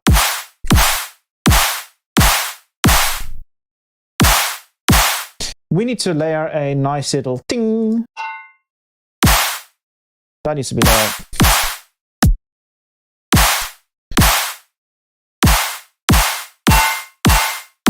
Yeah, there we go. Turn up the fade.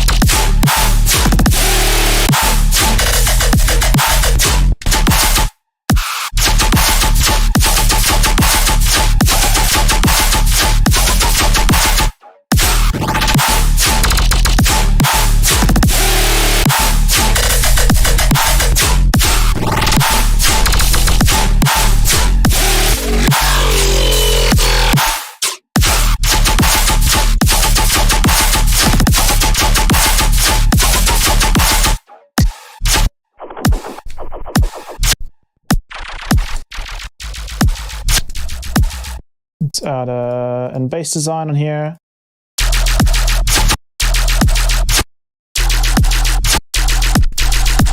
Let's use an envelope. I think that'll be a lot easier to use here.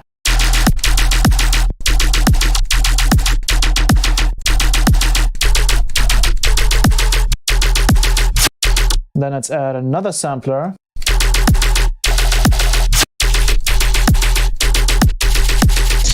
Let's like distort.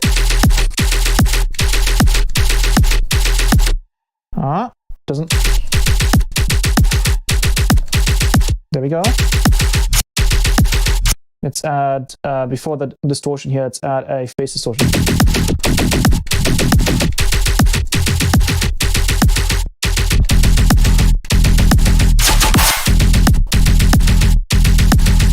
Let's turn the sub down a little bit, add a gain.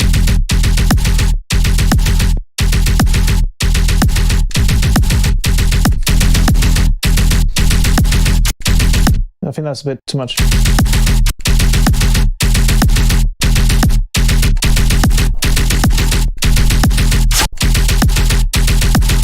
Sounds nice, but needs more.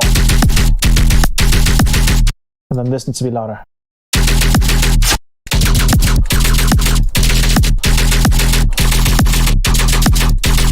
Let's try self-modulating. Oh, it doesn't work because of, yeah.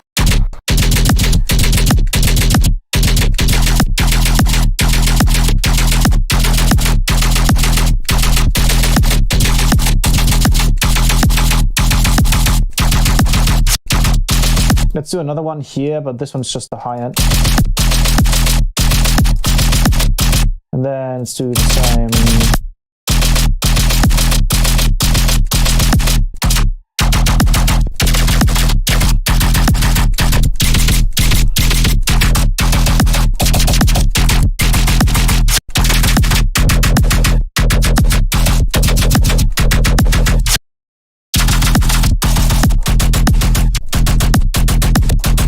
Yo, I'll hear this one. Let's use a glitch on this one because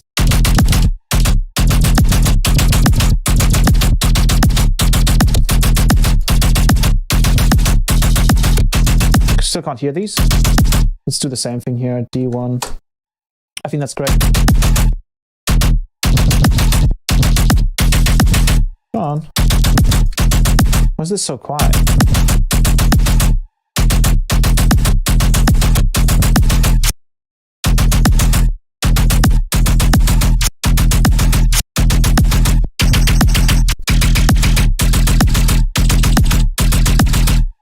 Dispersion. Let's add, let's say, maybe Convolver, building the sound nice on this. So let's go bass.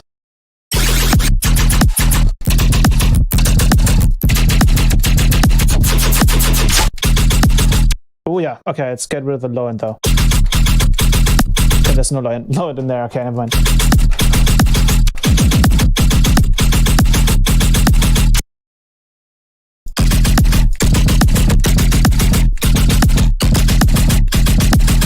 Whoa. Sub's going a little crazy.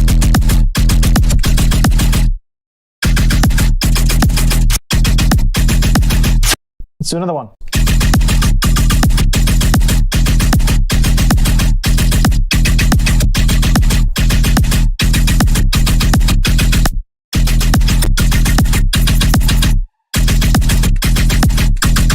Let's try some of the spectral stuff from the effects section and glitches.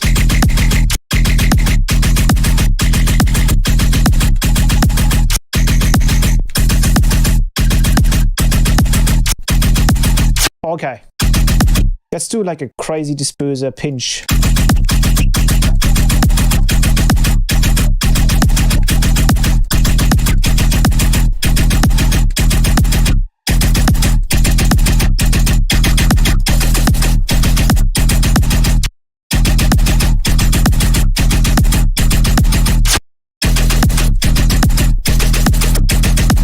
This is almost like a machine gun bass in itself, which is kind of nuts. I'm going to add a Convolver and just delay this.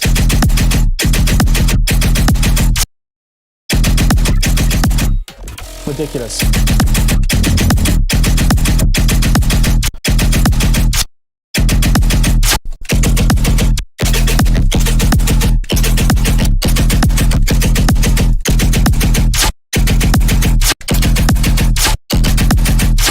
Now you can add a Formant filter before this and get some really nice results there.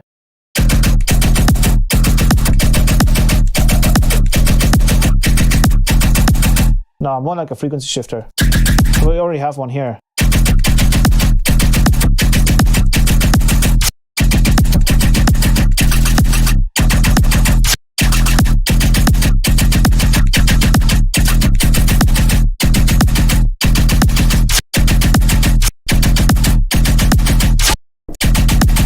Yeah.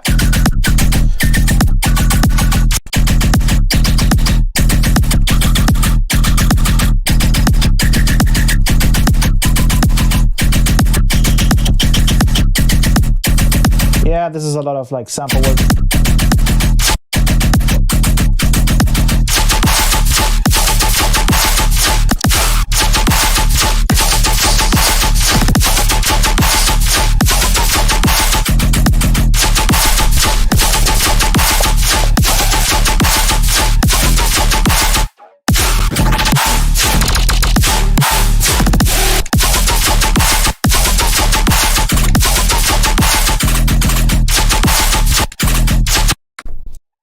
Take this stuff out here as well. Oops, nope, not that much. Please, just this.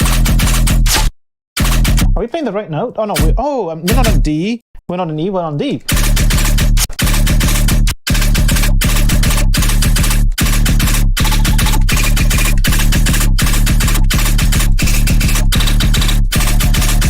Oh, I know what the other bass is missing. Oh yeah, of course. Even though I don't know if it's gonna do much at this point.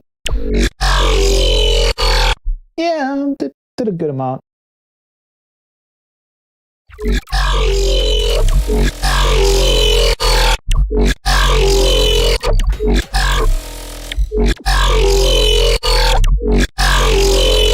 Been praying for you a lot, brother. Hope you're feeling well. Thank you very much. Sick NASCAR. Thank you.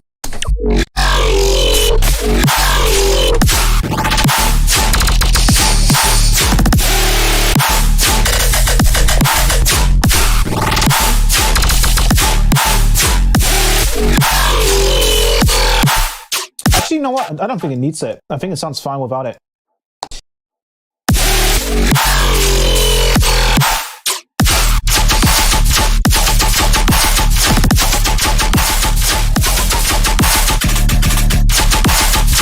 Yeah. That's it. That's it.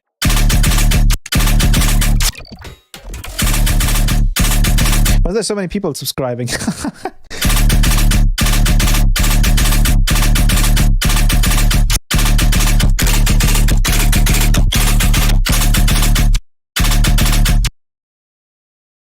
Okay, and then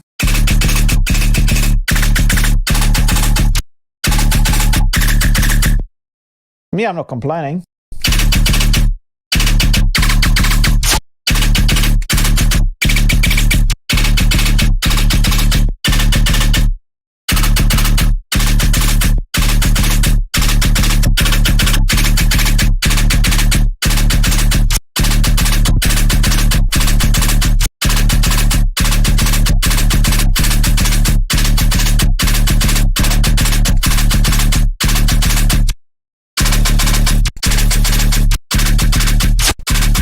This needs to be tighter, like that.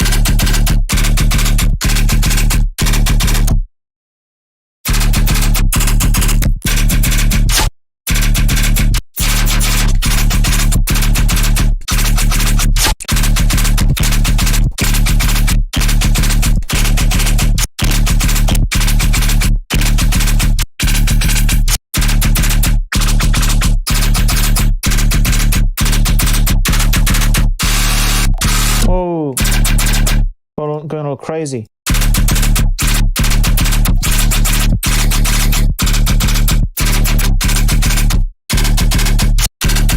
Yeah, this needs to distort.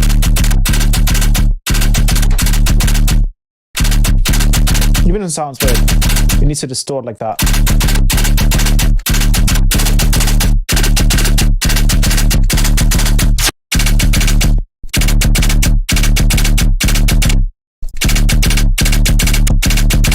Maybe a little less.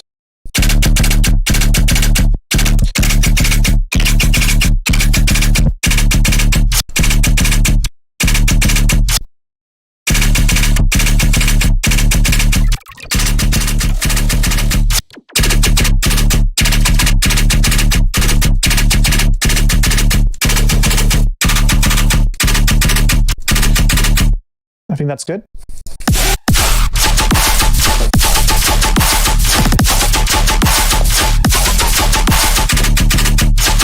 Sounds too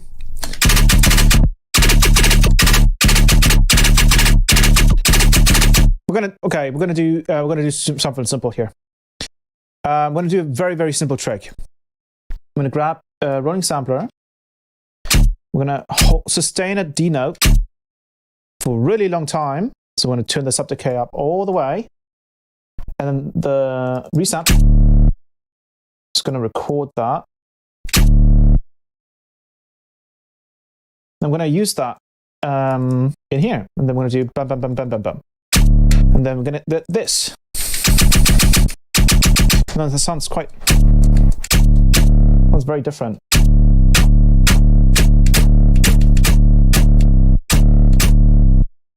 Yeah, I do.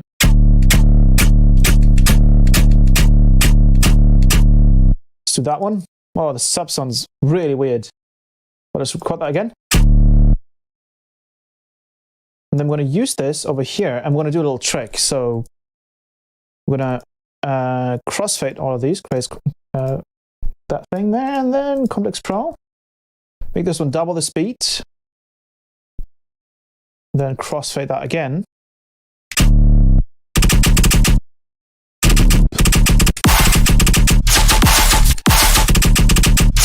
And then maybe, you know, just have it faster depending on what sounds better.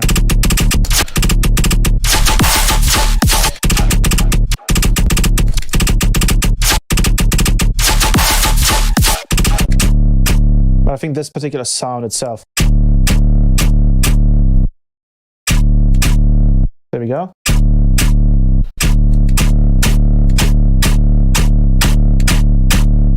Whoa, the sub is kind of nuts. Let's turn it down.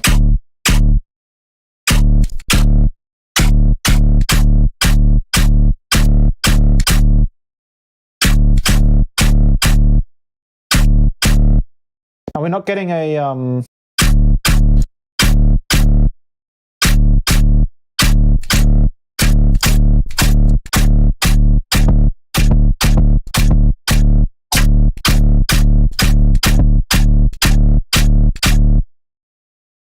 we're not really getting a nice representation of what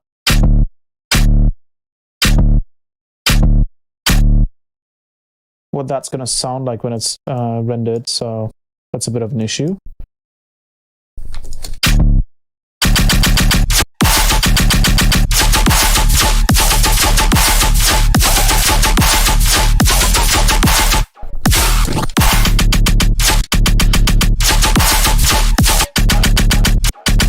Yeah, I think we're just okay. We're gonna do. We're just gonna do this.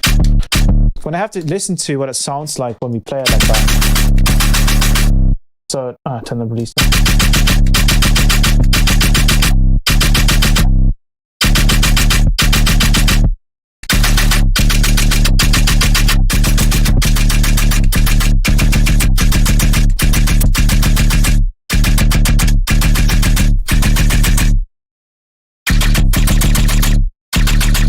That sounds nice.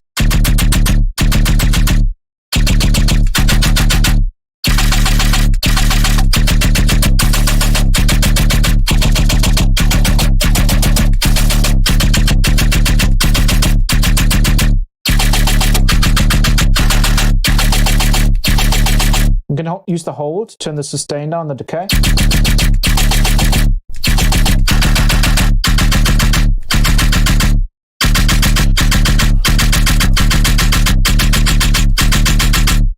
There we go.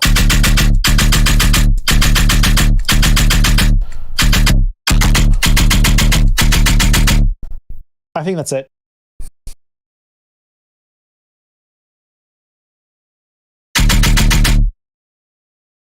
I think this is the bass sound.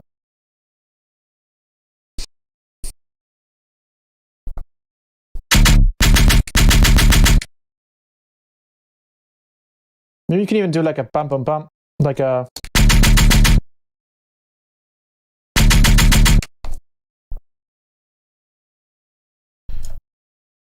kind of like that.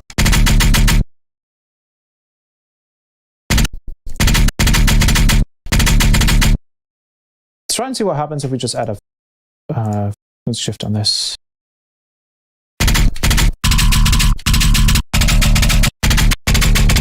Wow, it's a very busy bass. busy bass. Let's make it shorter. Whoa, oh, that's not the last one.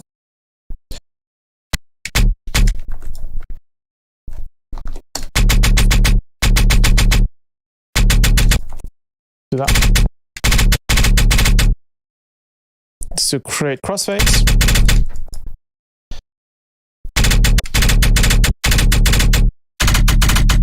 Okay, we got it. All right, that's it.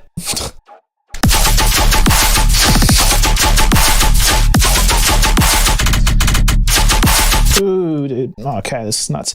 I'm gonna... Oh, this is nuts. Smart clip, where you at? Ridiculous.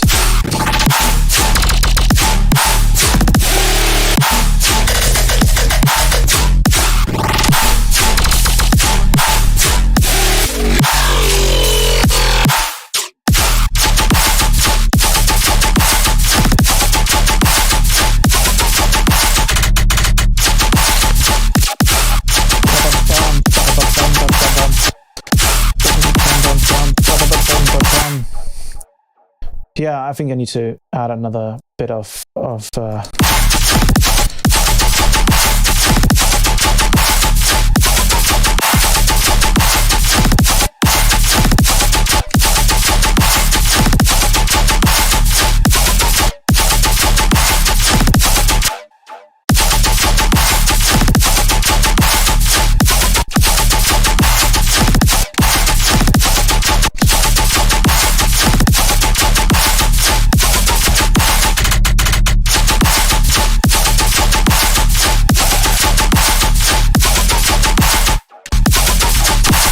Nope, that was wrong. I think this section isn't supposed to play that.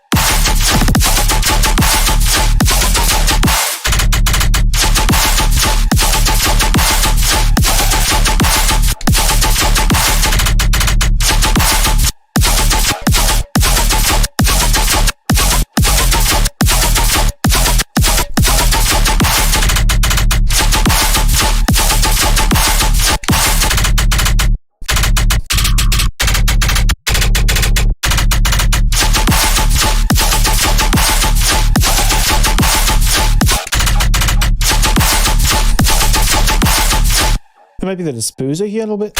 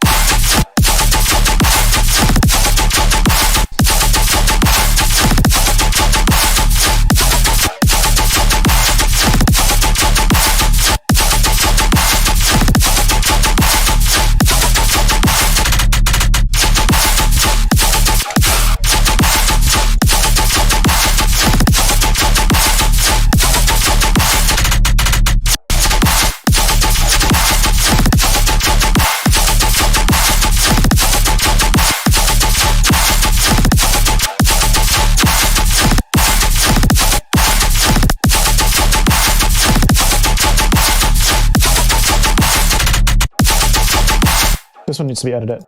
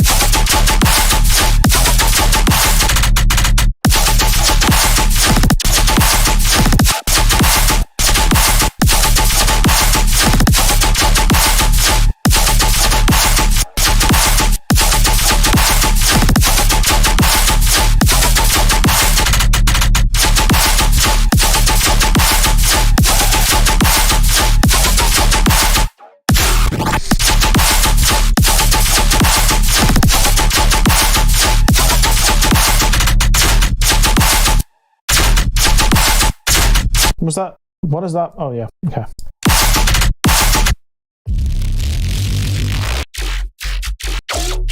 Yeah, one shots. Nope.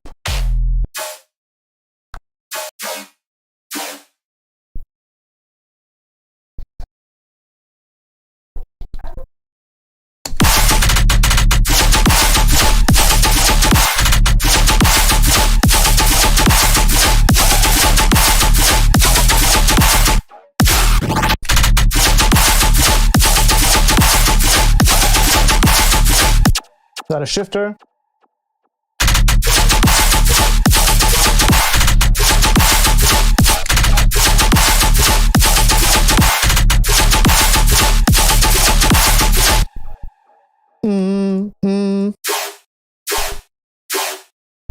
Ah, dude, I love how you can just add a...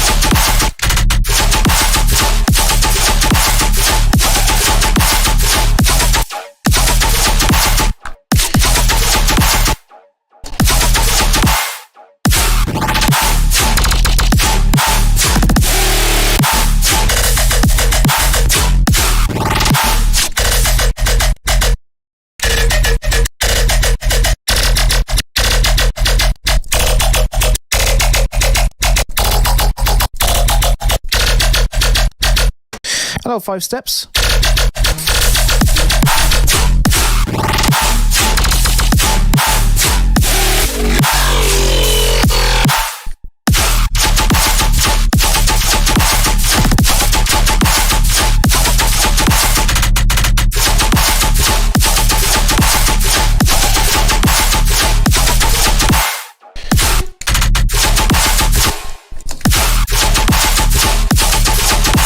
So this is good. This needs to go up.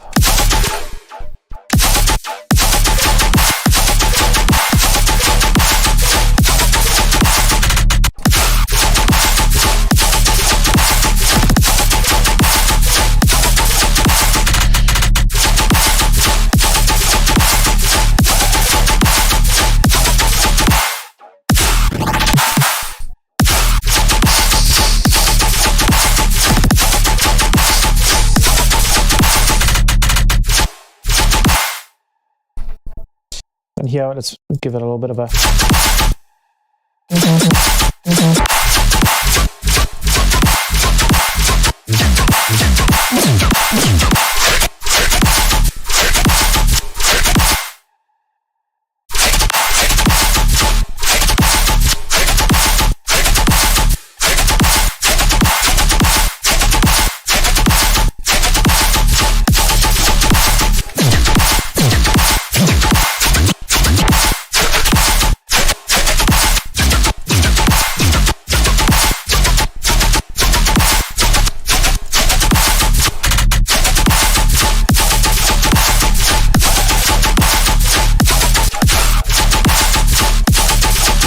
This needs to be more on that, like, one.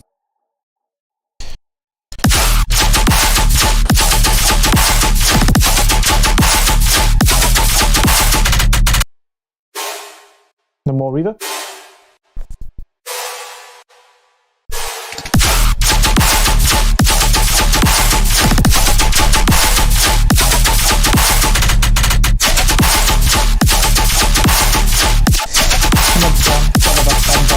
And then here I want it like a...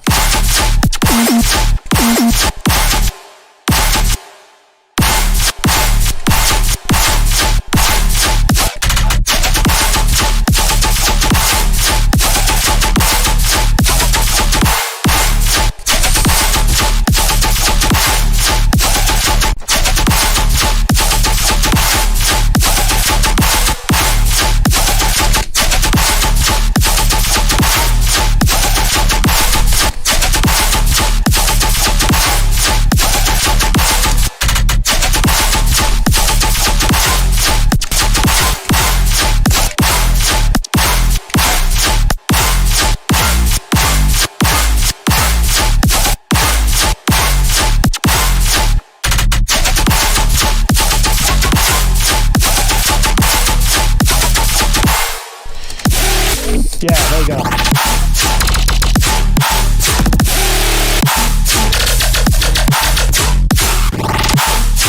We'll get you out of a flow though, just a quick look what you have for that.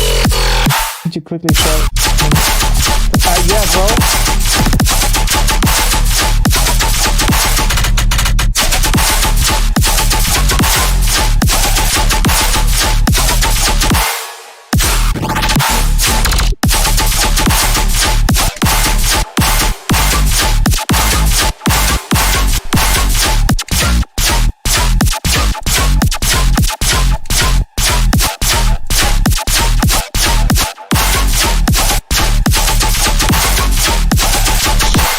You mean this growl? That one?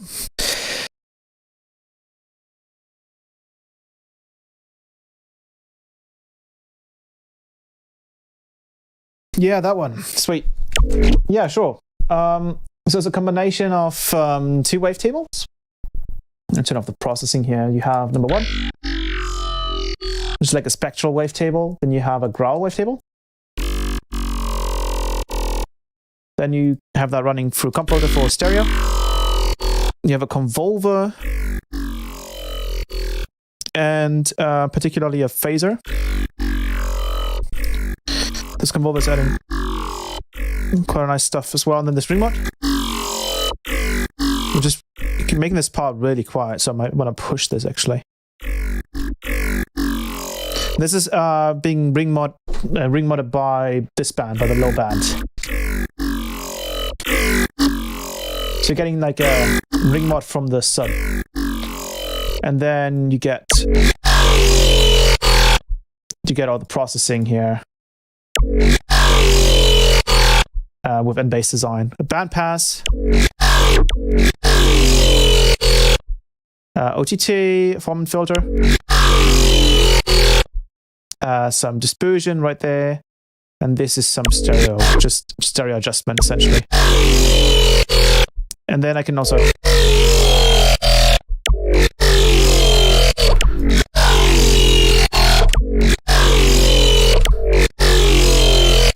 oh, that actually sounds really nice right there. Yeah, bring that from the sub. Sounds really nice.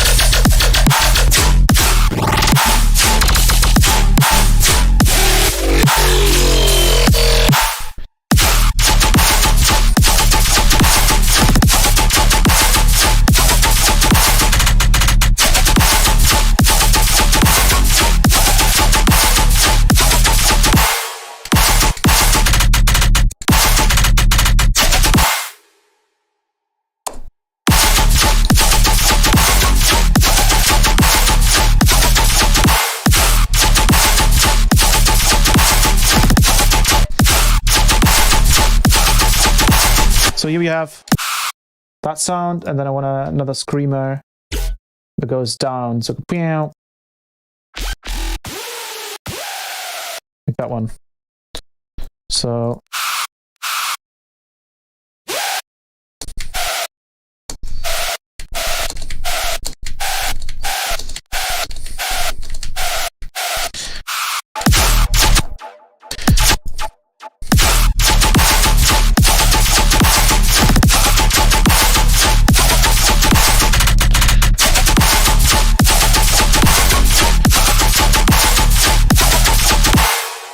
what if we did like a control J here? What if we like did? Wait, we can do like repitch and then just pitch it, I believe. I think it should work, right? Wait, we can just do this. Whoops. Audio.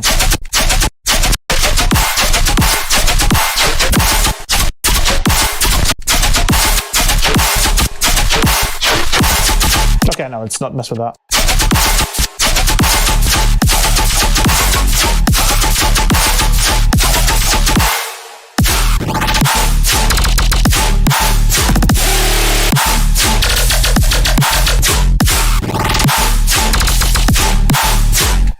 The pattern here.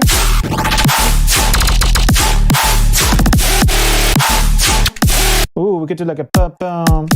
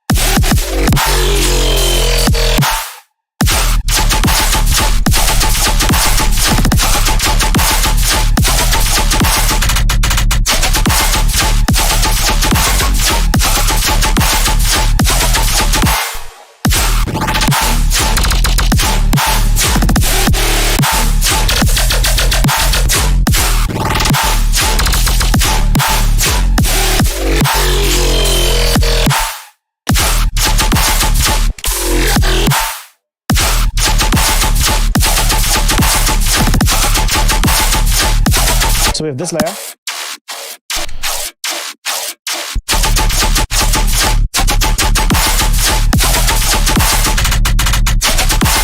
That bass initially came from this. So you have like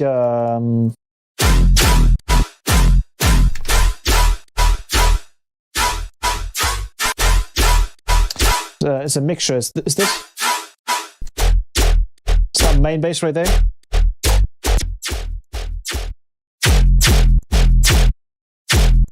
Layer with this one. This one has like a comp filter on it. And see the upwards motion.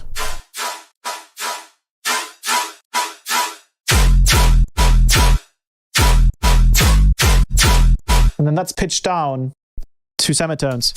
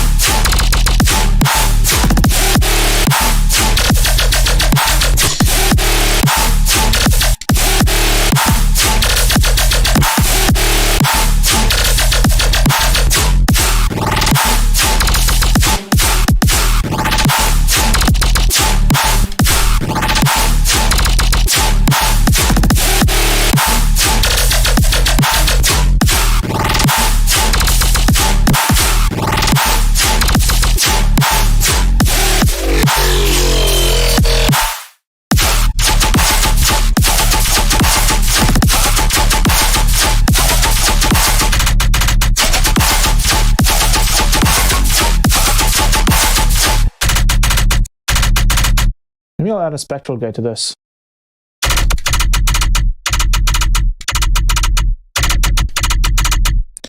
Could be a nice contrast.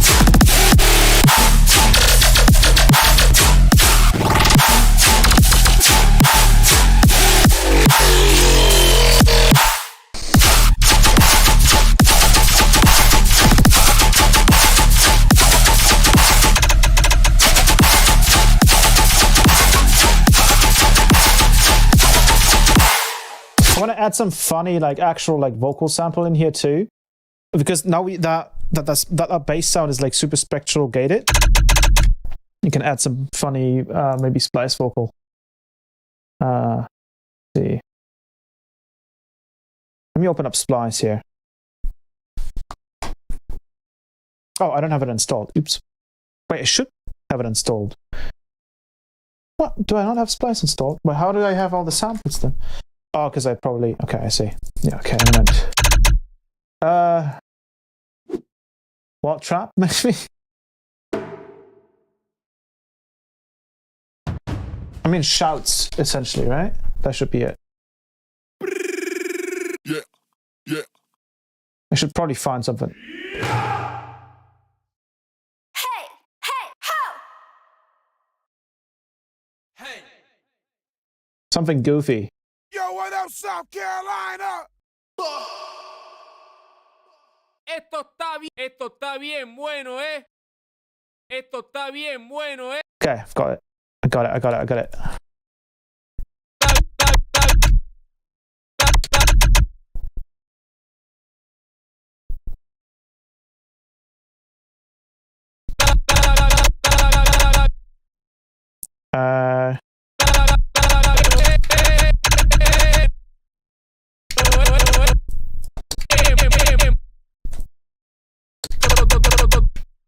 Something like that, and then let's pitch it down.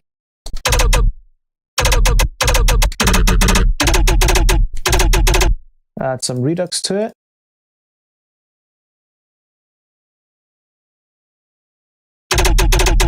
OTT, saturation.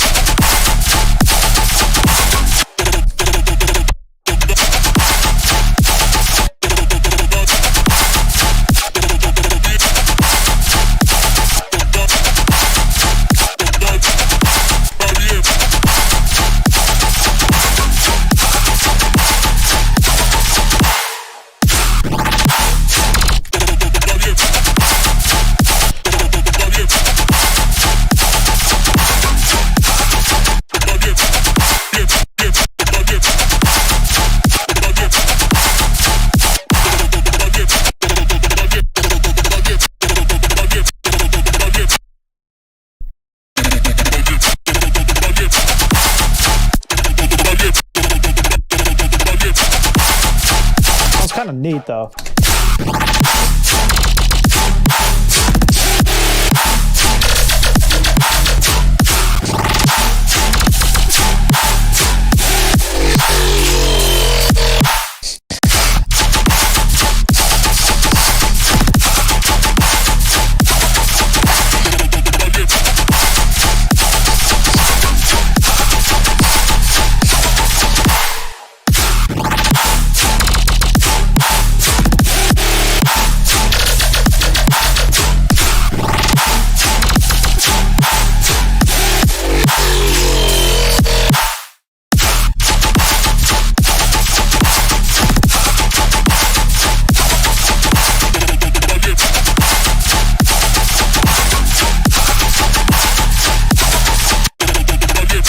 Okay, here we need to grab a utility, not a tuner. I don't need a tuner here.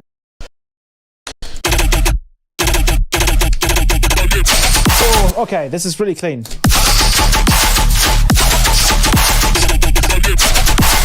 Wow, ridiculous.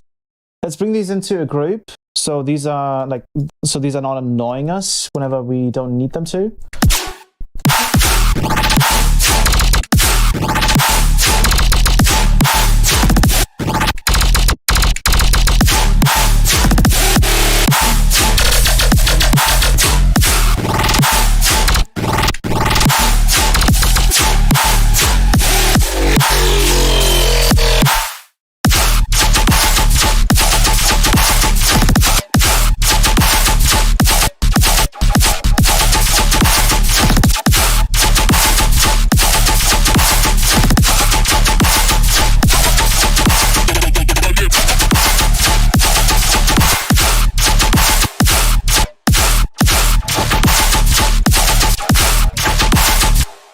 Cut this one.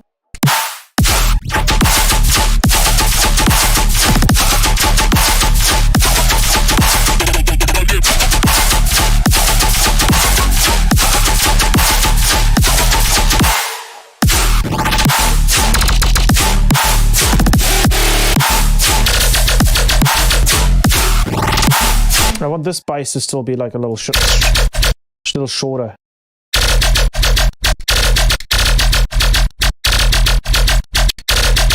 Maybe it's got something to do with the resonance here. Not really.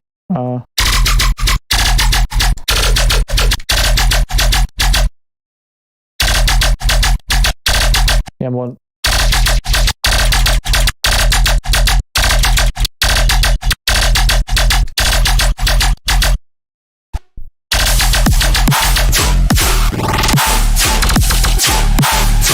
I can't really get this any harder, right? Oh, I know what I can do though. Oh, I know exactly what this is missing. This is missing a frequency shifter on 50%, and then we just need a little bit of that.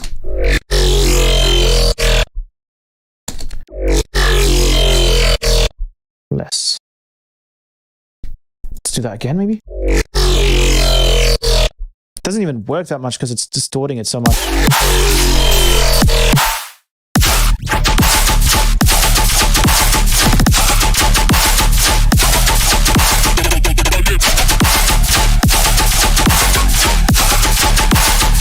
Let's bring in a global transition rack in here and have some fun with some transitions, because transitions are always fun. Transition number 1 will be a tape stop, absolutely, and then we're going to do some high pass, low pass, some bit crushing, and that should be it. So we're going to enable number 1 over here.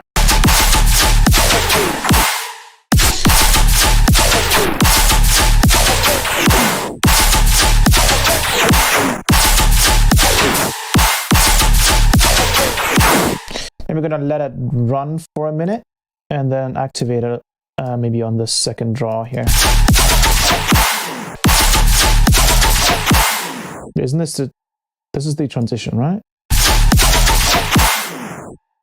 Oh wait, wait, what did I do? Oh, wait, no, that's correct. Yeah, wait, 1 second, what the hell? No, nana.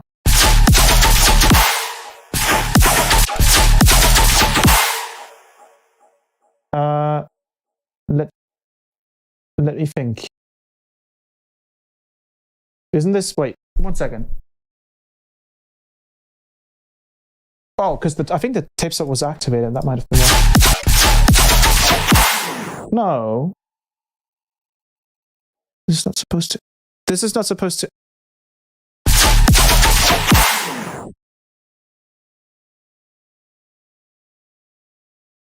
Are you trolling me? 1 second. Is this maybe not actually 0%? Okay, now it's working. Yeah.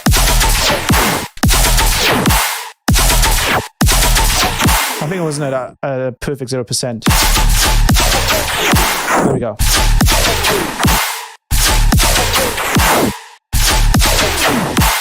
There we go. And then maybe add some.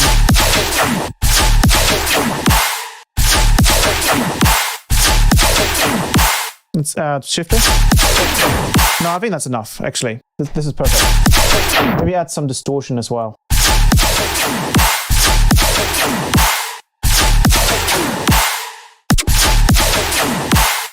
Good.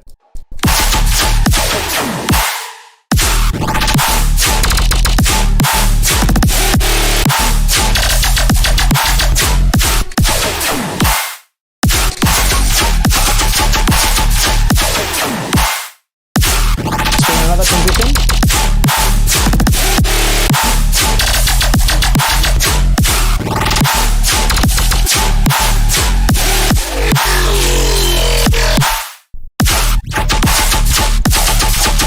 So we're going to just automate this.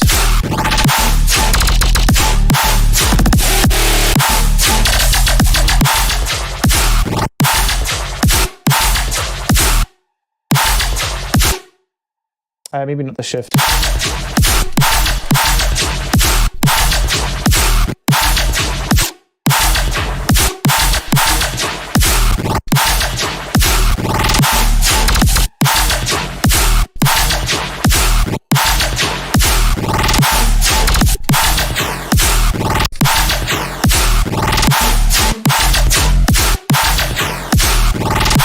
Just make sure that the gain is, yeah.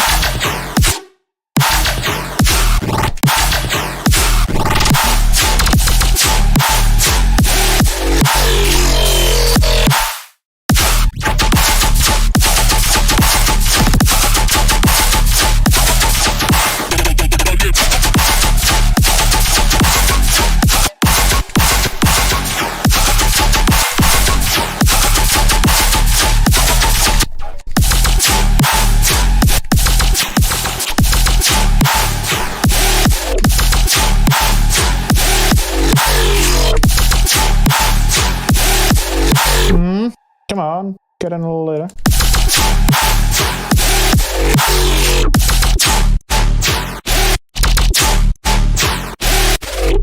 What is all added there? Maybe let's turn the speed up here and then.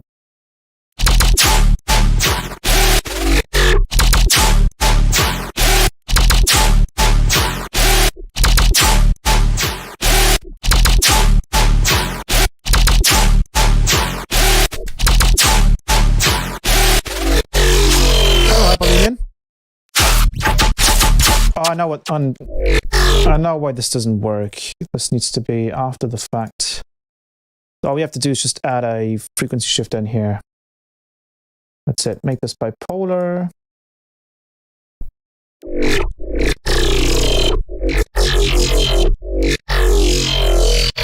There we go.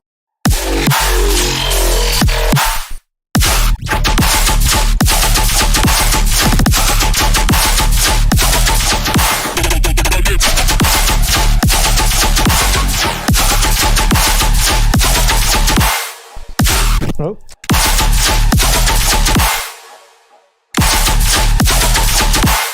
Senor number Juan, why are you not working? Oh, because the transition isn't automated here.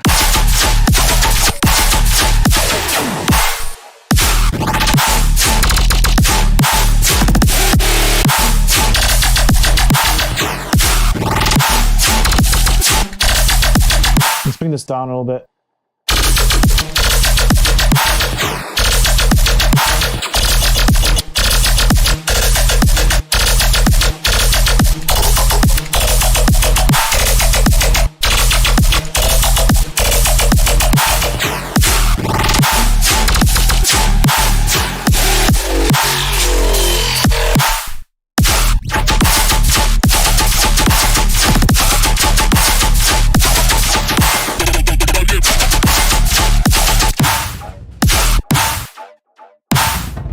What do I have open here? When did this open? What the hell? Esto está bien bueno. Esto está bien rico. Oh, I'm gonna use this. Esto está bien rico. Esto está bien rico. Esto está bien. Esto está bien rico. Esto está bien rico. And then we're gonna do the magic little vocoder. What about picture snare?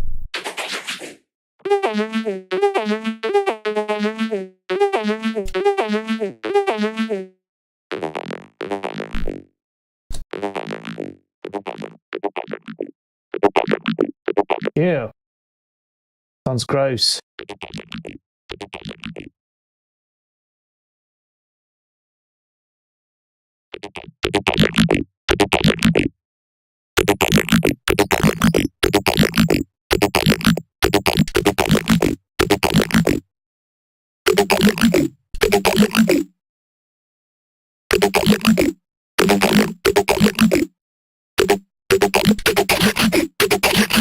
Ew.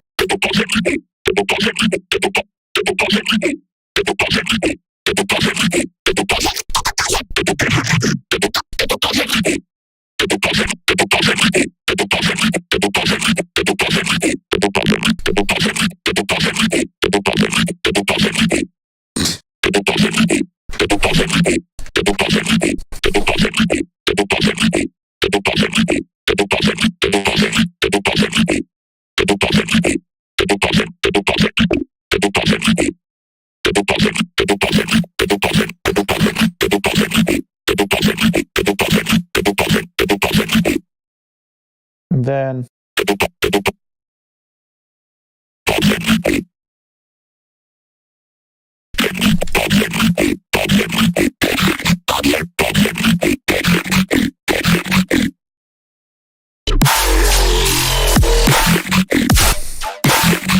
they're cutting it out a little bit.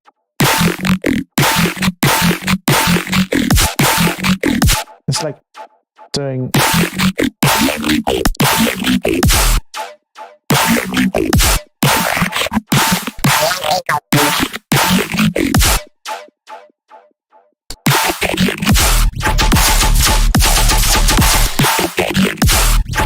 okay, that's better.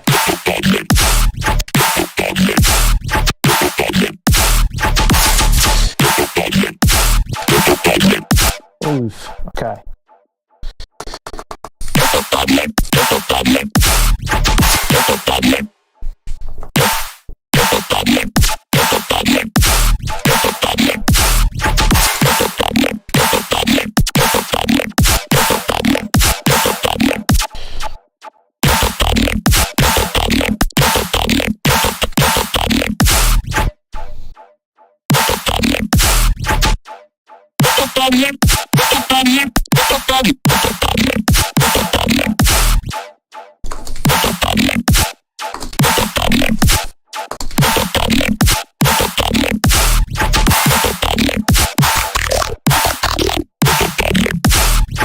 Ah, it's disgusting.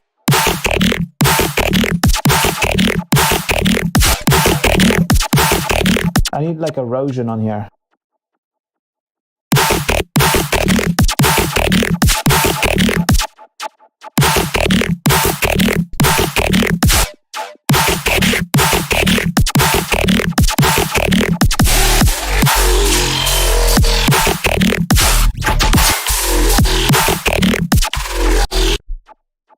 Yeah, there's a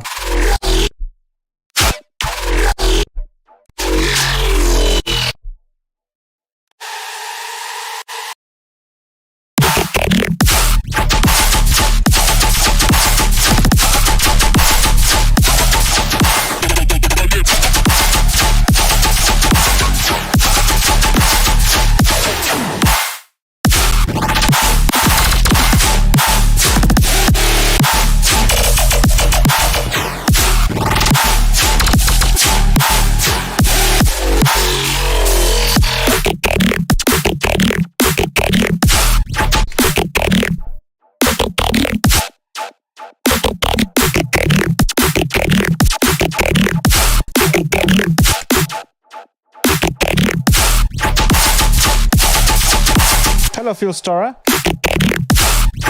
Oh, let's add some disperser on this. That's going to help it. Not too much though, because I want to keep that texture.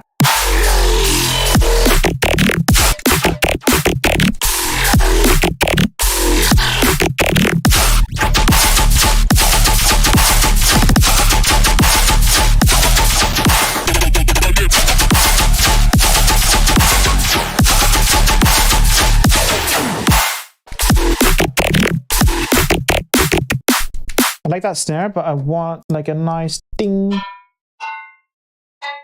That. I want that, but I want to trade it in.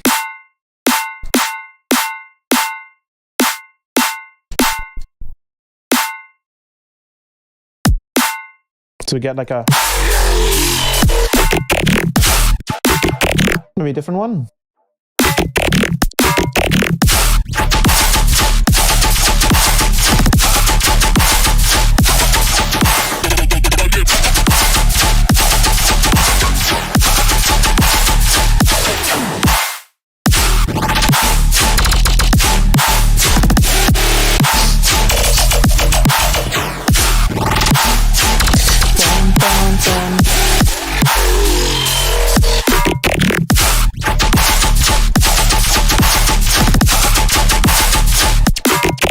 Yeah, layer is nice. I just want it to be like completely cut for a second.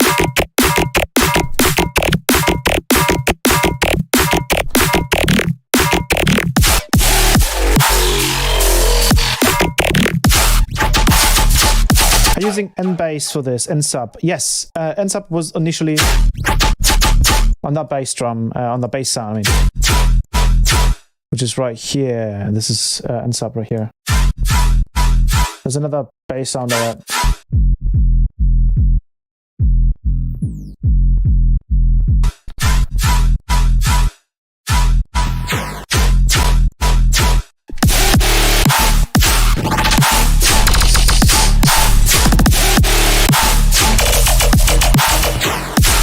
I'm gonna use Transient on this. I'm going to change the C speed here.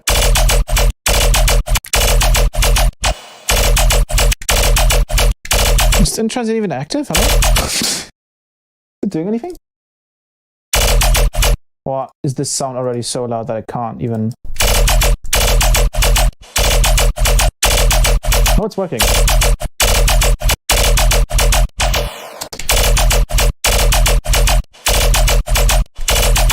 Just can't. I can't hear it. 1 second. Oh yeah, no. It's struggling. I guess the sound is too full. There's not really any transients in particular. We could fake our own transients. We can just do that.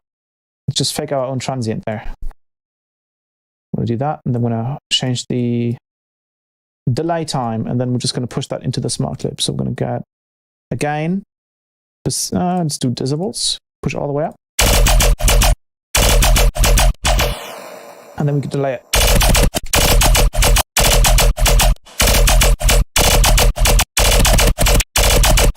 But we're doing the sub as well, so just grab a multipass. And then again, bam, bam, bam.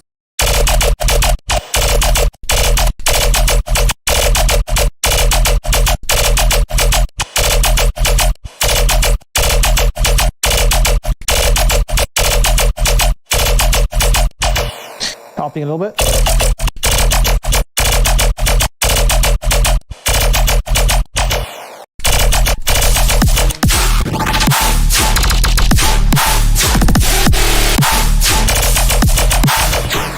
You know what? In this case, I don't think it's too necessary.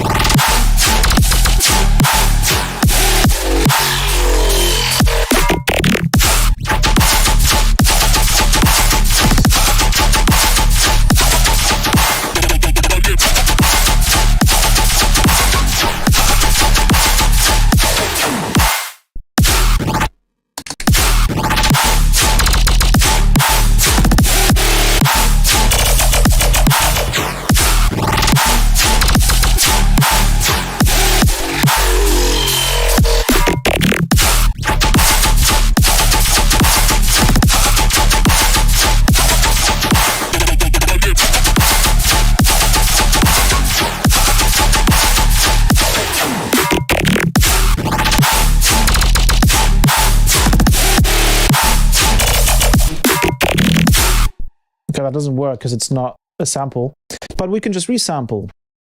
That is a thing, right? And then we can just turn this one off, and then we can have brrr.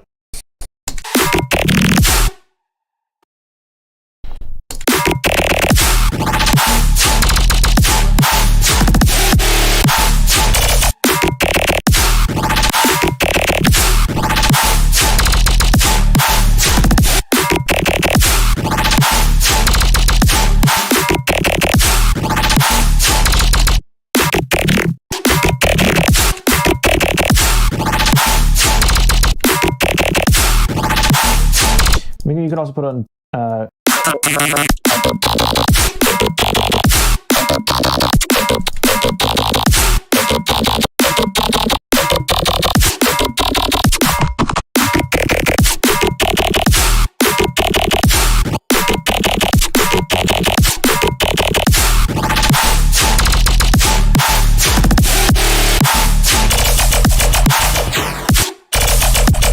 we're going to keep improving this. Well, there you go.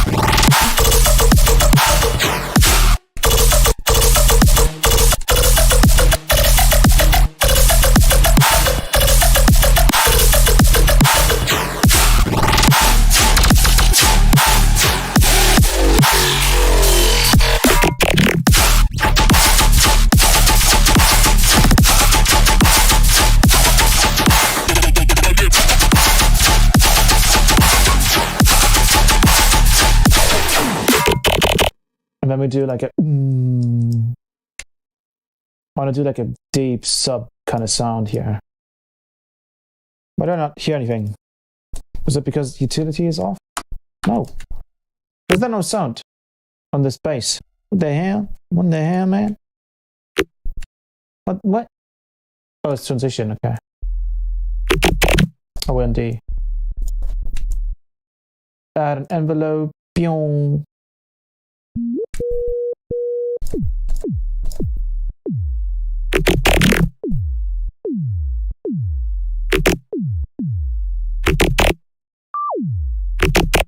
So let's do 2.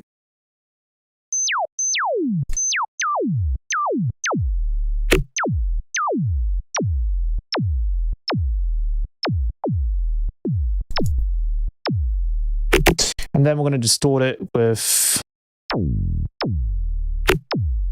I think I'm going to do some FM here. This should all happen in the master then.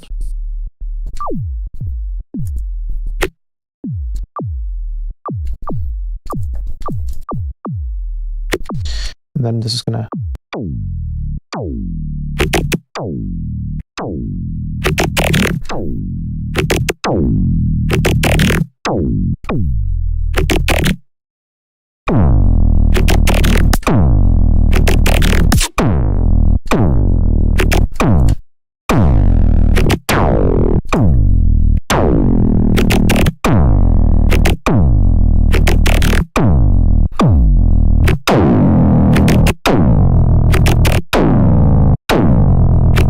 We could automate this.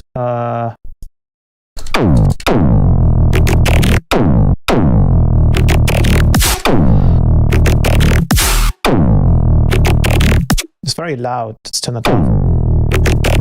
Maybe add some.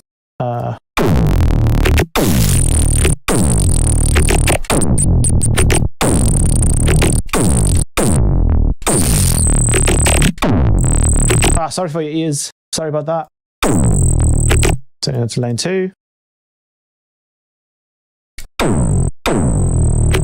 Setting up to lane 3.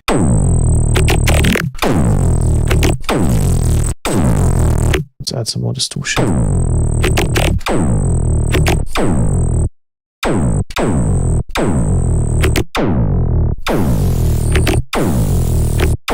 Let's try it.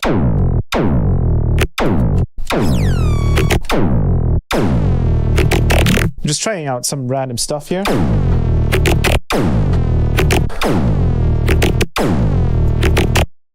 Literally just random.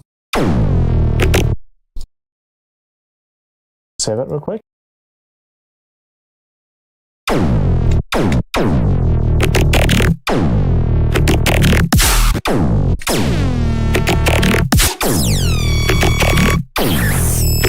Oh shit, sorry. O kurwa.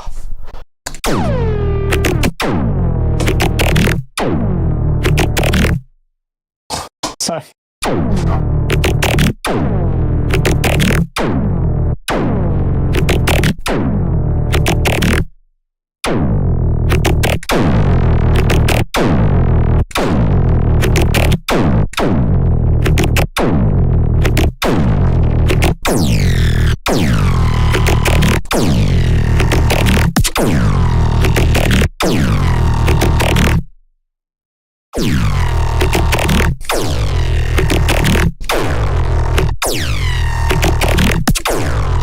Desire.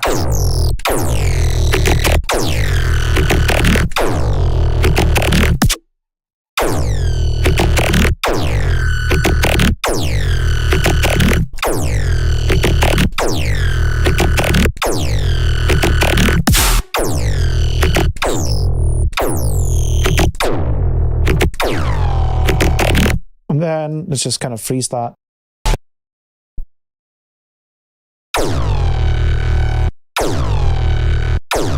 Sounds super weird.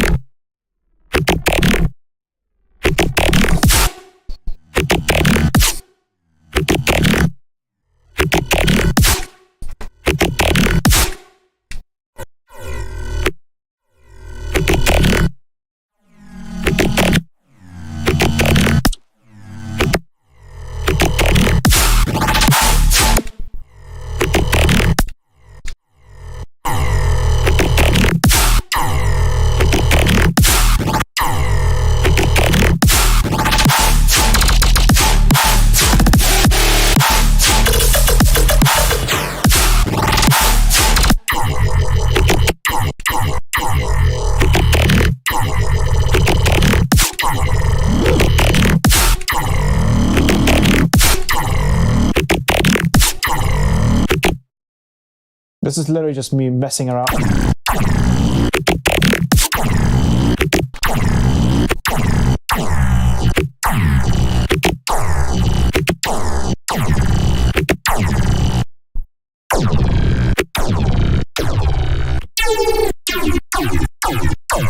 can also automate the grain size here. I forgot. That could give us some interesting.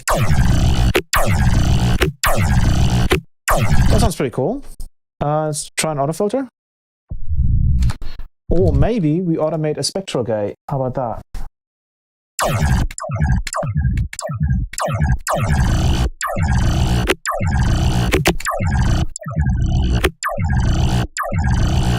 Like it's super weird.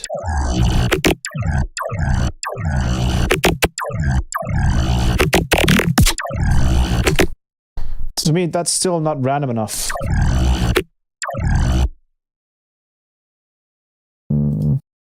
Auto pan.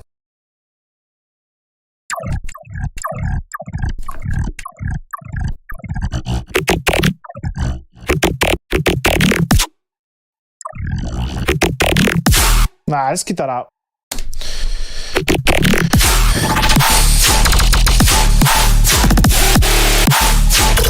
But maybe we can do some cool stuff here.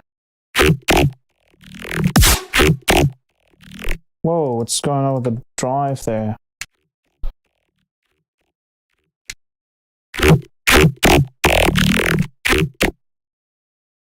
We have the whole sample.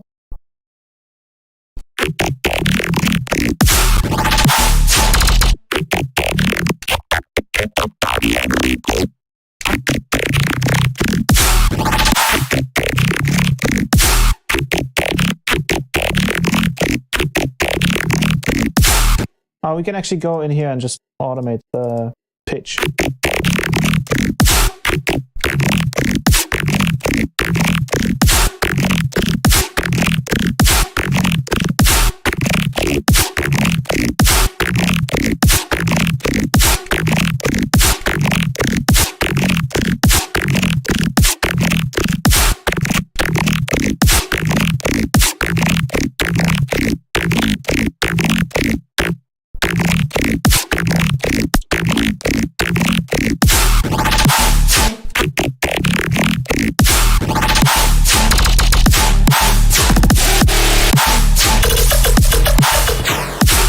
Oh, we can even automate the pitch.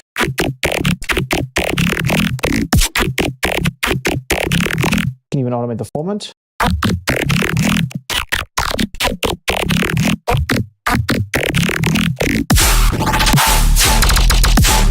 I mean, I understand what the guy is saying, so it makes no sense to have that.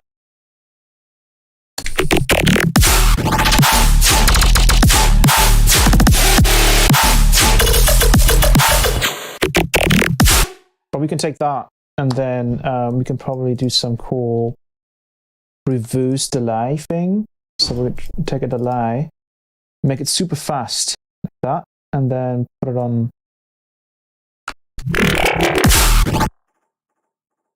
And then record that from 39. Cut it, reverse it, and then we get this.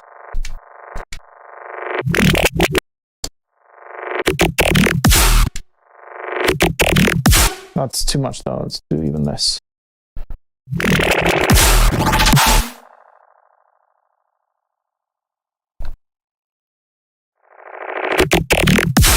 Yeah, it's better. I think that's more interesting.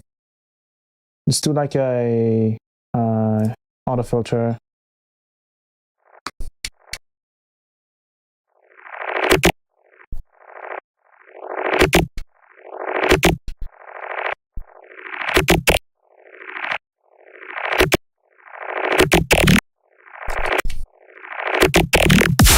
Nah, just keep it clean.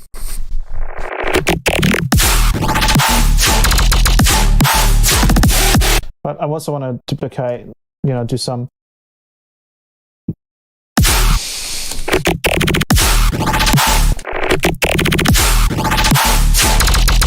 Yeah, there we go.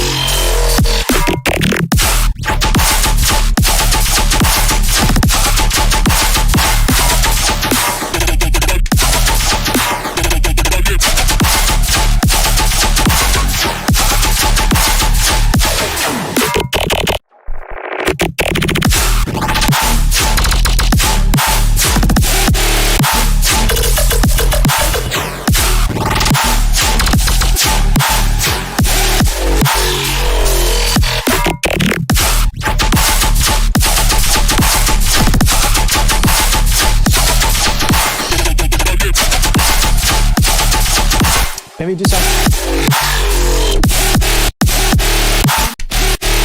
What would happen if we did like some weird shit with this? And let's go 19. What if we did like, we have like a kick drum here, right? Like a bam bam. So right when it goes over here, what would happen if we like pitched it down further?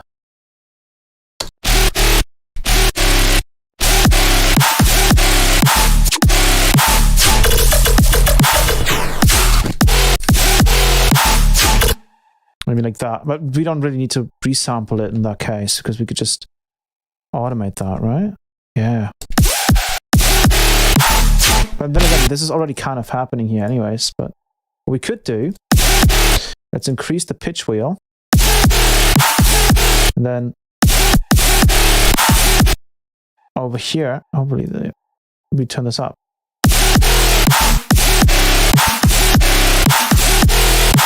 Maybe increase it here and decrease it here. Yeah, that's better.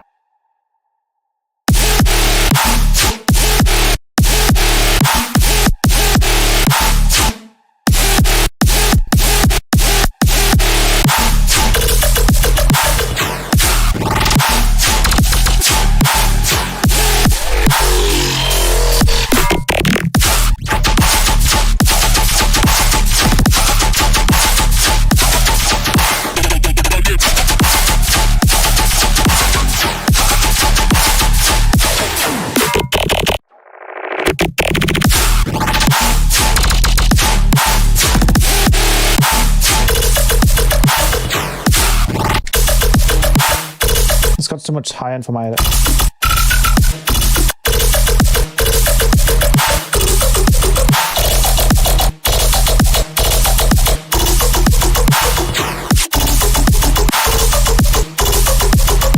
It's got too much high end.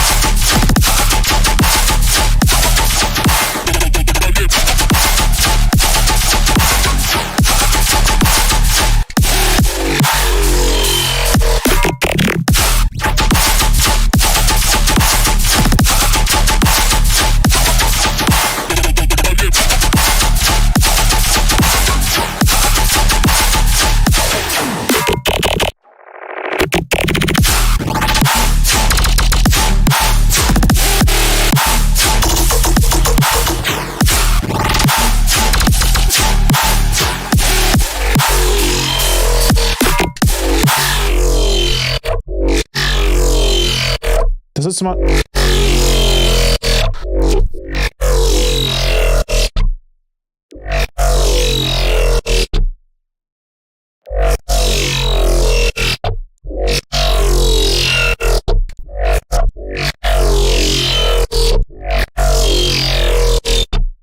That's a bit better.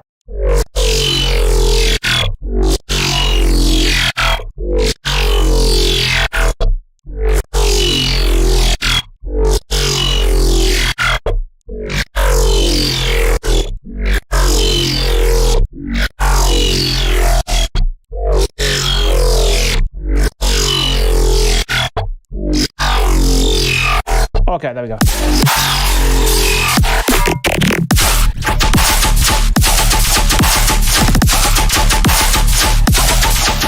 All right.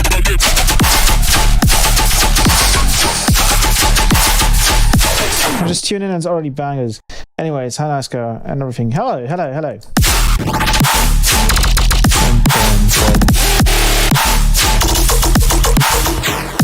Still too much high end. Too much stuff happening in the high end. Dude, I'm taking this all away and it doesn't go away because of... Oh, because it's... I think it's a separate layer. I think this also adds high end, so... Yeah.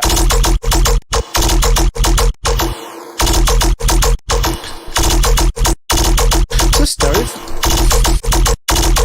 The stereo feel is messed up. Let me check this out. Mid side, yes. Mid side, please.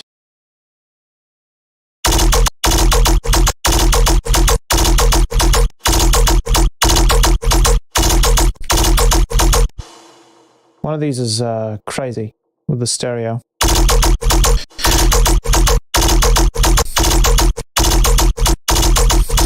It's this side, but I can't really get rid of it.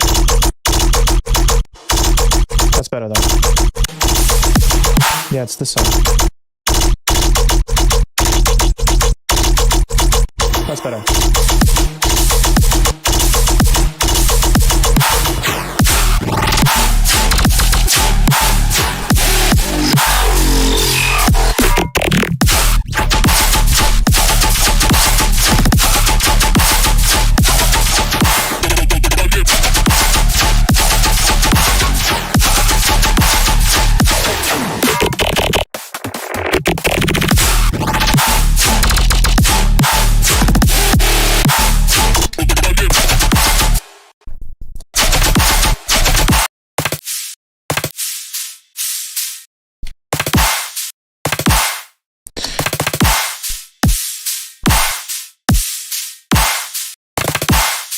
No, it's too much.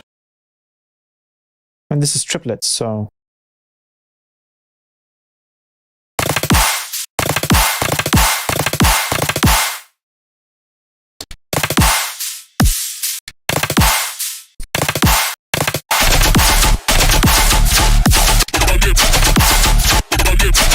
Let's read it.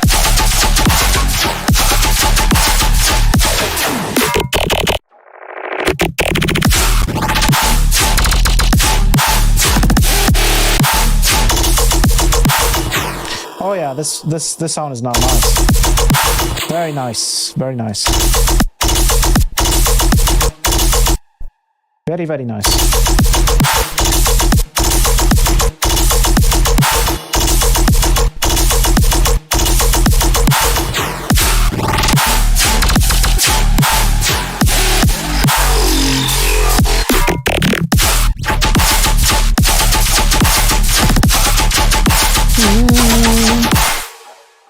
We need like a big bing bing.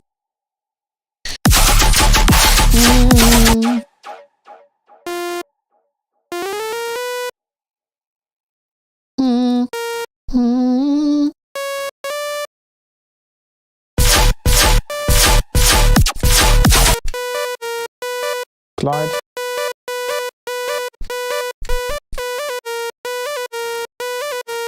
And then it just needs like vibrato at that last note. So we're going to do LFO. And then it's going to go on the master here. Sounds silly. Do that.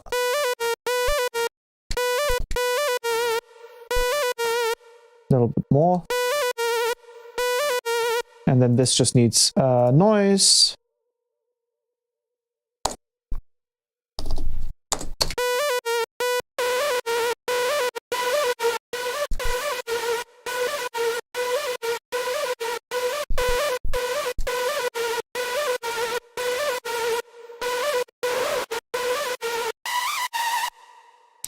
Maybe a little bit of multiband compression, and then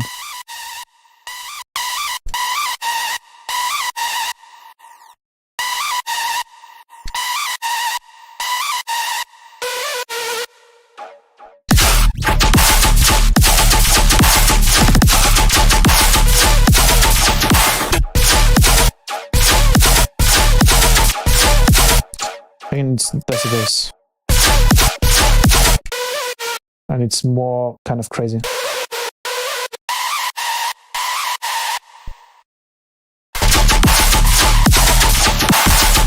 Yeah, it needs that, and then it needs a lot of this.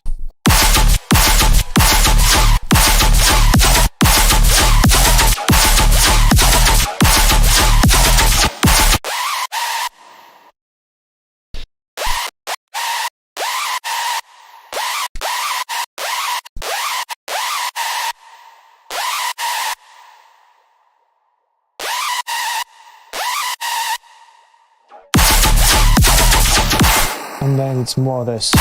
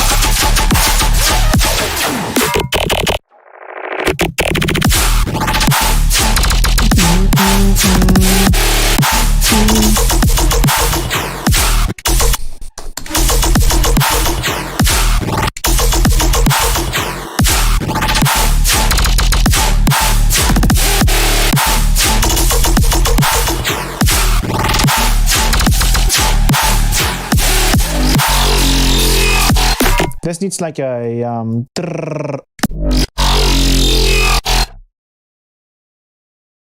so we're gonna add an LFO, put a bang, put a bing, put a bang, like a ding, and then like a ding, and then bam, and boom, and then bam.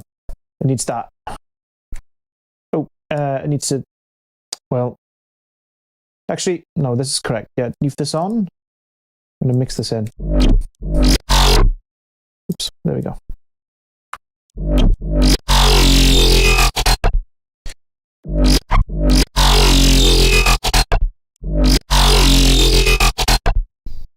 And then this needs to be obviously faster.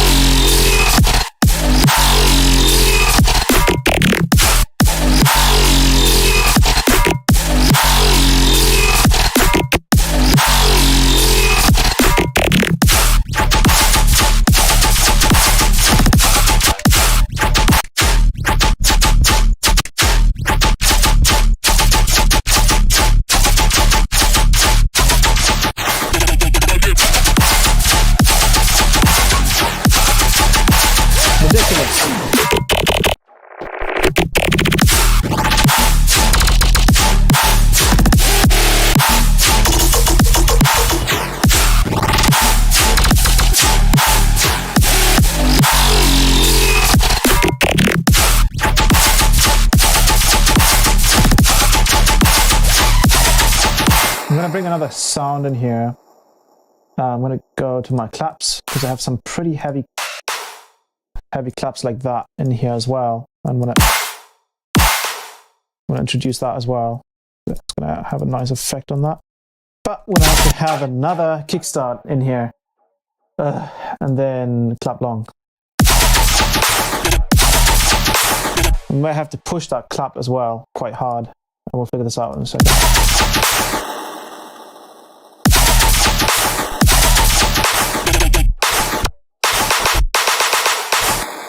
You might have to push this even harder.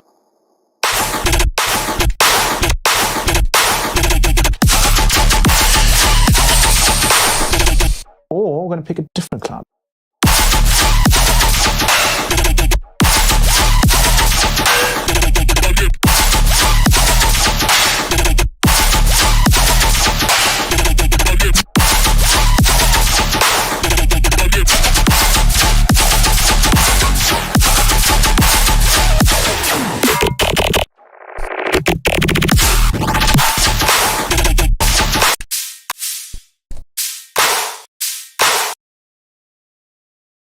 Oh, we have. Oh, wait, I have Foley claps.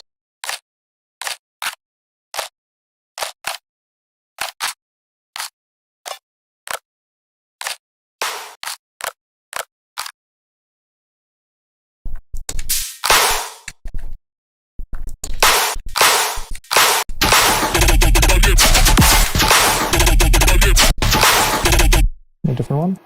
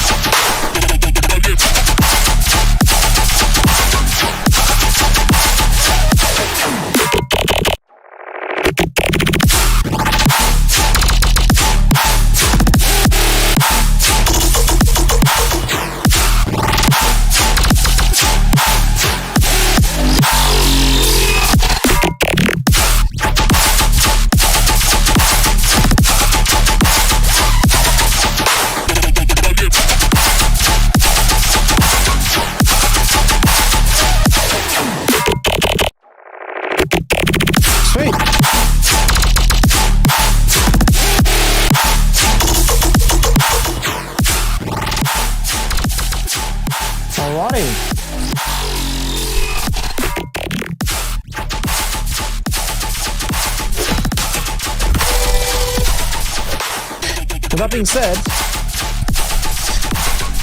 I think we could stream for 4 hours and 46 minutes, which is a good time. This was a lot of fun to do, but I think the track is still way too low. Let me turn that down. There we go. Anyways, this was super fun. Man, I didn't expect all this stuff to work so well. This thing sounds ridiculous. Obviously, if you want to know how I made this, you can just scroll back. The live stream will be up. And I don't really have much else to say. This thing is pretty nuts.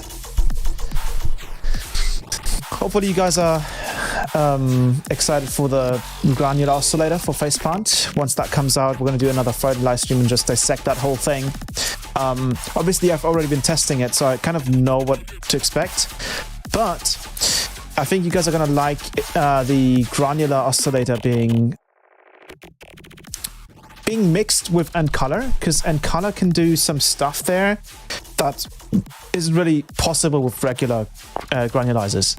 So stay tuned for that. Hopefully that comes out sometime next week, hopefully.